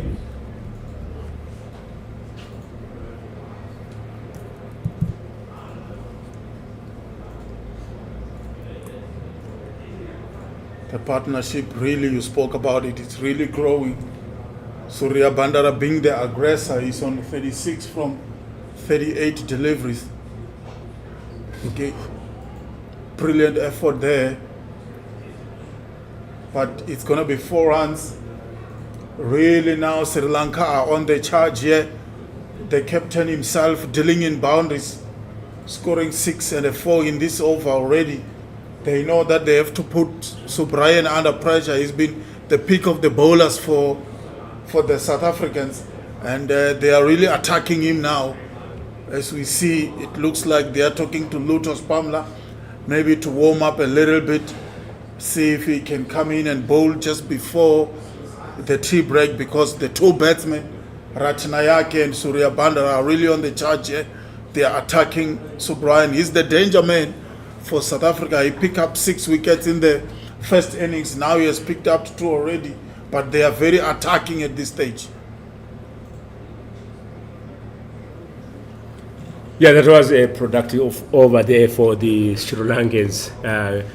Scored some runs there from Subrayan. 124 on the board, 27 runs, 27 overs gone.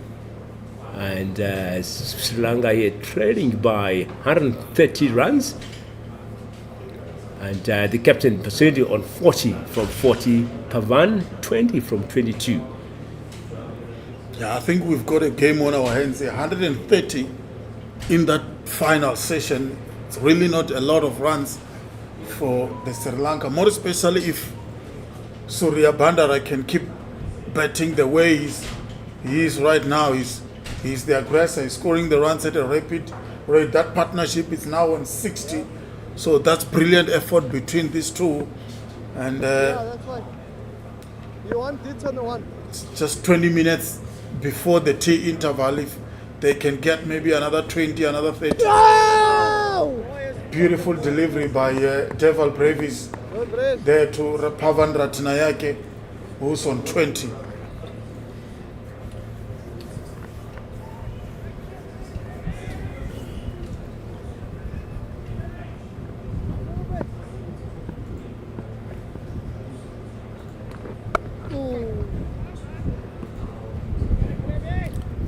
Just slash to point region just for a single. We've got 50 overs left at this point, and Sri Lanka need 129. So, yeah, they're not under pressure here. A run after every ball will take them through. So pressure, I think, at this point. Oh, was that an edge there? No. We just need to check the replay there. But good effort there by the keeper, going all the way to try and get that catch here.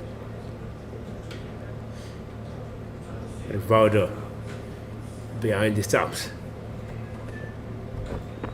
Oh, yeah. Just again played to mid-wicket point just for a single.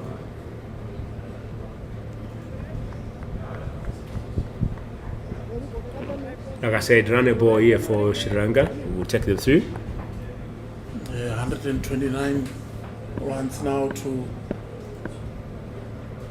still trail by, and yeah, you're right. I think we're moving to a stage where now the ball it's in South Africa's court. They have to do something for Sri Lanka now. If they bat till close of play, I think they will win the match.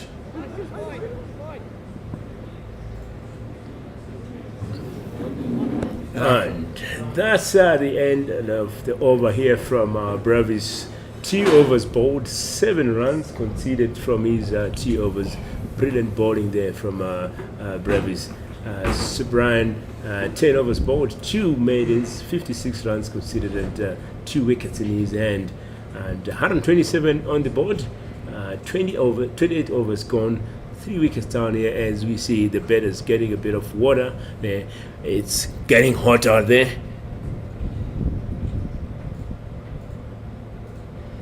It's really hot, and I think the game also is getting hotter as the day progress. I think it's coming to a stage where you'll start seeing emotions running through the batters, through the South African side. 127 runs now to still trail by 127 runs now. Sri Lanka A. What can South Africa do here? So Brian to continue. Still bowling to Surya Bandara.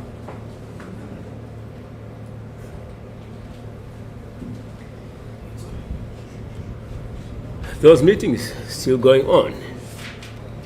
It's strategizing time. The captain always talking to his bowlers here, making sure things are in order.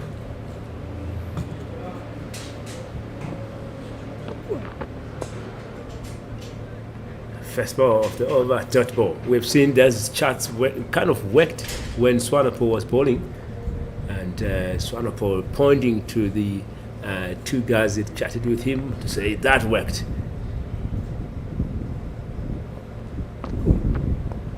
Double stepping, played to the leg side. He's looking for 2. There are 2 easy runs here. Yeah, brilliant running by these two. It has been the hallmark of this inning so far, this partnership so far. The running between the wicket has been excellent from the captain and Pavan Ratnayake. The captain is now on 43.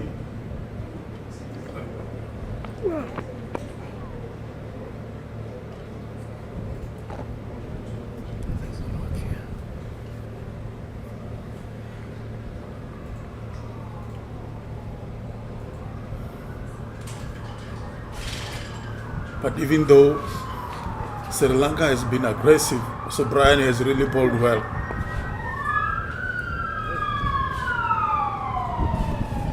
He has really bowled well today. He has picked up 2 wickets already. And you must give credit to the Sri Lankan captain, Surya Bandara. He has been attacking, not allowing him to settle, using his feet. You always talk about the double steps on your commentary. Using his feet is Surya Bandara, and putting Brian under some sort of pressure. They know he's a key bowler for South Africa. He will close one end and Neil Brandt will rotate the faster bowlers the other end, and they don't want that. They want Neil Brandt to think, they want the bowlers to work.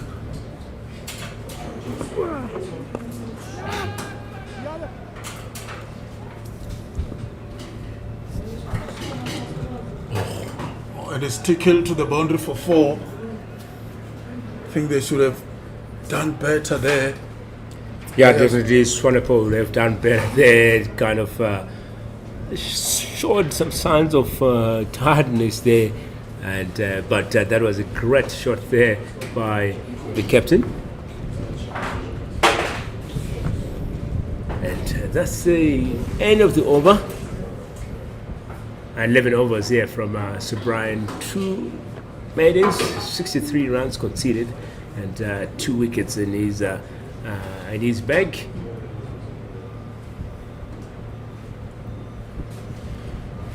We saw a bit of conference there between Neil Brandt, Rivaldo Monsami, and Ackerman, having a chat, trying to strategize on how they should go about the business, since Surya Bandara is on the charge here, is finding it easy to score runs and putting Sri Lanka in a comfortable position.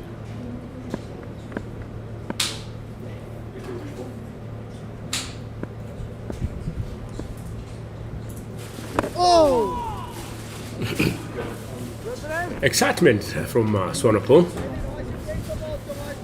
First slip on. Final leg, close to the boundary, mid wicket to the boundary. Long off, boundary. Point to the boundary.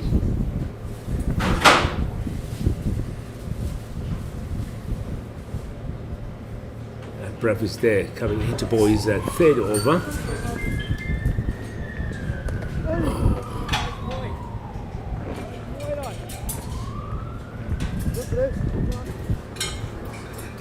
Pressure on here from Pasindu, the captain of Sri Lanka.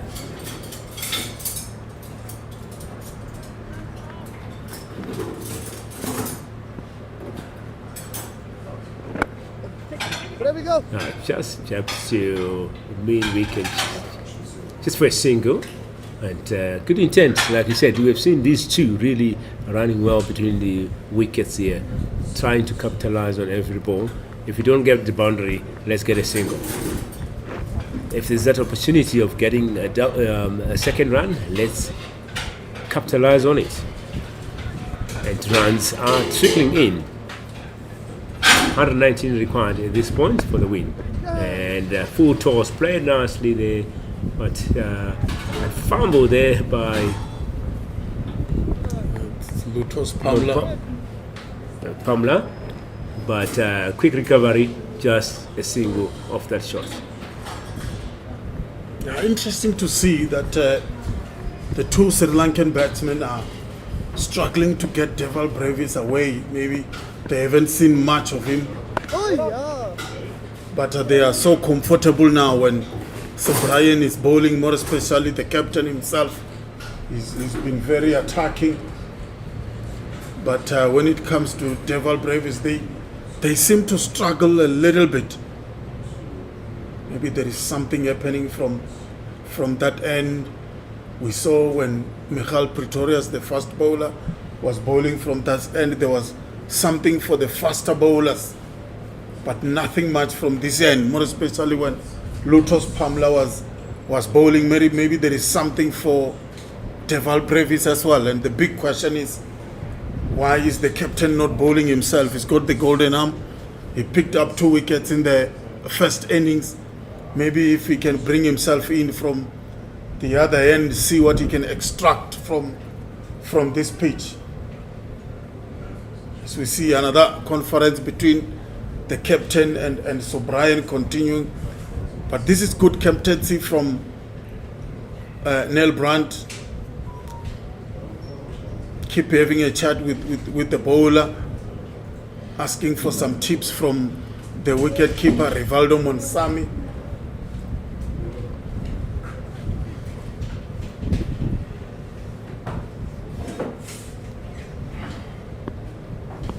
$136 for 3 is the score.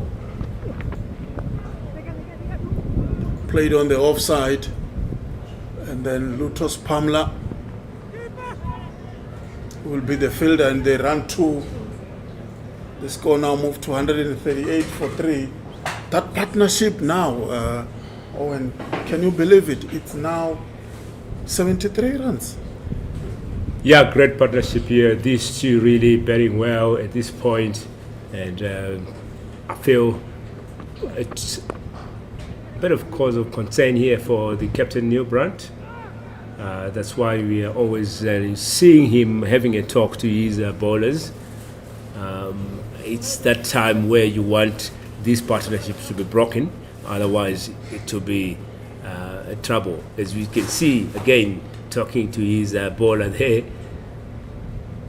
And when I've just checked on our YouTube channel there, at this point, most of the viewers think Sri Lanka will win this game. But like we said, anything can happen here. It's 2 posts. A fall of 1 or 2 wickets can change the complexion of the game. 100%. That will be maybe in the post-tea session, just 9 minutes before the tea interval.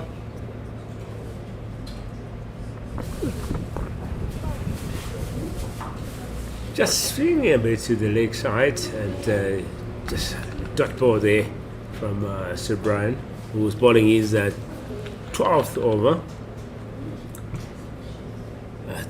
4 fielders on the leg side. Long off, long on the boundary. And ladies and gentlemen, this has been picked up nicely here, and it goes all the way for 6 by Pavan. What a shot there to the leg side, off the middle. Yeah, that's a beautiful shot from Pavan Ratinayake. Yeah, it's in his zone. It's in his zone. Just went underneath that one and just hits it over the long on fielder for another maximum for Sri Lanka, and the score moved now to 146 for 3.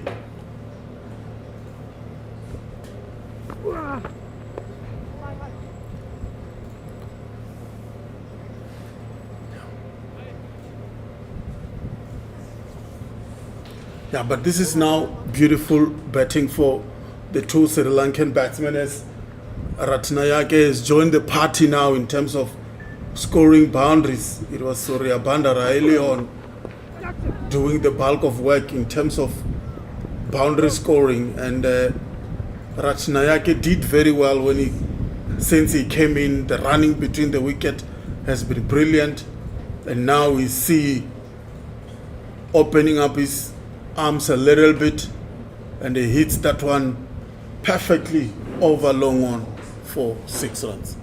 Yeah, as we see there, the end of the 31st over, 147 is the score, and at this point, Sri Lanka need 107 to win this encounter. Great partnership building here between these two, 84 runs with Pavan Pasindi on 36 from 50, and Pavan on 48 from 37. Just 2 runs short of his half century here, as we see Brevis back into attack from the chalet end. So far so good for him. And the column of 3, there we go, straight to the bowler, and wanting to send back the batsman there.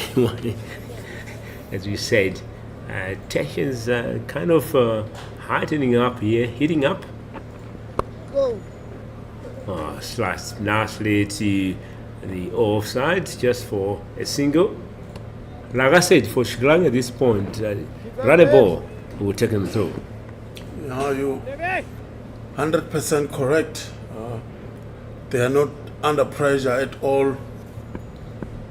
A few minutes to go before the tea interval.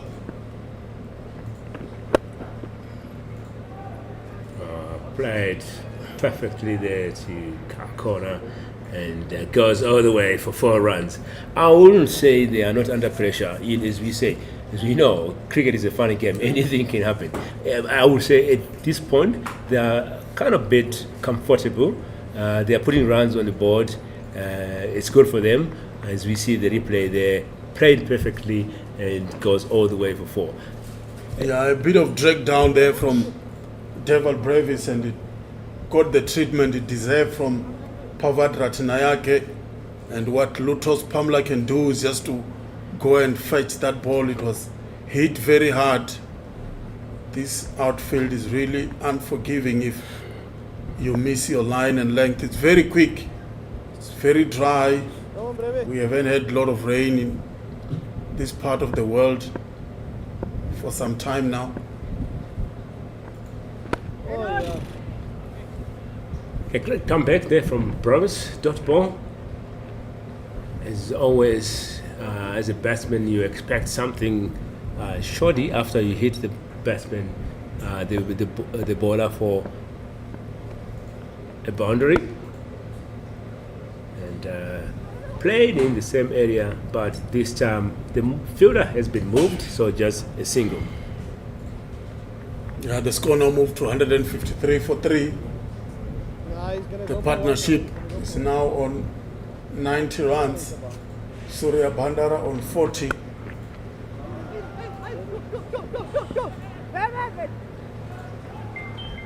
He's on 41 now, and Ratnayake on 49. And ladies and gentlemen, that's Pavan there scoring his half century. What a knock from the batsman. That's 7th first class 50.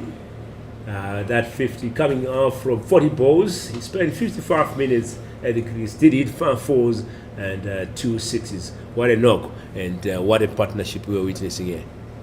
Yeah, brilliant effort by Pavan Ratnayake, scoring his half century. And he's been good running between the wickets.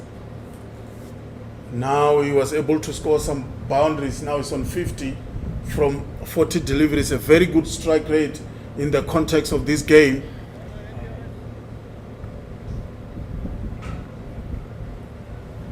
Some of our viewers here giving us their predictions. They're saying the chance of winning here for Sri Lanka is 70%, 30% for South Africa.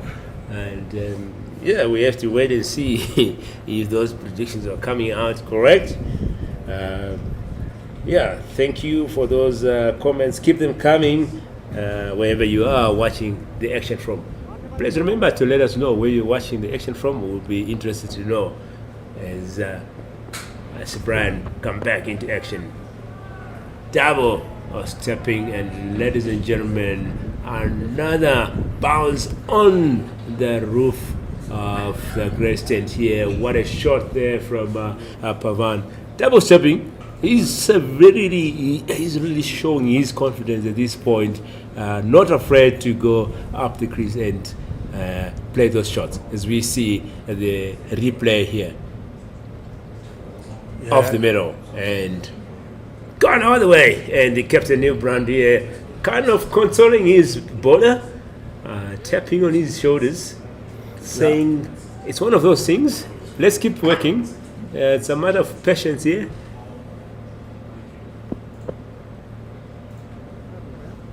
And Pavan moving off here. Definitely Subran not happy about that. Yeah, you see now Sri Lanka trailing now by 93 runs. It's under 100 now.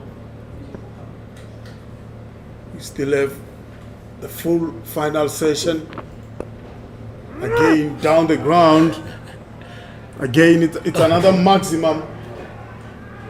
This one, in fact, it got the elevation, it got the distance better than the previous one. Ratanayake is on the charge here. This probably could be the last over before the tea interval. Just looking at the replay, oh my goodness, that was hit very hard, and it's gone all the way for 6 runs. Pavan running amok here, ladies and gentlemen. 2 sixes in a row, almost same position here, and the partnership going all the way to 103 from 79 balls. We've lost that ball, and the third umpire coming in here with a new ball, just to, obviously they're gonna look for a ball that is close to the ball that has been used. Pavan, like I said, running amok, 62 from 42 balls. Yeah, As a captain at this point, Takarani, what will you be saying to your bowlers? It's very difficult now for Neil Brandt and the team. Sri Lanka is on the charge now. They are not picking up wickets, and we did mention earlier on that the key to South Africa is they should be able to pick up wickets. They can restrict the run rate to climb as high as 5.2, but they are not picking up wickets. They are not stopping the leaking of runs, and it's really very, very difficult for the captain Neil Brandt right now, because the two batters really, they are well set, and it looks like Sri Lanka will be hoping or aiming for another win here in this series.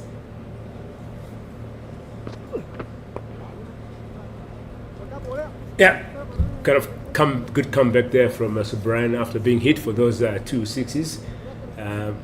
Having viewers watching from different countries, we've got one watching from Italy, another one watching from Nepal.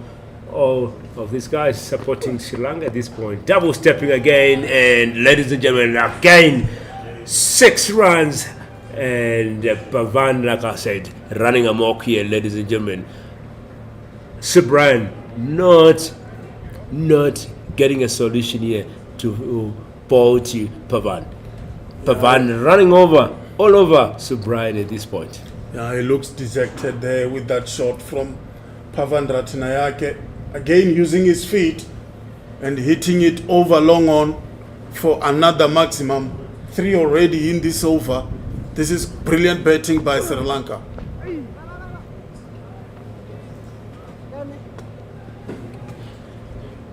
So dot ball and one more ball to come in this over. 92 runs conceded so far by Brian in his 12.5 overs.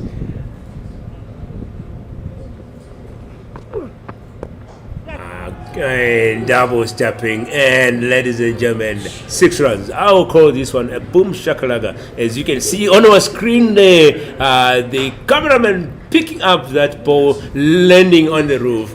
And ladies and gentlemen, like I said, Pavan running amok, 68 from 45 balls. What batsman at this point, cementing the grip here on this game for Sri Lanka. And Brian, 13 overs bowled, 2 maidens, and 98 runs conceded.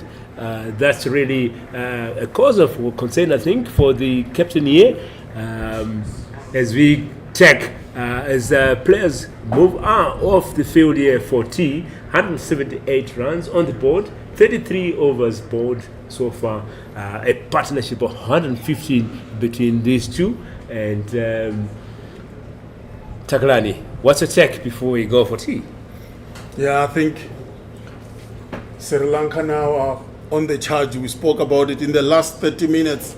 They've really scored a lot of runs, more especially Ravan Ratanayake in this partnership of 115 runs. They've really played well, and I think they will have a good tea.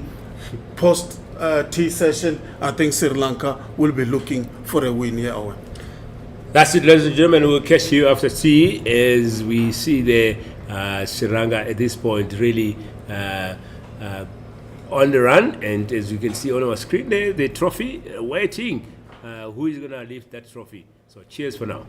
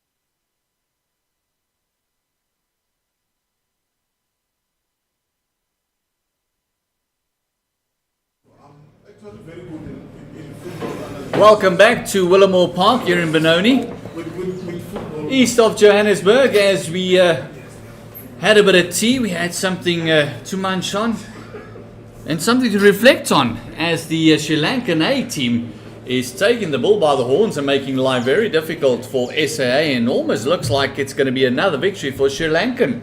Joined by the man with the velvet voice, Owen. Welcome. Thank you, Het. And we saw a change in events there. Pavan running amok, really putting some runs on the board here for Sri Lanka. Good batting from him, 74 from 45 balls. And he's really, at this stage, I feel he has really taken the game away from South Africa. Yeah, and very well supported by the captain, Surya Bandara, who's also going at around about 78 strike rate. Is 41 of 54. Partnership is 115 between these two. Neil Brunt just trying to get that magic words in again as Michael Pretorius started up from the chalet end.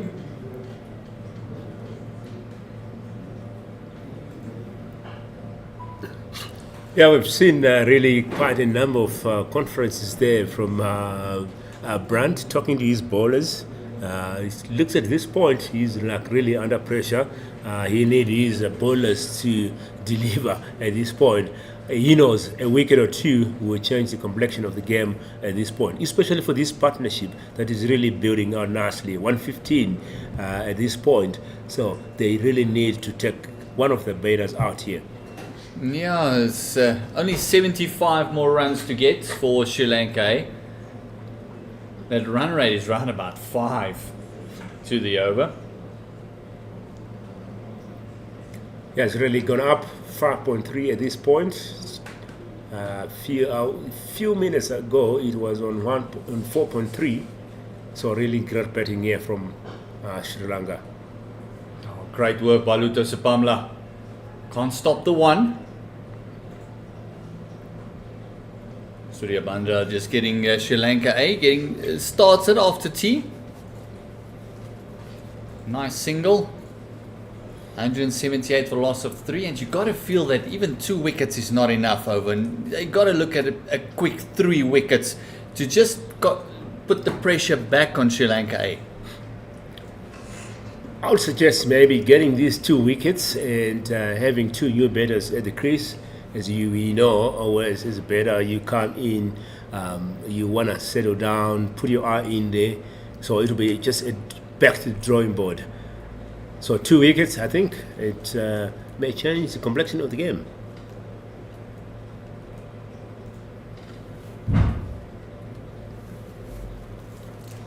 Oh, just that positive intent. Ratnayake going for a big waft, a bit of a flat bat shot and not making contact. And it's Michael Pretorius that's just showing that he gets that extra bounce from that chalet end.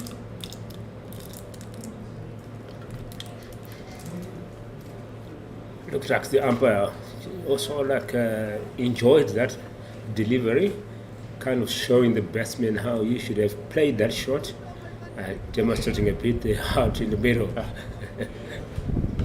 It's been a long 4 days for the umpires. They had a lot of work to do. Barry Jacobs just showing his skills.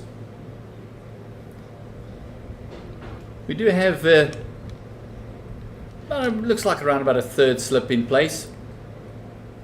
Then we got a backward point. We got a deep 3rd man. Cover, mid on, mid off, mid wicket. Great ball, swing away from the batsman here. 44 overs left at this point with 75 runs to win. Pressure on here for South Africa. We had a time where there was kind of an exuberance out in the middle there from the South African fielders. But this time, kind of a lumber atmosphere there. They're quiet. The captain is busy talking to his bowlers. waiting for that moment, maybe for a wicket.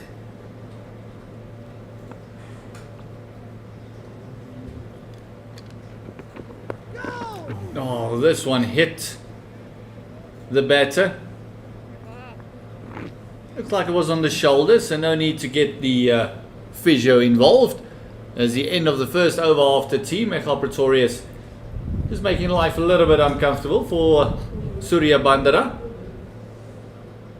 179 for the loss of 3. This partnership, 116 runs.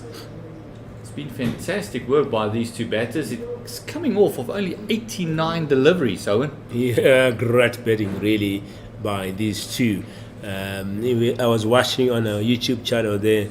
Most of our viewers saying Pasilli is kind of anchoring the batting there, but he's putting some runs on, and 42 now. We saw yesterday he scored his half century, missed out on his century, but coming in now to bat nicely. It's just 8 runs shy of his half century. We see Swanepoel back into attack here. He took a bit of a break, and this time coming from the Ekurhuleni end. Yeah, changing ends. Hoping that he can bowl another Jaffa. But really good figures for Swanepoel. He's bowled 5 overs so far, 2 maidens, and considered only 8 runs and a wicket in his end. So I think the captain here, Brandt, really bringing him to get that wicket. Yeah. Just can't get down, Pungwana. Neil Brandt having to do some work. Just a lovely push down the ground past the bowler. Yeah, Sri Lanka, the batters taking advantage of that misfield and coming back for a second. Yeah, but Swanepoel has been very economical. He took the wicket of Janet Layanega. Layanagi only scoring 11 of 24, and he got an absolute beauty from Bayer Swanepoel. Oh, big appeal. Took the batter right off his feet. The dance floor a bit slippery there. Lovely in-swing delivery. Yeah, uncomfortable there for the captain, Pasilli. Swanepoel there, and the keeper there going hands up, playing for that wicket. They know like a wicket there will get them really it can change the complexion of the game. But the umpire not moved here. Umpire Palake not interested. That ball was going down leg side. But just that enough to make life very uncomfortable. Surya Bandara getting a working over. He got hit by the big man in the previous over, Michael Pretorius. And now he also got one right on his toes. So he's been a bit up and down. Surya Bandara after tea, but this is exactly what South Africa needs to do. Get the pressure in, get it going. Put all the pressure back on the batters, because at the moment there's no pressure on Sri Lanka to do anything rash. They can just absorb a bit of pressure, hold out the good balls, and then just make sure that those deliveries that is a bit loose goes to the fence or even goes for the 1s and 2s. There's still 33 overs after this one for the day. So that means they need to bat at around about 2.4, 2.5 to the over. Yeah, a lot of overs to play through the day, but quite a few runs to get here for Sri Lanka. Run a ball will take them through. So it's hard work here for South Africa to really kind of change the complexion of the game. They really need a wicket or 2 wickets to change the complexion of the game here. Oh, lovely shot. Just getting right up on his toes, playing it on the up. That man at deep point, picking it up. Luto Sapamla.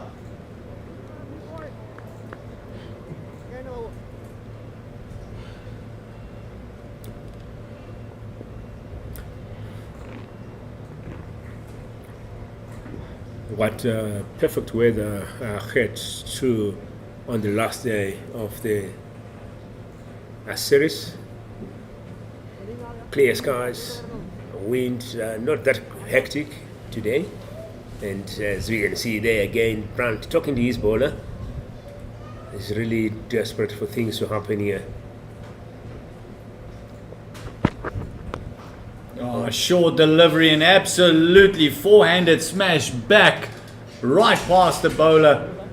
Ratnayake has shown his positive intent and he flat batted that one, 4 runs.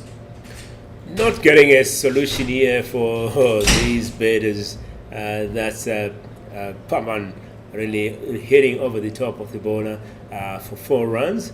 That's Swanepoel done, 6 overs bowled, 2 maidens, 15 runs conceded so far, and picked up nicely there by Pavan. 186 runs on the board, 35 overs gone here, and Sri Lanka need 67 runs to win this encounter. And partnership building nicely, 123 from 95 balls. Yeah, it's getting very gloomy for SAA. On the brink of losing this one 2-0 if they don't do something very drastic. Neil Brunt had to go all the way to pick that one up and now have a jog back to his position next to the bowler.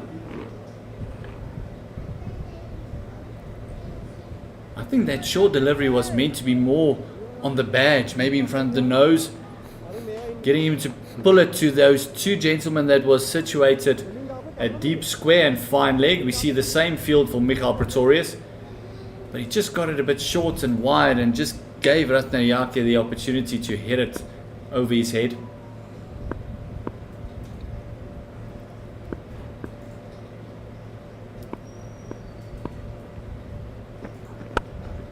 Oh, this one just whipped and great fielding, chance for a run out, and oh my word, how that might have changed the complexion of the match. Yeah, great effort there, great fielding, and really checking or wanting to get that run out from Ackerman. Yeah, Marcus Ackerman was on that like a viper.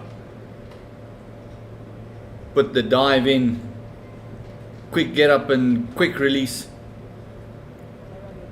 Brilliant work done. A little bit of a field change. It's Marcus Ackerman. He's moved to a squarer mid-wicket.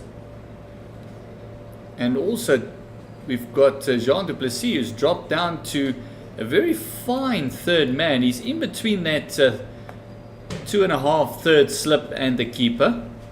Then you got deep point on the fence. They've completely made way with the mid-off. He's now more of a between mid-off and extra cover region. Then they got cover.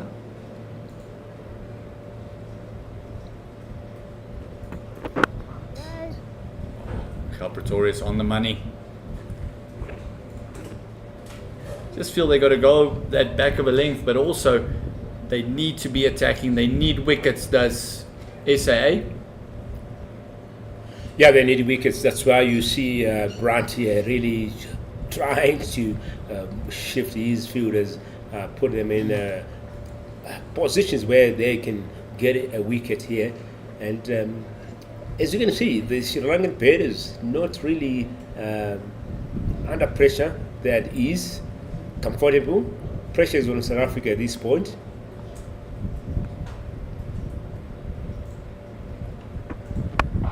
Oh, this one is hit to that man that's been moved to that square mid-wicket. And this is going to be the tactic, I think, especially to Ratnayake has moved on to 79. Is that short pitch deliveries might just get him into trouble. If you look at the field,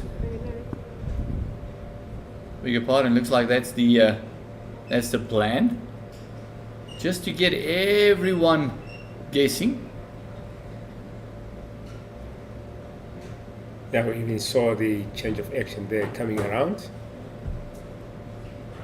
And now going over back to Surya Bandara. So just keep the batter guessing, but it looks like the plan is going to be for Ratnayake go shorter, make him take on the delivery.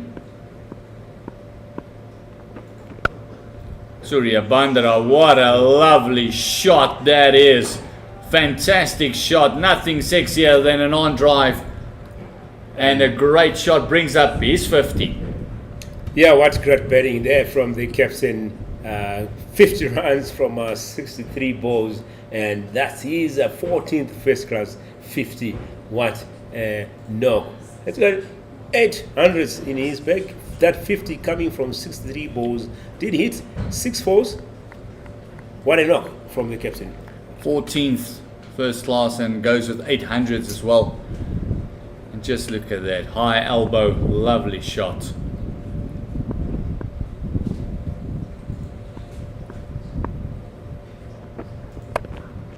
So I'm just guiding it down. They might look for a second. Kashile is very wide there at third man and do so indeed. 2 more runs to the tally. It's 194 for the loss of 3. Yeah, these two still going on. 131 partnership from 100 balls. And as we can see there, there's 2 balls to go for more.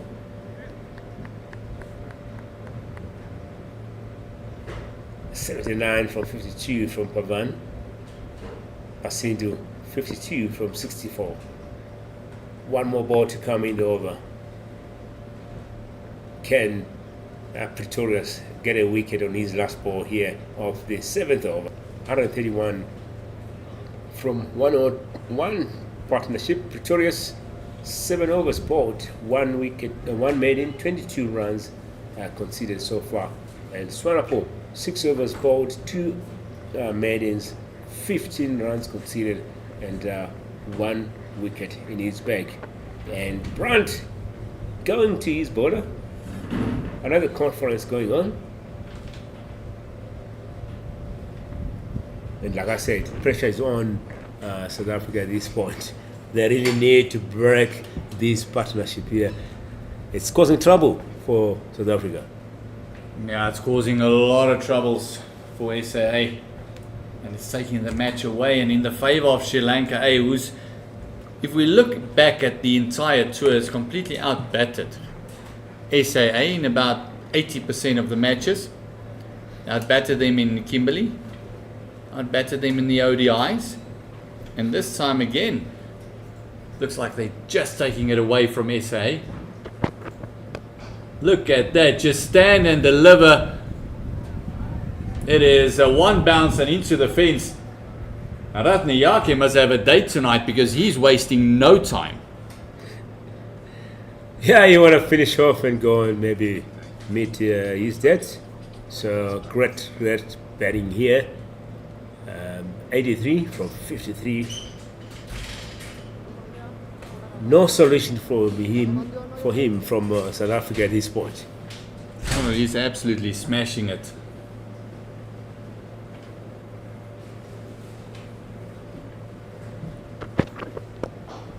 Oh, just working it into that mid wicket. Ackerman doing a great job. It was just moved back. Just saw something happen there. But Swanepoel doesn't look happy.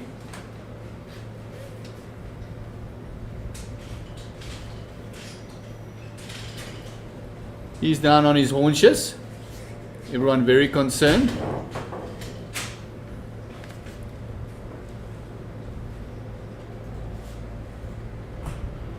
We should just after the 1. Yeah, the physio coming in here to have a look at him. And we take this moment to go on our YouTube channel there where we're having a buzz on our YouTube channel. At this point, most of the viewers here supporting Sri Lanka. They're gunning for Sri Lanka to be winning this series. And at this point, some of the viewers there suggesting that Pavan and Pasindu need to be given a chance in the national team. Yeah, I kind of agree with that. I'll tell you what, Ratnayake has made a name for himself on this tour, as well as Fernando. There's a man who we saw in the ODIs, Wickramasinghe. That's also another man that can put his hand up.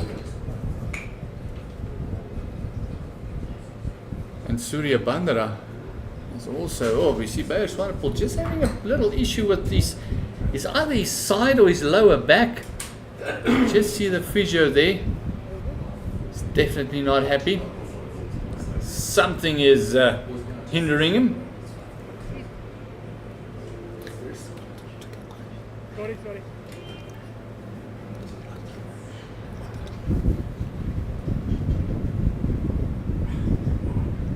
199 for the loss of 3.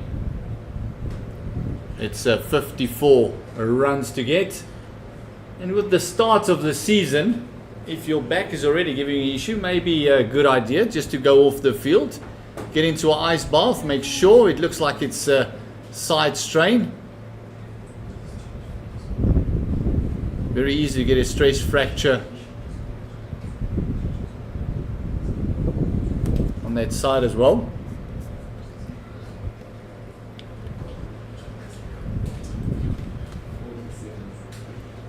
Neil Brown just having a chat there. It might just be a pinch of something.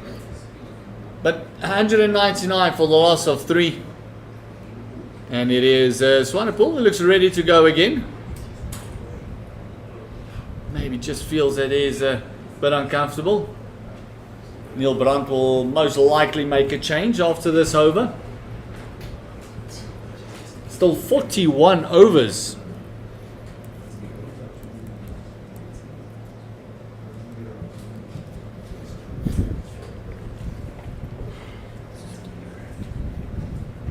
Remaining in the day.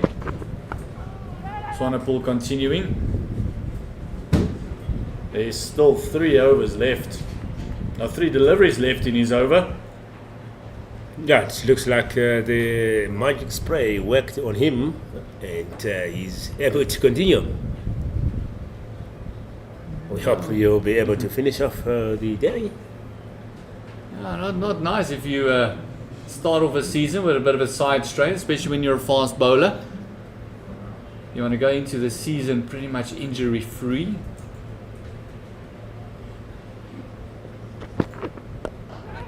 And he's picked up a wicket with a sore side and all. Surya Bandara just chipping it back to Bayer Swanepoel. He's been dismissed for 52, caught and bowled, and just 1 run shy of the 200 mark. It is the 4th wicket for SAA. Yes, 52 runs from 67 balls. Did hit 6 fours. What a knock there from the captain yesterday. Also getting that half century. Unfortunate yesterday, missing on his century. But at this point, it may be a breakthrough here for South Africa. They have been looking to break this partnership. This partnership was causing a bit of trouble for them. Is this wicket gonna be a change of the complexion of the game here? Let's wait and see. But we still have got Pavan there. New Beta is coming in to join him, and can they still work things out here and get those 55 runs? But great effort there from Swanepoel, and he has really done what his captain was asking for. What a breakthrough. So now Danusha is the new batter. Nearly 24 years old. December will be his 24th birthday. And he's a pretty decent bat. He's got a first class average of 33. He's got 1050s, 300s. He's played a bit. He's made his debut for Sri Lanka.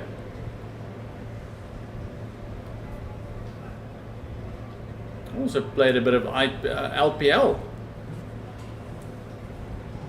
the local Premier League. for the Gold Titans. Also represented Sri Lanka at an under 19 level. So now we got a right-left combination. Oh. All of a sudden that side looks much better. Nothing like a wicket to make you feel all loose and ready to go for the next delivery. They've really worked hard for that wicket to come, and some oohs and ahs there. Swanepoel coming right around for Denisha, as we see the replay here of that wicket. Fantastic catch. You can see the elation.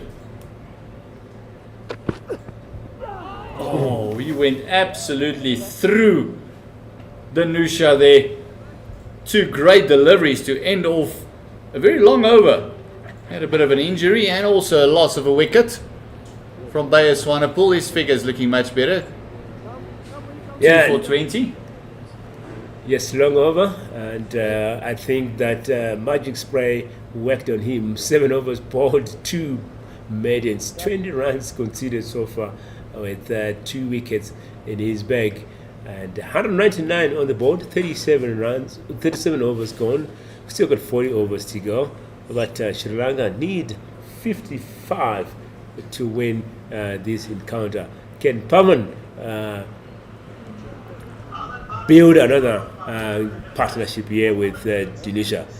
It's something to wait for, and at this point definitely South Africa were looking to unsettle Sunil before he really settles down at the crease. Yeah, we've seen throughout this himself on Neil Brandt. I like this. I think this might just be the changer that SAA needs.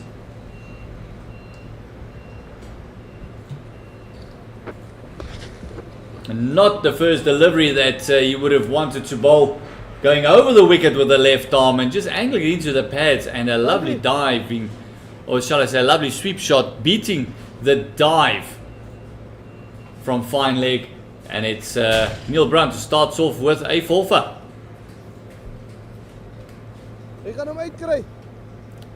Completely missed time to just swivel around the corner. Just nerdled it for a 4.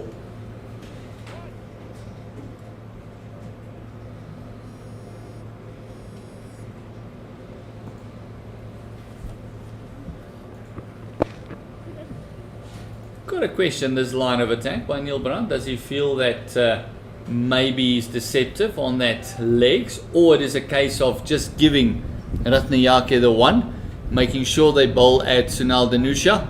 Yeah.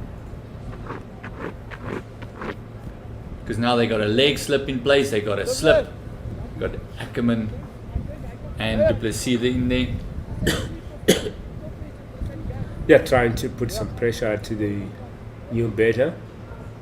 They've just changed their mind because there's a left-hander.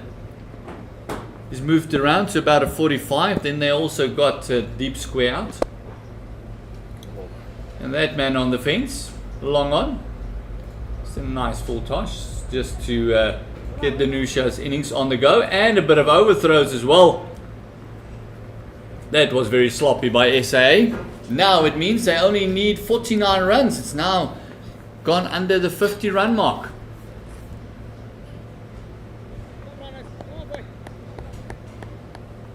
Yeah, 48 runs required here, and kind of losing some concentration there from the fielders.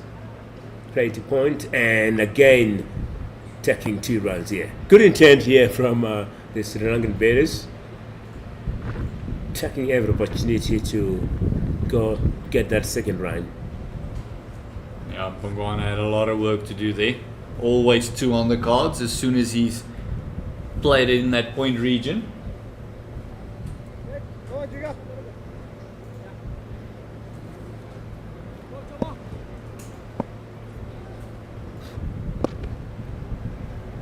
Lovely little touch on the leg side. Just dropping the bats on it, make sure it's only the one. This over already a very good over for Sri Lanka, 9 runs coming from it. Yes, Branty! You got him now, Branty!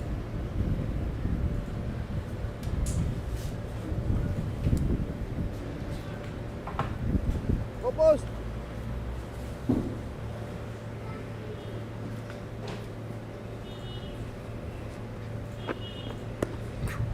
Oh, been given a wide. One to go. Neil Brown didn't even look angry with the call, so it means that it was very, very wide, even in the bowler's mind, which doesn't happen that often. Go! Oh, this one has got an extra bit of bounce on it, and he's played it brilliantly past that mid-wicket. Got himself into a bit of a tangle, and then the hands just went through the line. Ratnayake bringing up his 90s, his 93 of 57, and great footwork there. Owen, as you can see him just getting into a position. Just look at the extra bounce and just those wrists coming around the corner. Yeah, Pavan really batting nicely there. 93 from 57 balls, and definitely he'll be looking to get his century here. That'll be good batting for him, especially on the last day of the tournament.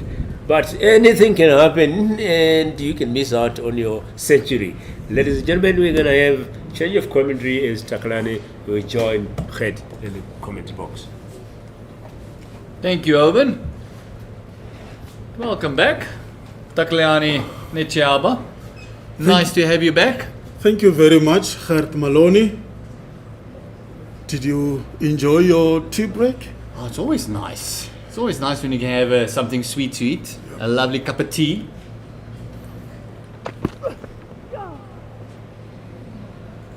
Edged there by Sonal Dinusha, the all-rounder, and it's going to be another boundary. Really, this now become trouble here for South Africa. The Sri Lankan batsmen, they're on the charge here. Good innings by Pavan Ratnayake. He's on 93 from just 57 deliveries. Yeah, and his partner that's just joined him is on 9 from 6. A bit of fortuitous runs there for Danusha, but it does make the defense of this 39 remaining runs all that more difficult if you're going to have that sort of luck going your way as well. Sri Lanka looking to close off this tour with another win.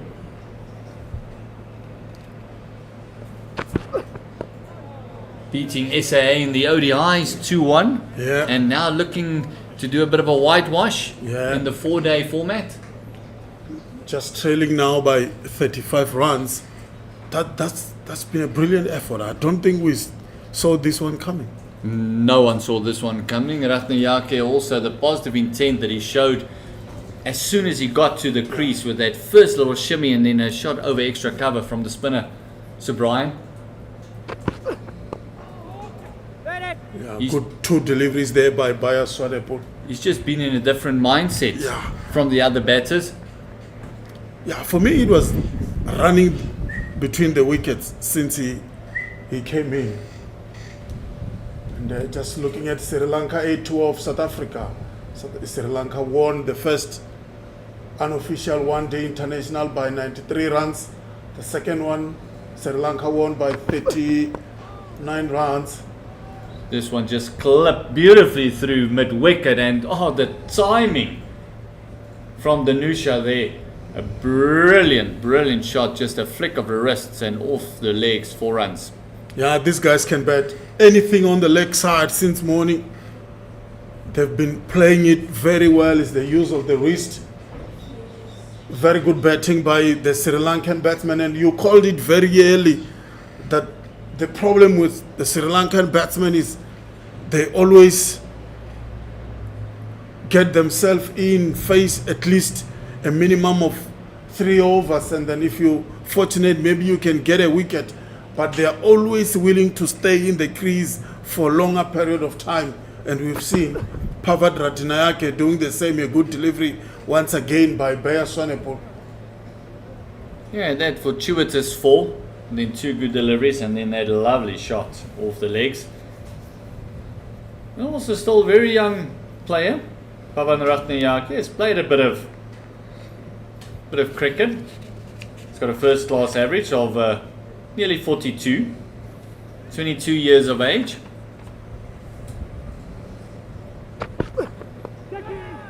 Leading edge, and No one kind of knew where that one went, not even the fielders. Because Sheila was looking the other way and then saw it popping up over him.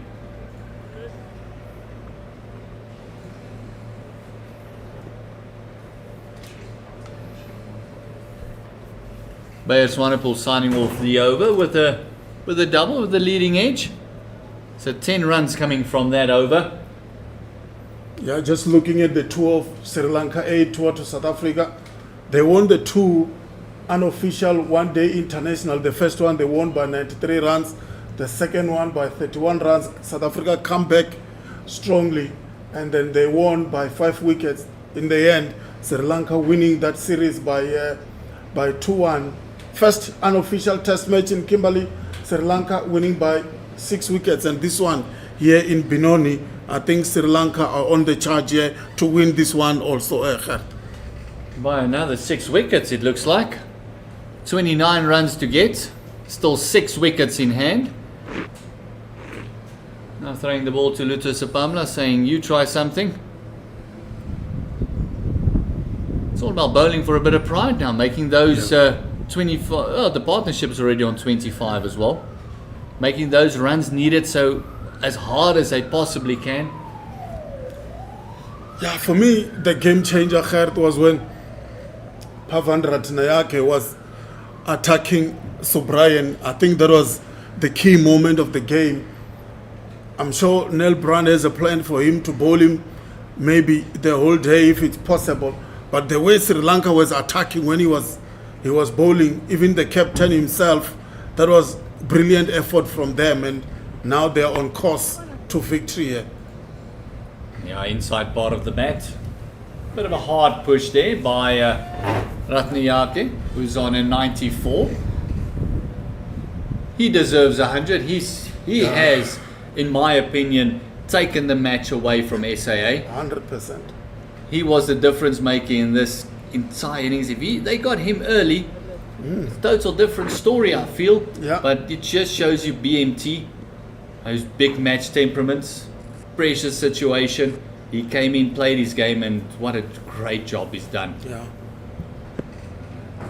Putting his side into a winning position in just maybe an hour or so. Really was attacking from the word go. He's running between the wicket. It's coming around the wicket to the left-hander, Sunil Dhanusha. And it's a no ball. He has to bowl that one again. Naughty. What do you feel about the talks that they want to bring in the free hit with the no ball on the longer format? Would that make test matches and 4-day games a little bit more exciting and maybe stop the bowlers from searching for that extra yard or two? I'm not too sure. I don't think so. I love this format, and sometimes I just feel you just have to leave it as it is. Yeah.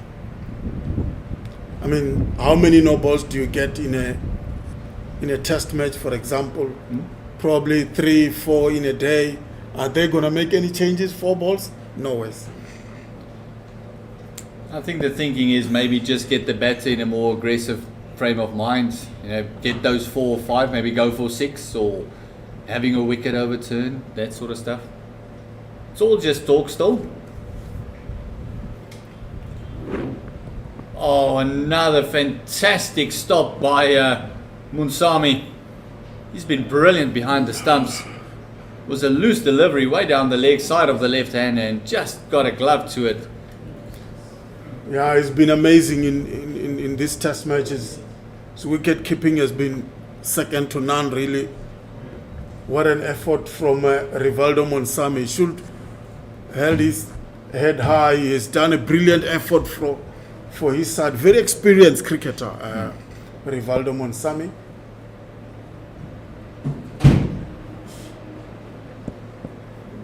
Lotus Pamla a bit naughty there once again. Oh, this one worked off the legs. He does have protection there at deep square. Just making it way too easy now for the Sri Lankan A team. Prenal and Subrayan, the fielder there.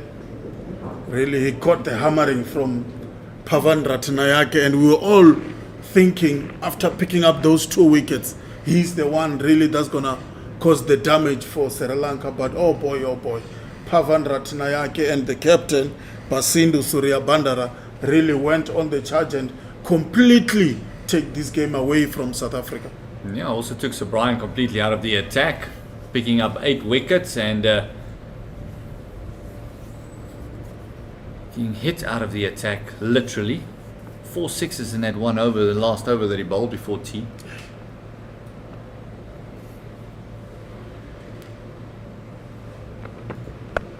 Oh, short, right on the, and it is a big moment.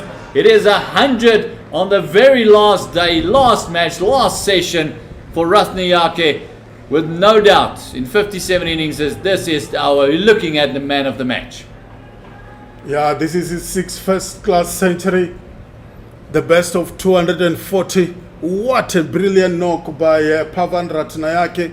Came in when his side was in a spot of bother after losing 2 wickets, but really, he really turned this game heads on. It's Pavan Ratnayake. What an innings, what an effort with this captain, and now he has been rewarded with a brilliant century. Absolutely deserved, fantastic innings. And as I mentioned, I think you're looking at the man of the match on your screen there. Still knows the job isn't done, not big celebrations. And he did it of only 59 deliveries.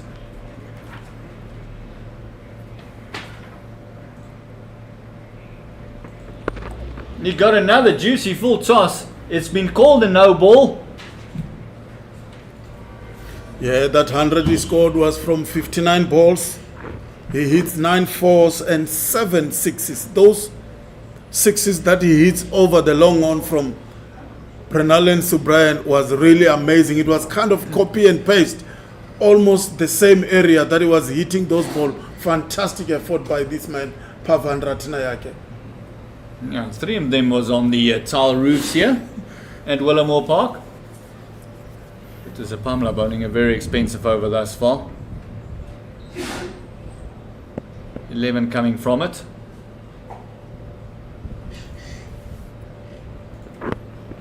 Straying down the legs again. He's just not finding his radar, is Luto Sapamla.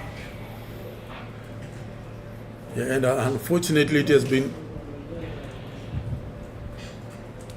like this since morning from Lutos Pamla.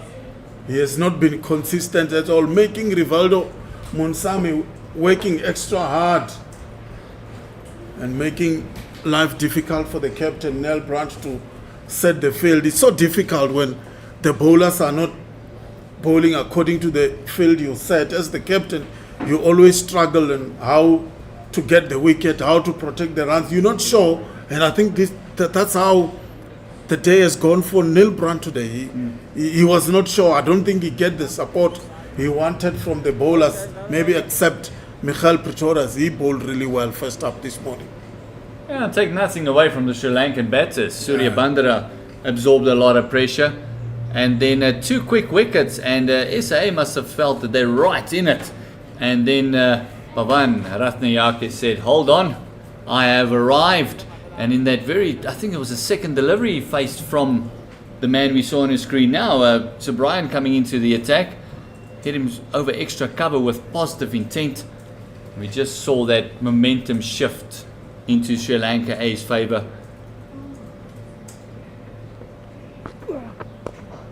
Oh, hit hard down the ground. He's not done with Sir Brian. They're going to double up as Bayer Swanepoel cleans up.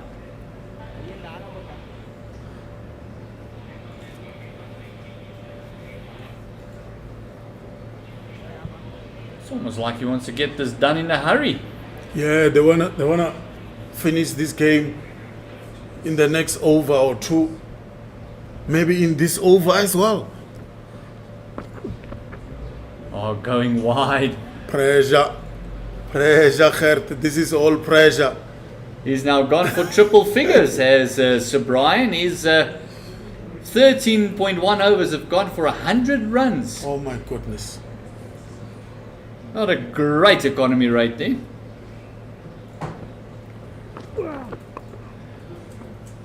Straying on the legs. Just a single. Getting Ratnayake off strike. Partnership is 41. And only 13 runs to win is Sri Lanka A to wrap up this unofficial test match, the second one, in the same fashion they did the first one, with 6 wickets. Yeah. They will win this one, I think. Well, I think with 6 wickets also.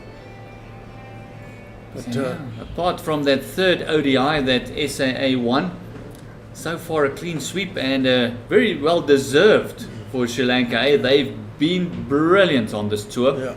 Batting, bowling. So congratulations to them. Oh, and we pick up another wicket.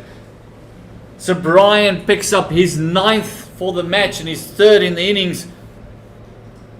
And it's Sunal Danusha who wanted to finish it up. Running past one, turning away from the left-hander.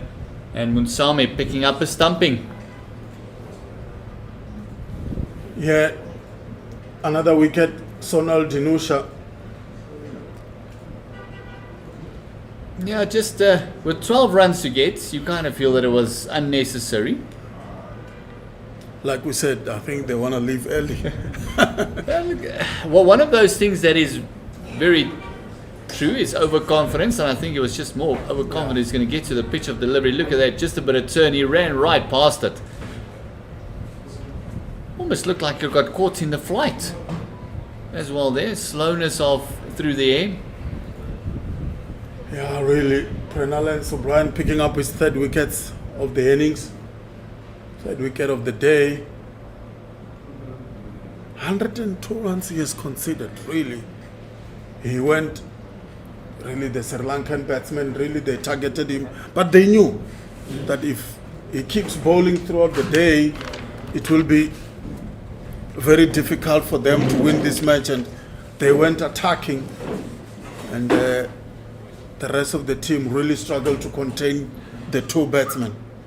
Yes, we see that 100 that we saw from Ratnayake here in Benoni. It's the fastest A test 100 in Benoni, and also the fastest one for Sri Lanka. So he's got a bit of records to his name, and thank you to our producers who's given us the information. Immediately using his feet is the wicket keeper Randika, that's joined Ratnayake at the crease, getting off the mark with the very first delivery. And the Centurion with the fastest 8 Sri Lankan A test 100 to his name is on strike. Did it off 59 deliveries. This 100, you mentioned earlier, included a couple of 4s and a couple of 6s. Yeah, 9 4s and 7 6s from Ratnayake. And mostly of this man, Sir Brian on your screen now, took a liking to him.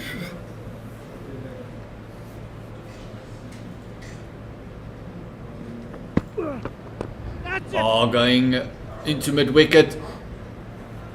It is a 4 runs. Just a bounce, eluding the fielder there. It is another 4 and edging so close, 242 in chase of that 253.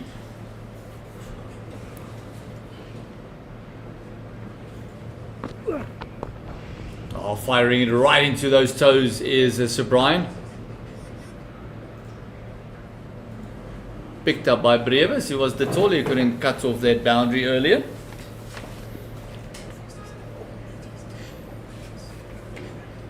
And just had a whisper in my earpiece here. It was the fastest in all SAA, Sri Lanka, all over, 8 tests. It is the fastest 100 ever scored. So he's way in the record books, is Ratnayake. That 100 that he scored off 59 deliveries, currently on 109 for the from 64 deliveries. And he's still facing.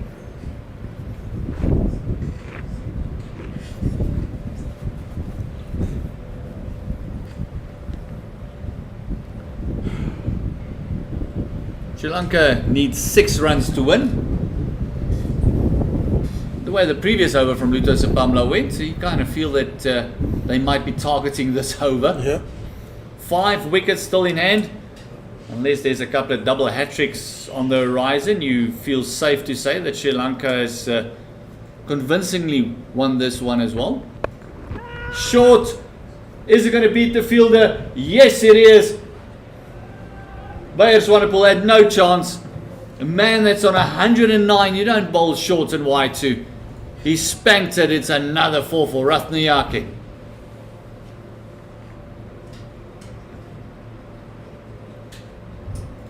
Yeah, it was too short and not a good pace for a man who's on 109, who scored 100 from 59 deliveries, hitting 9 fours and 7 sixes, mighty sixes. He's really gonna dispatch it, and he did that exactly. Scored another boundary for his side. Now, just 2 runs to win the match. Bit of a slower bouncer attempt there, and I think that is going to be it. That's the 2 runs that they needed. It is now tied up. They cannot lose the match anymore. As I mentioned, might want to think of finishing it up in this over, and I wasn't wrong.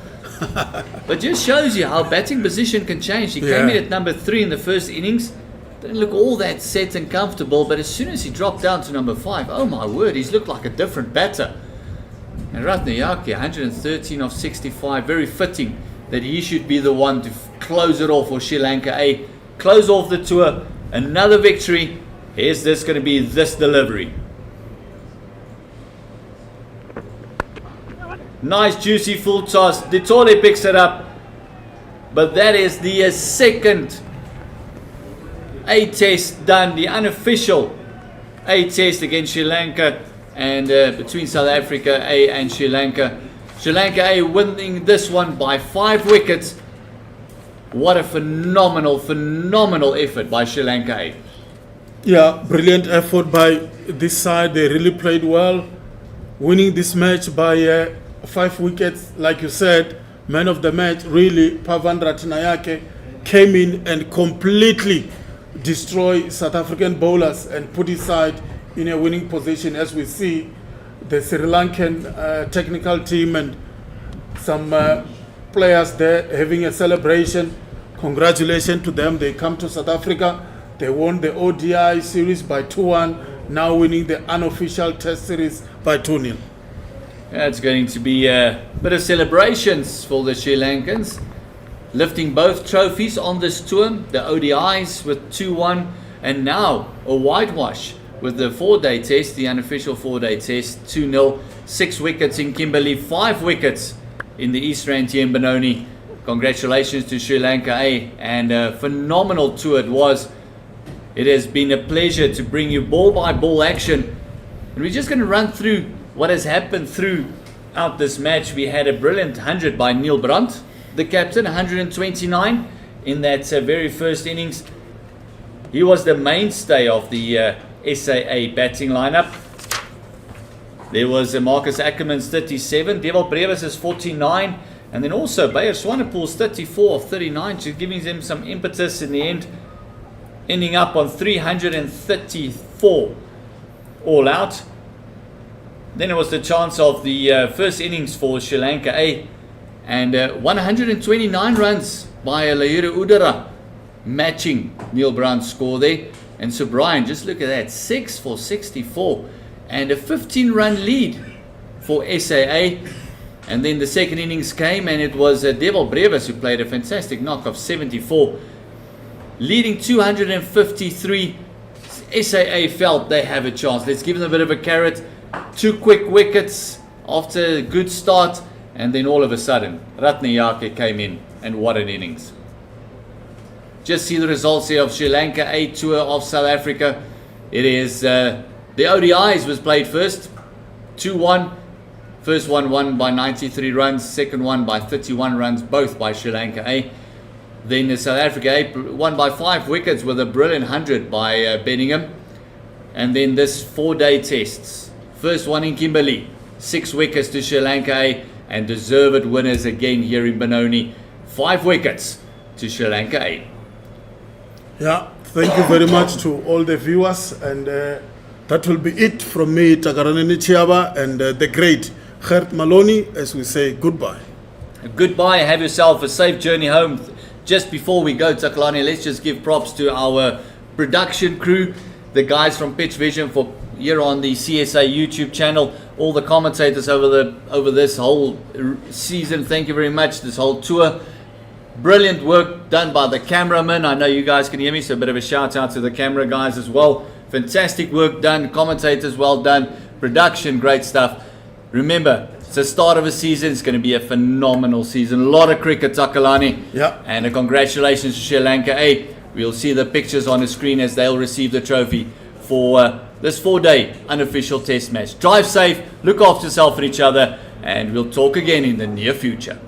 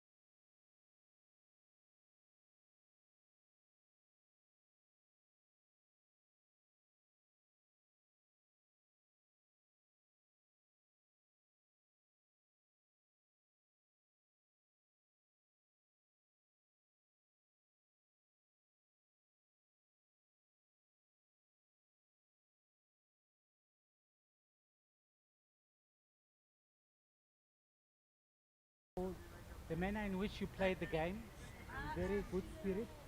Thanks to everybody, the captains, the teams themselves, and management of both teams for the way you played the game. Hard, competitive, but very fair. Thank you very much, everybody. You can give yourselves a round of applause. got 2 awards or 3 awards to give out today.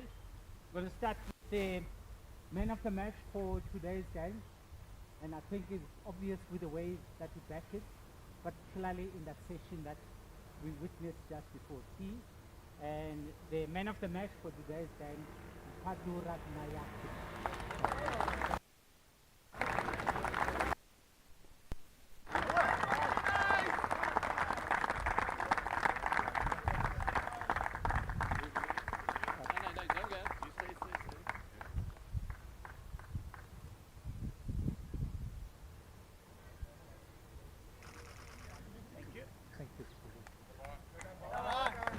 Player of the series. Player of the series. For the player of the series over this 2-match series, there were a few notable achievements, some very good scores. So just to mention, one guy who's not here was back in Sri Lanka, and we saw how well he played in that. Oshada Fernando, very good inning, but there were also other notable achievements, batting of Matthew Breske, which we also have to acknowledge. But my man of the match for my man of the series is the captain of Sri Lanka, Pasidu Sunaya.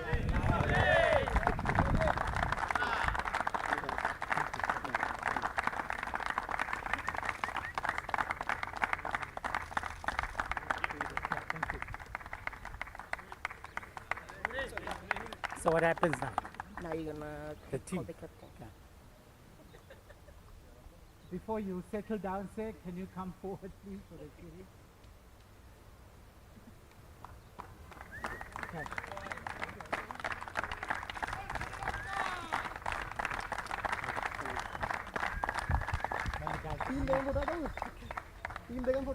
Thank you, Mr. Ndamani.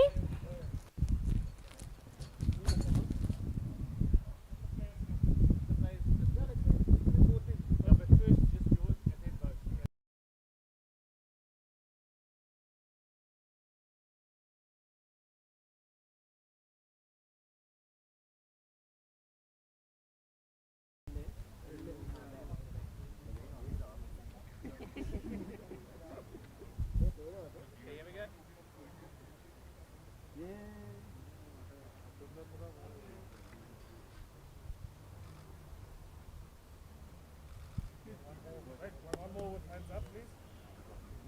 Celebration. Come on. Heads up, heads up.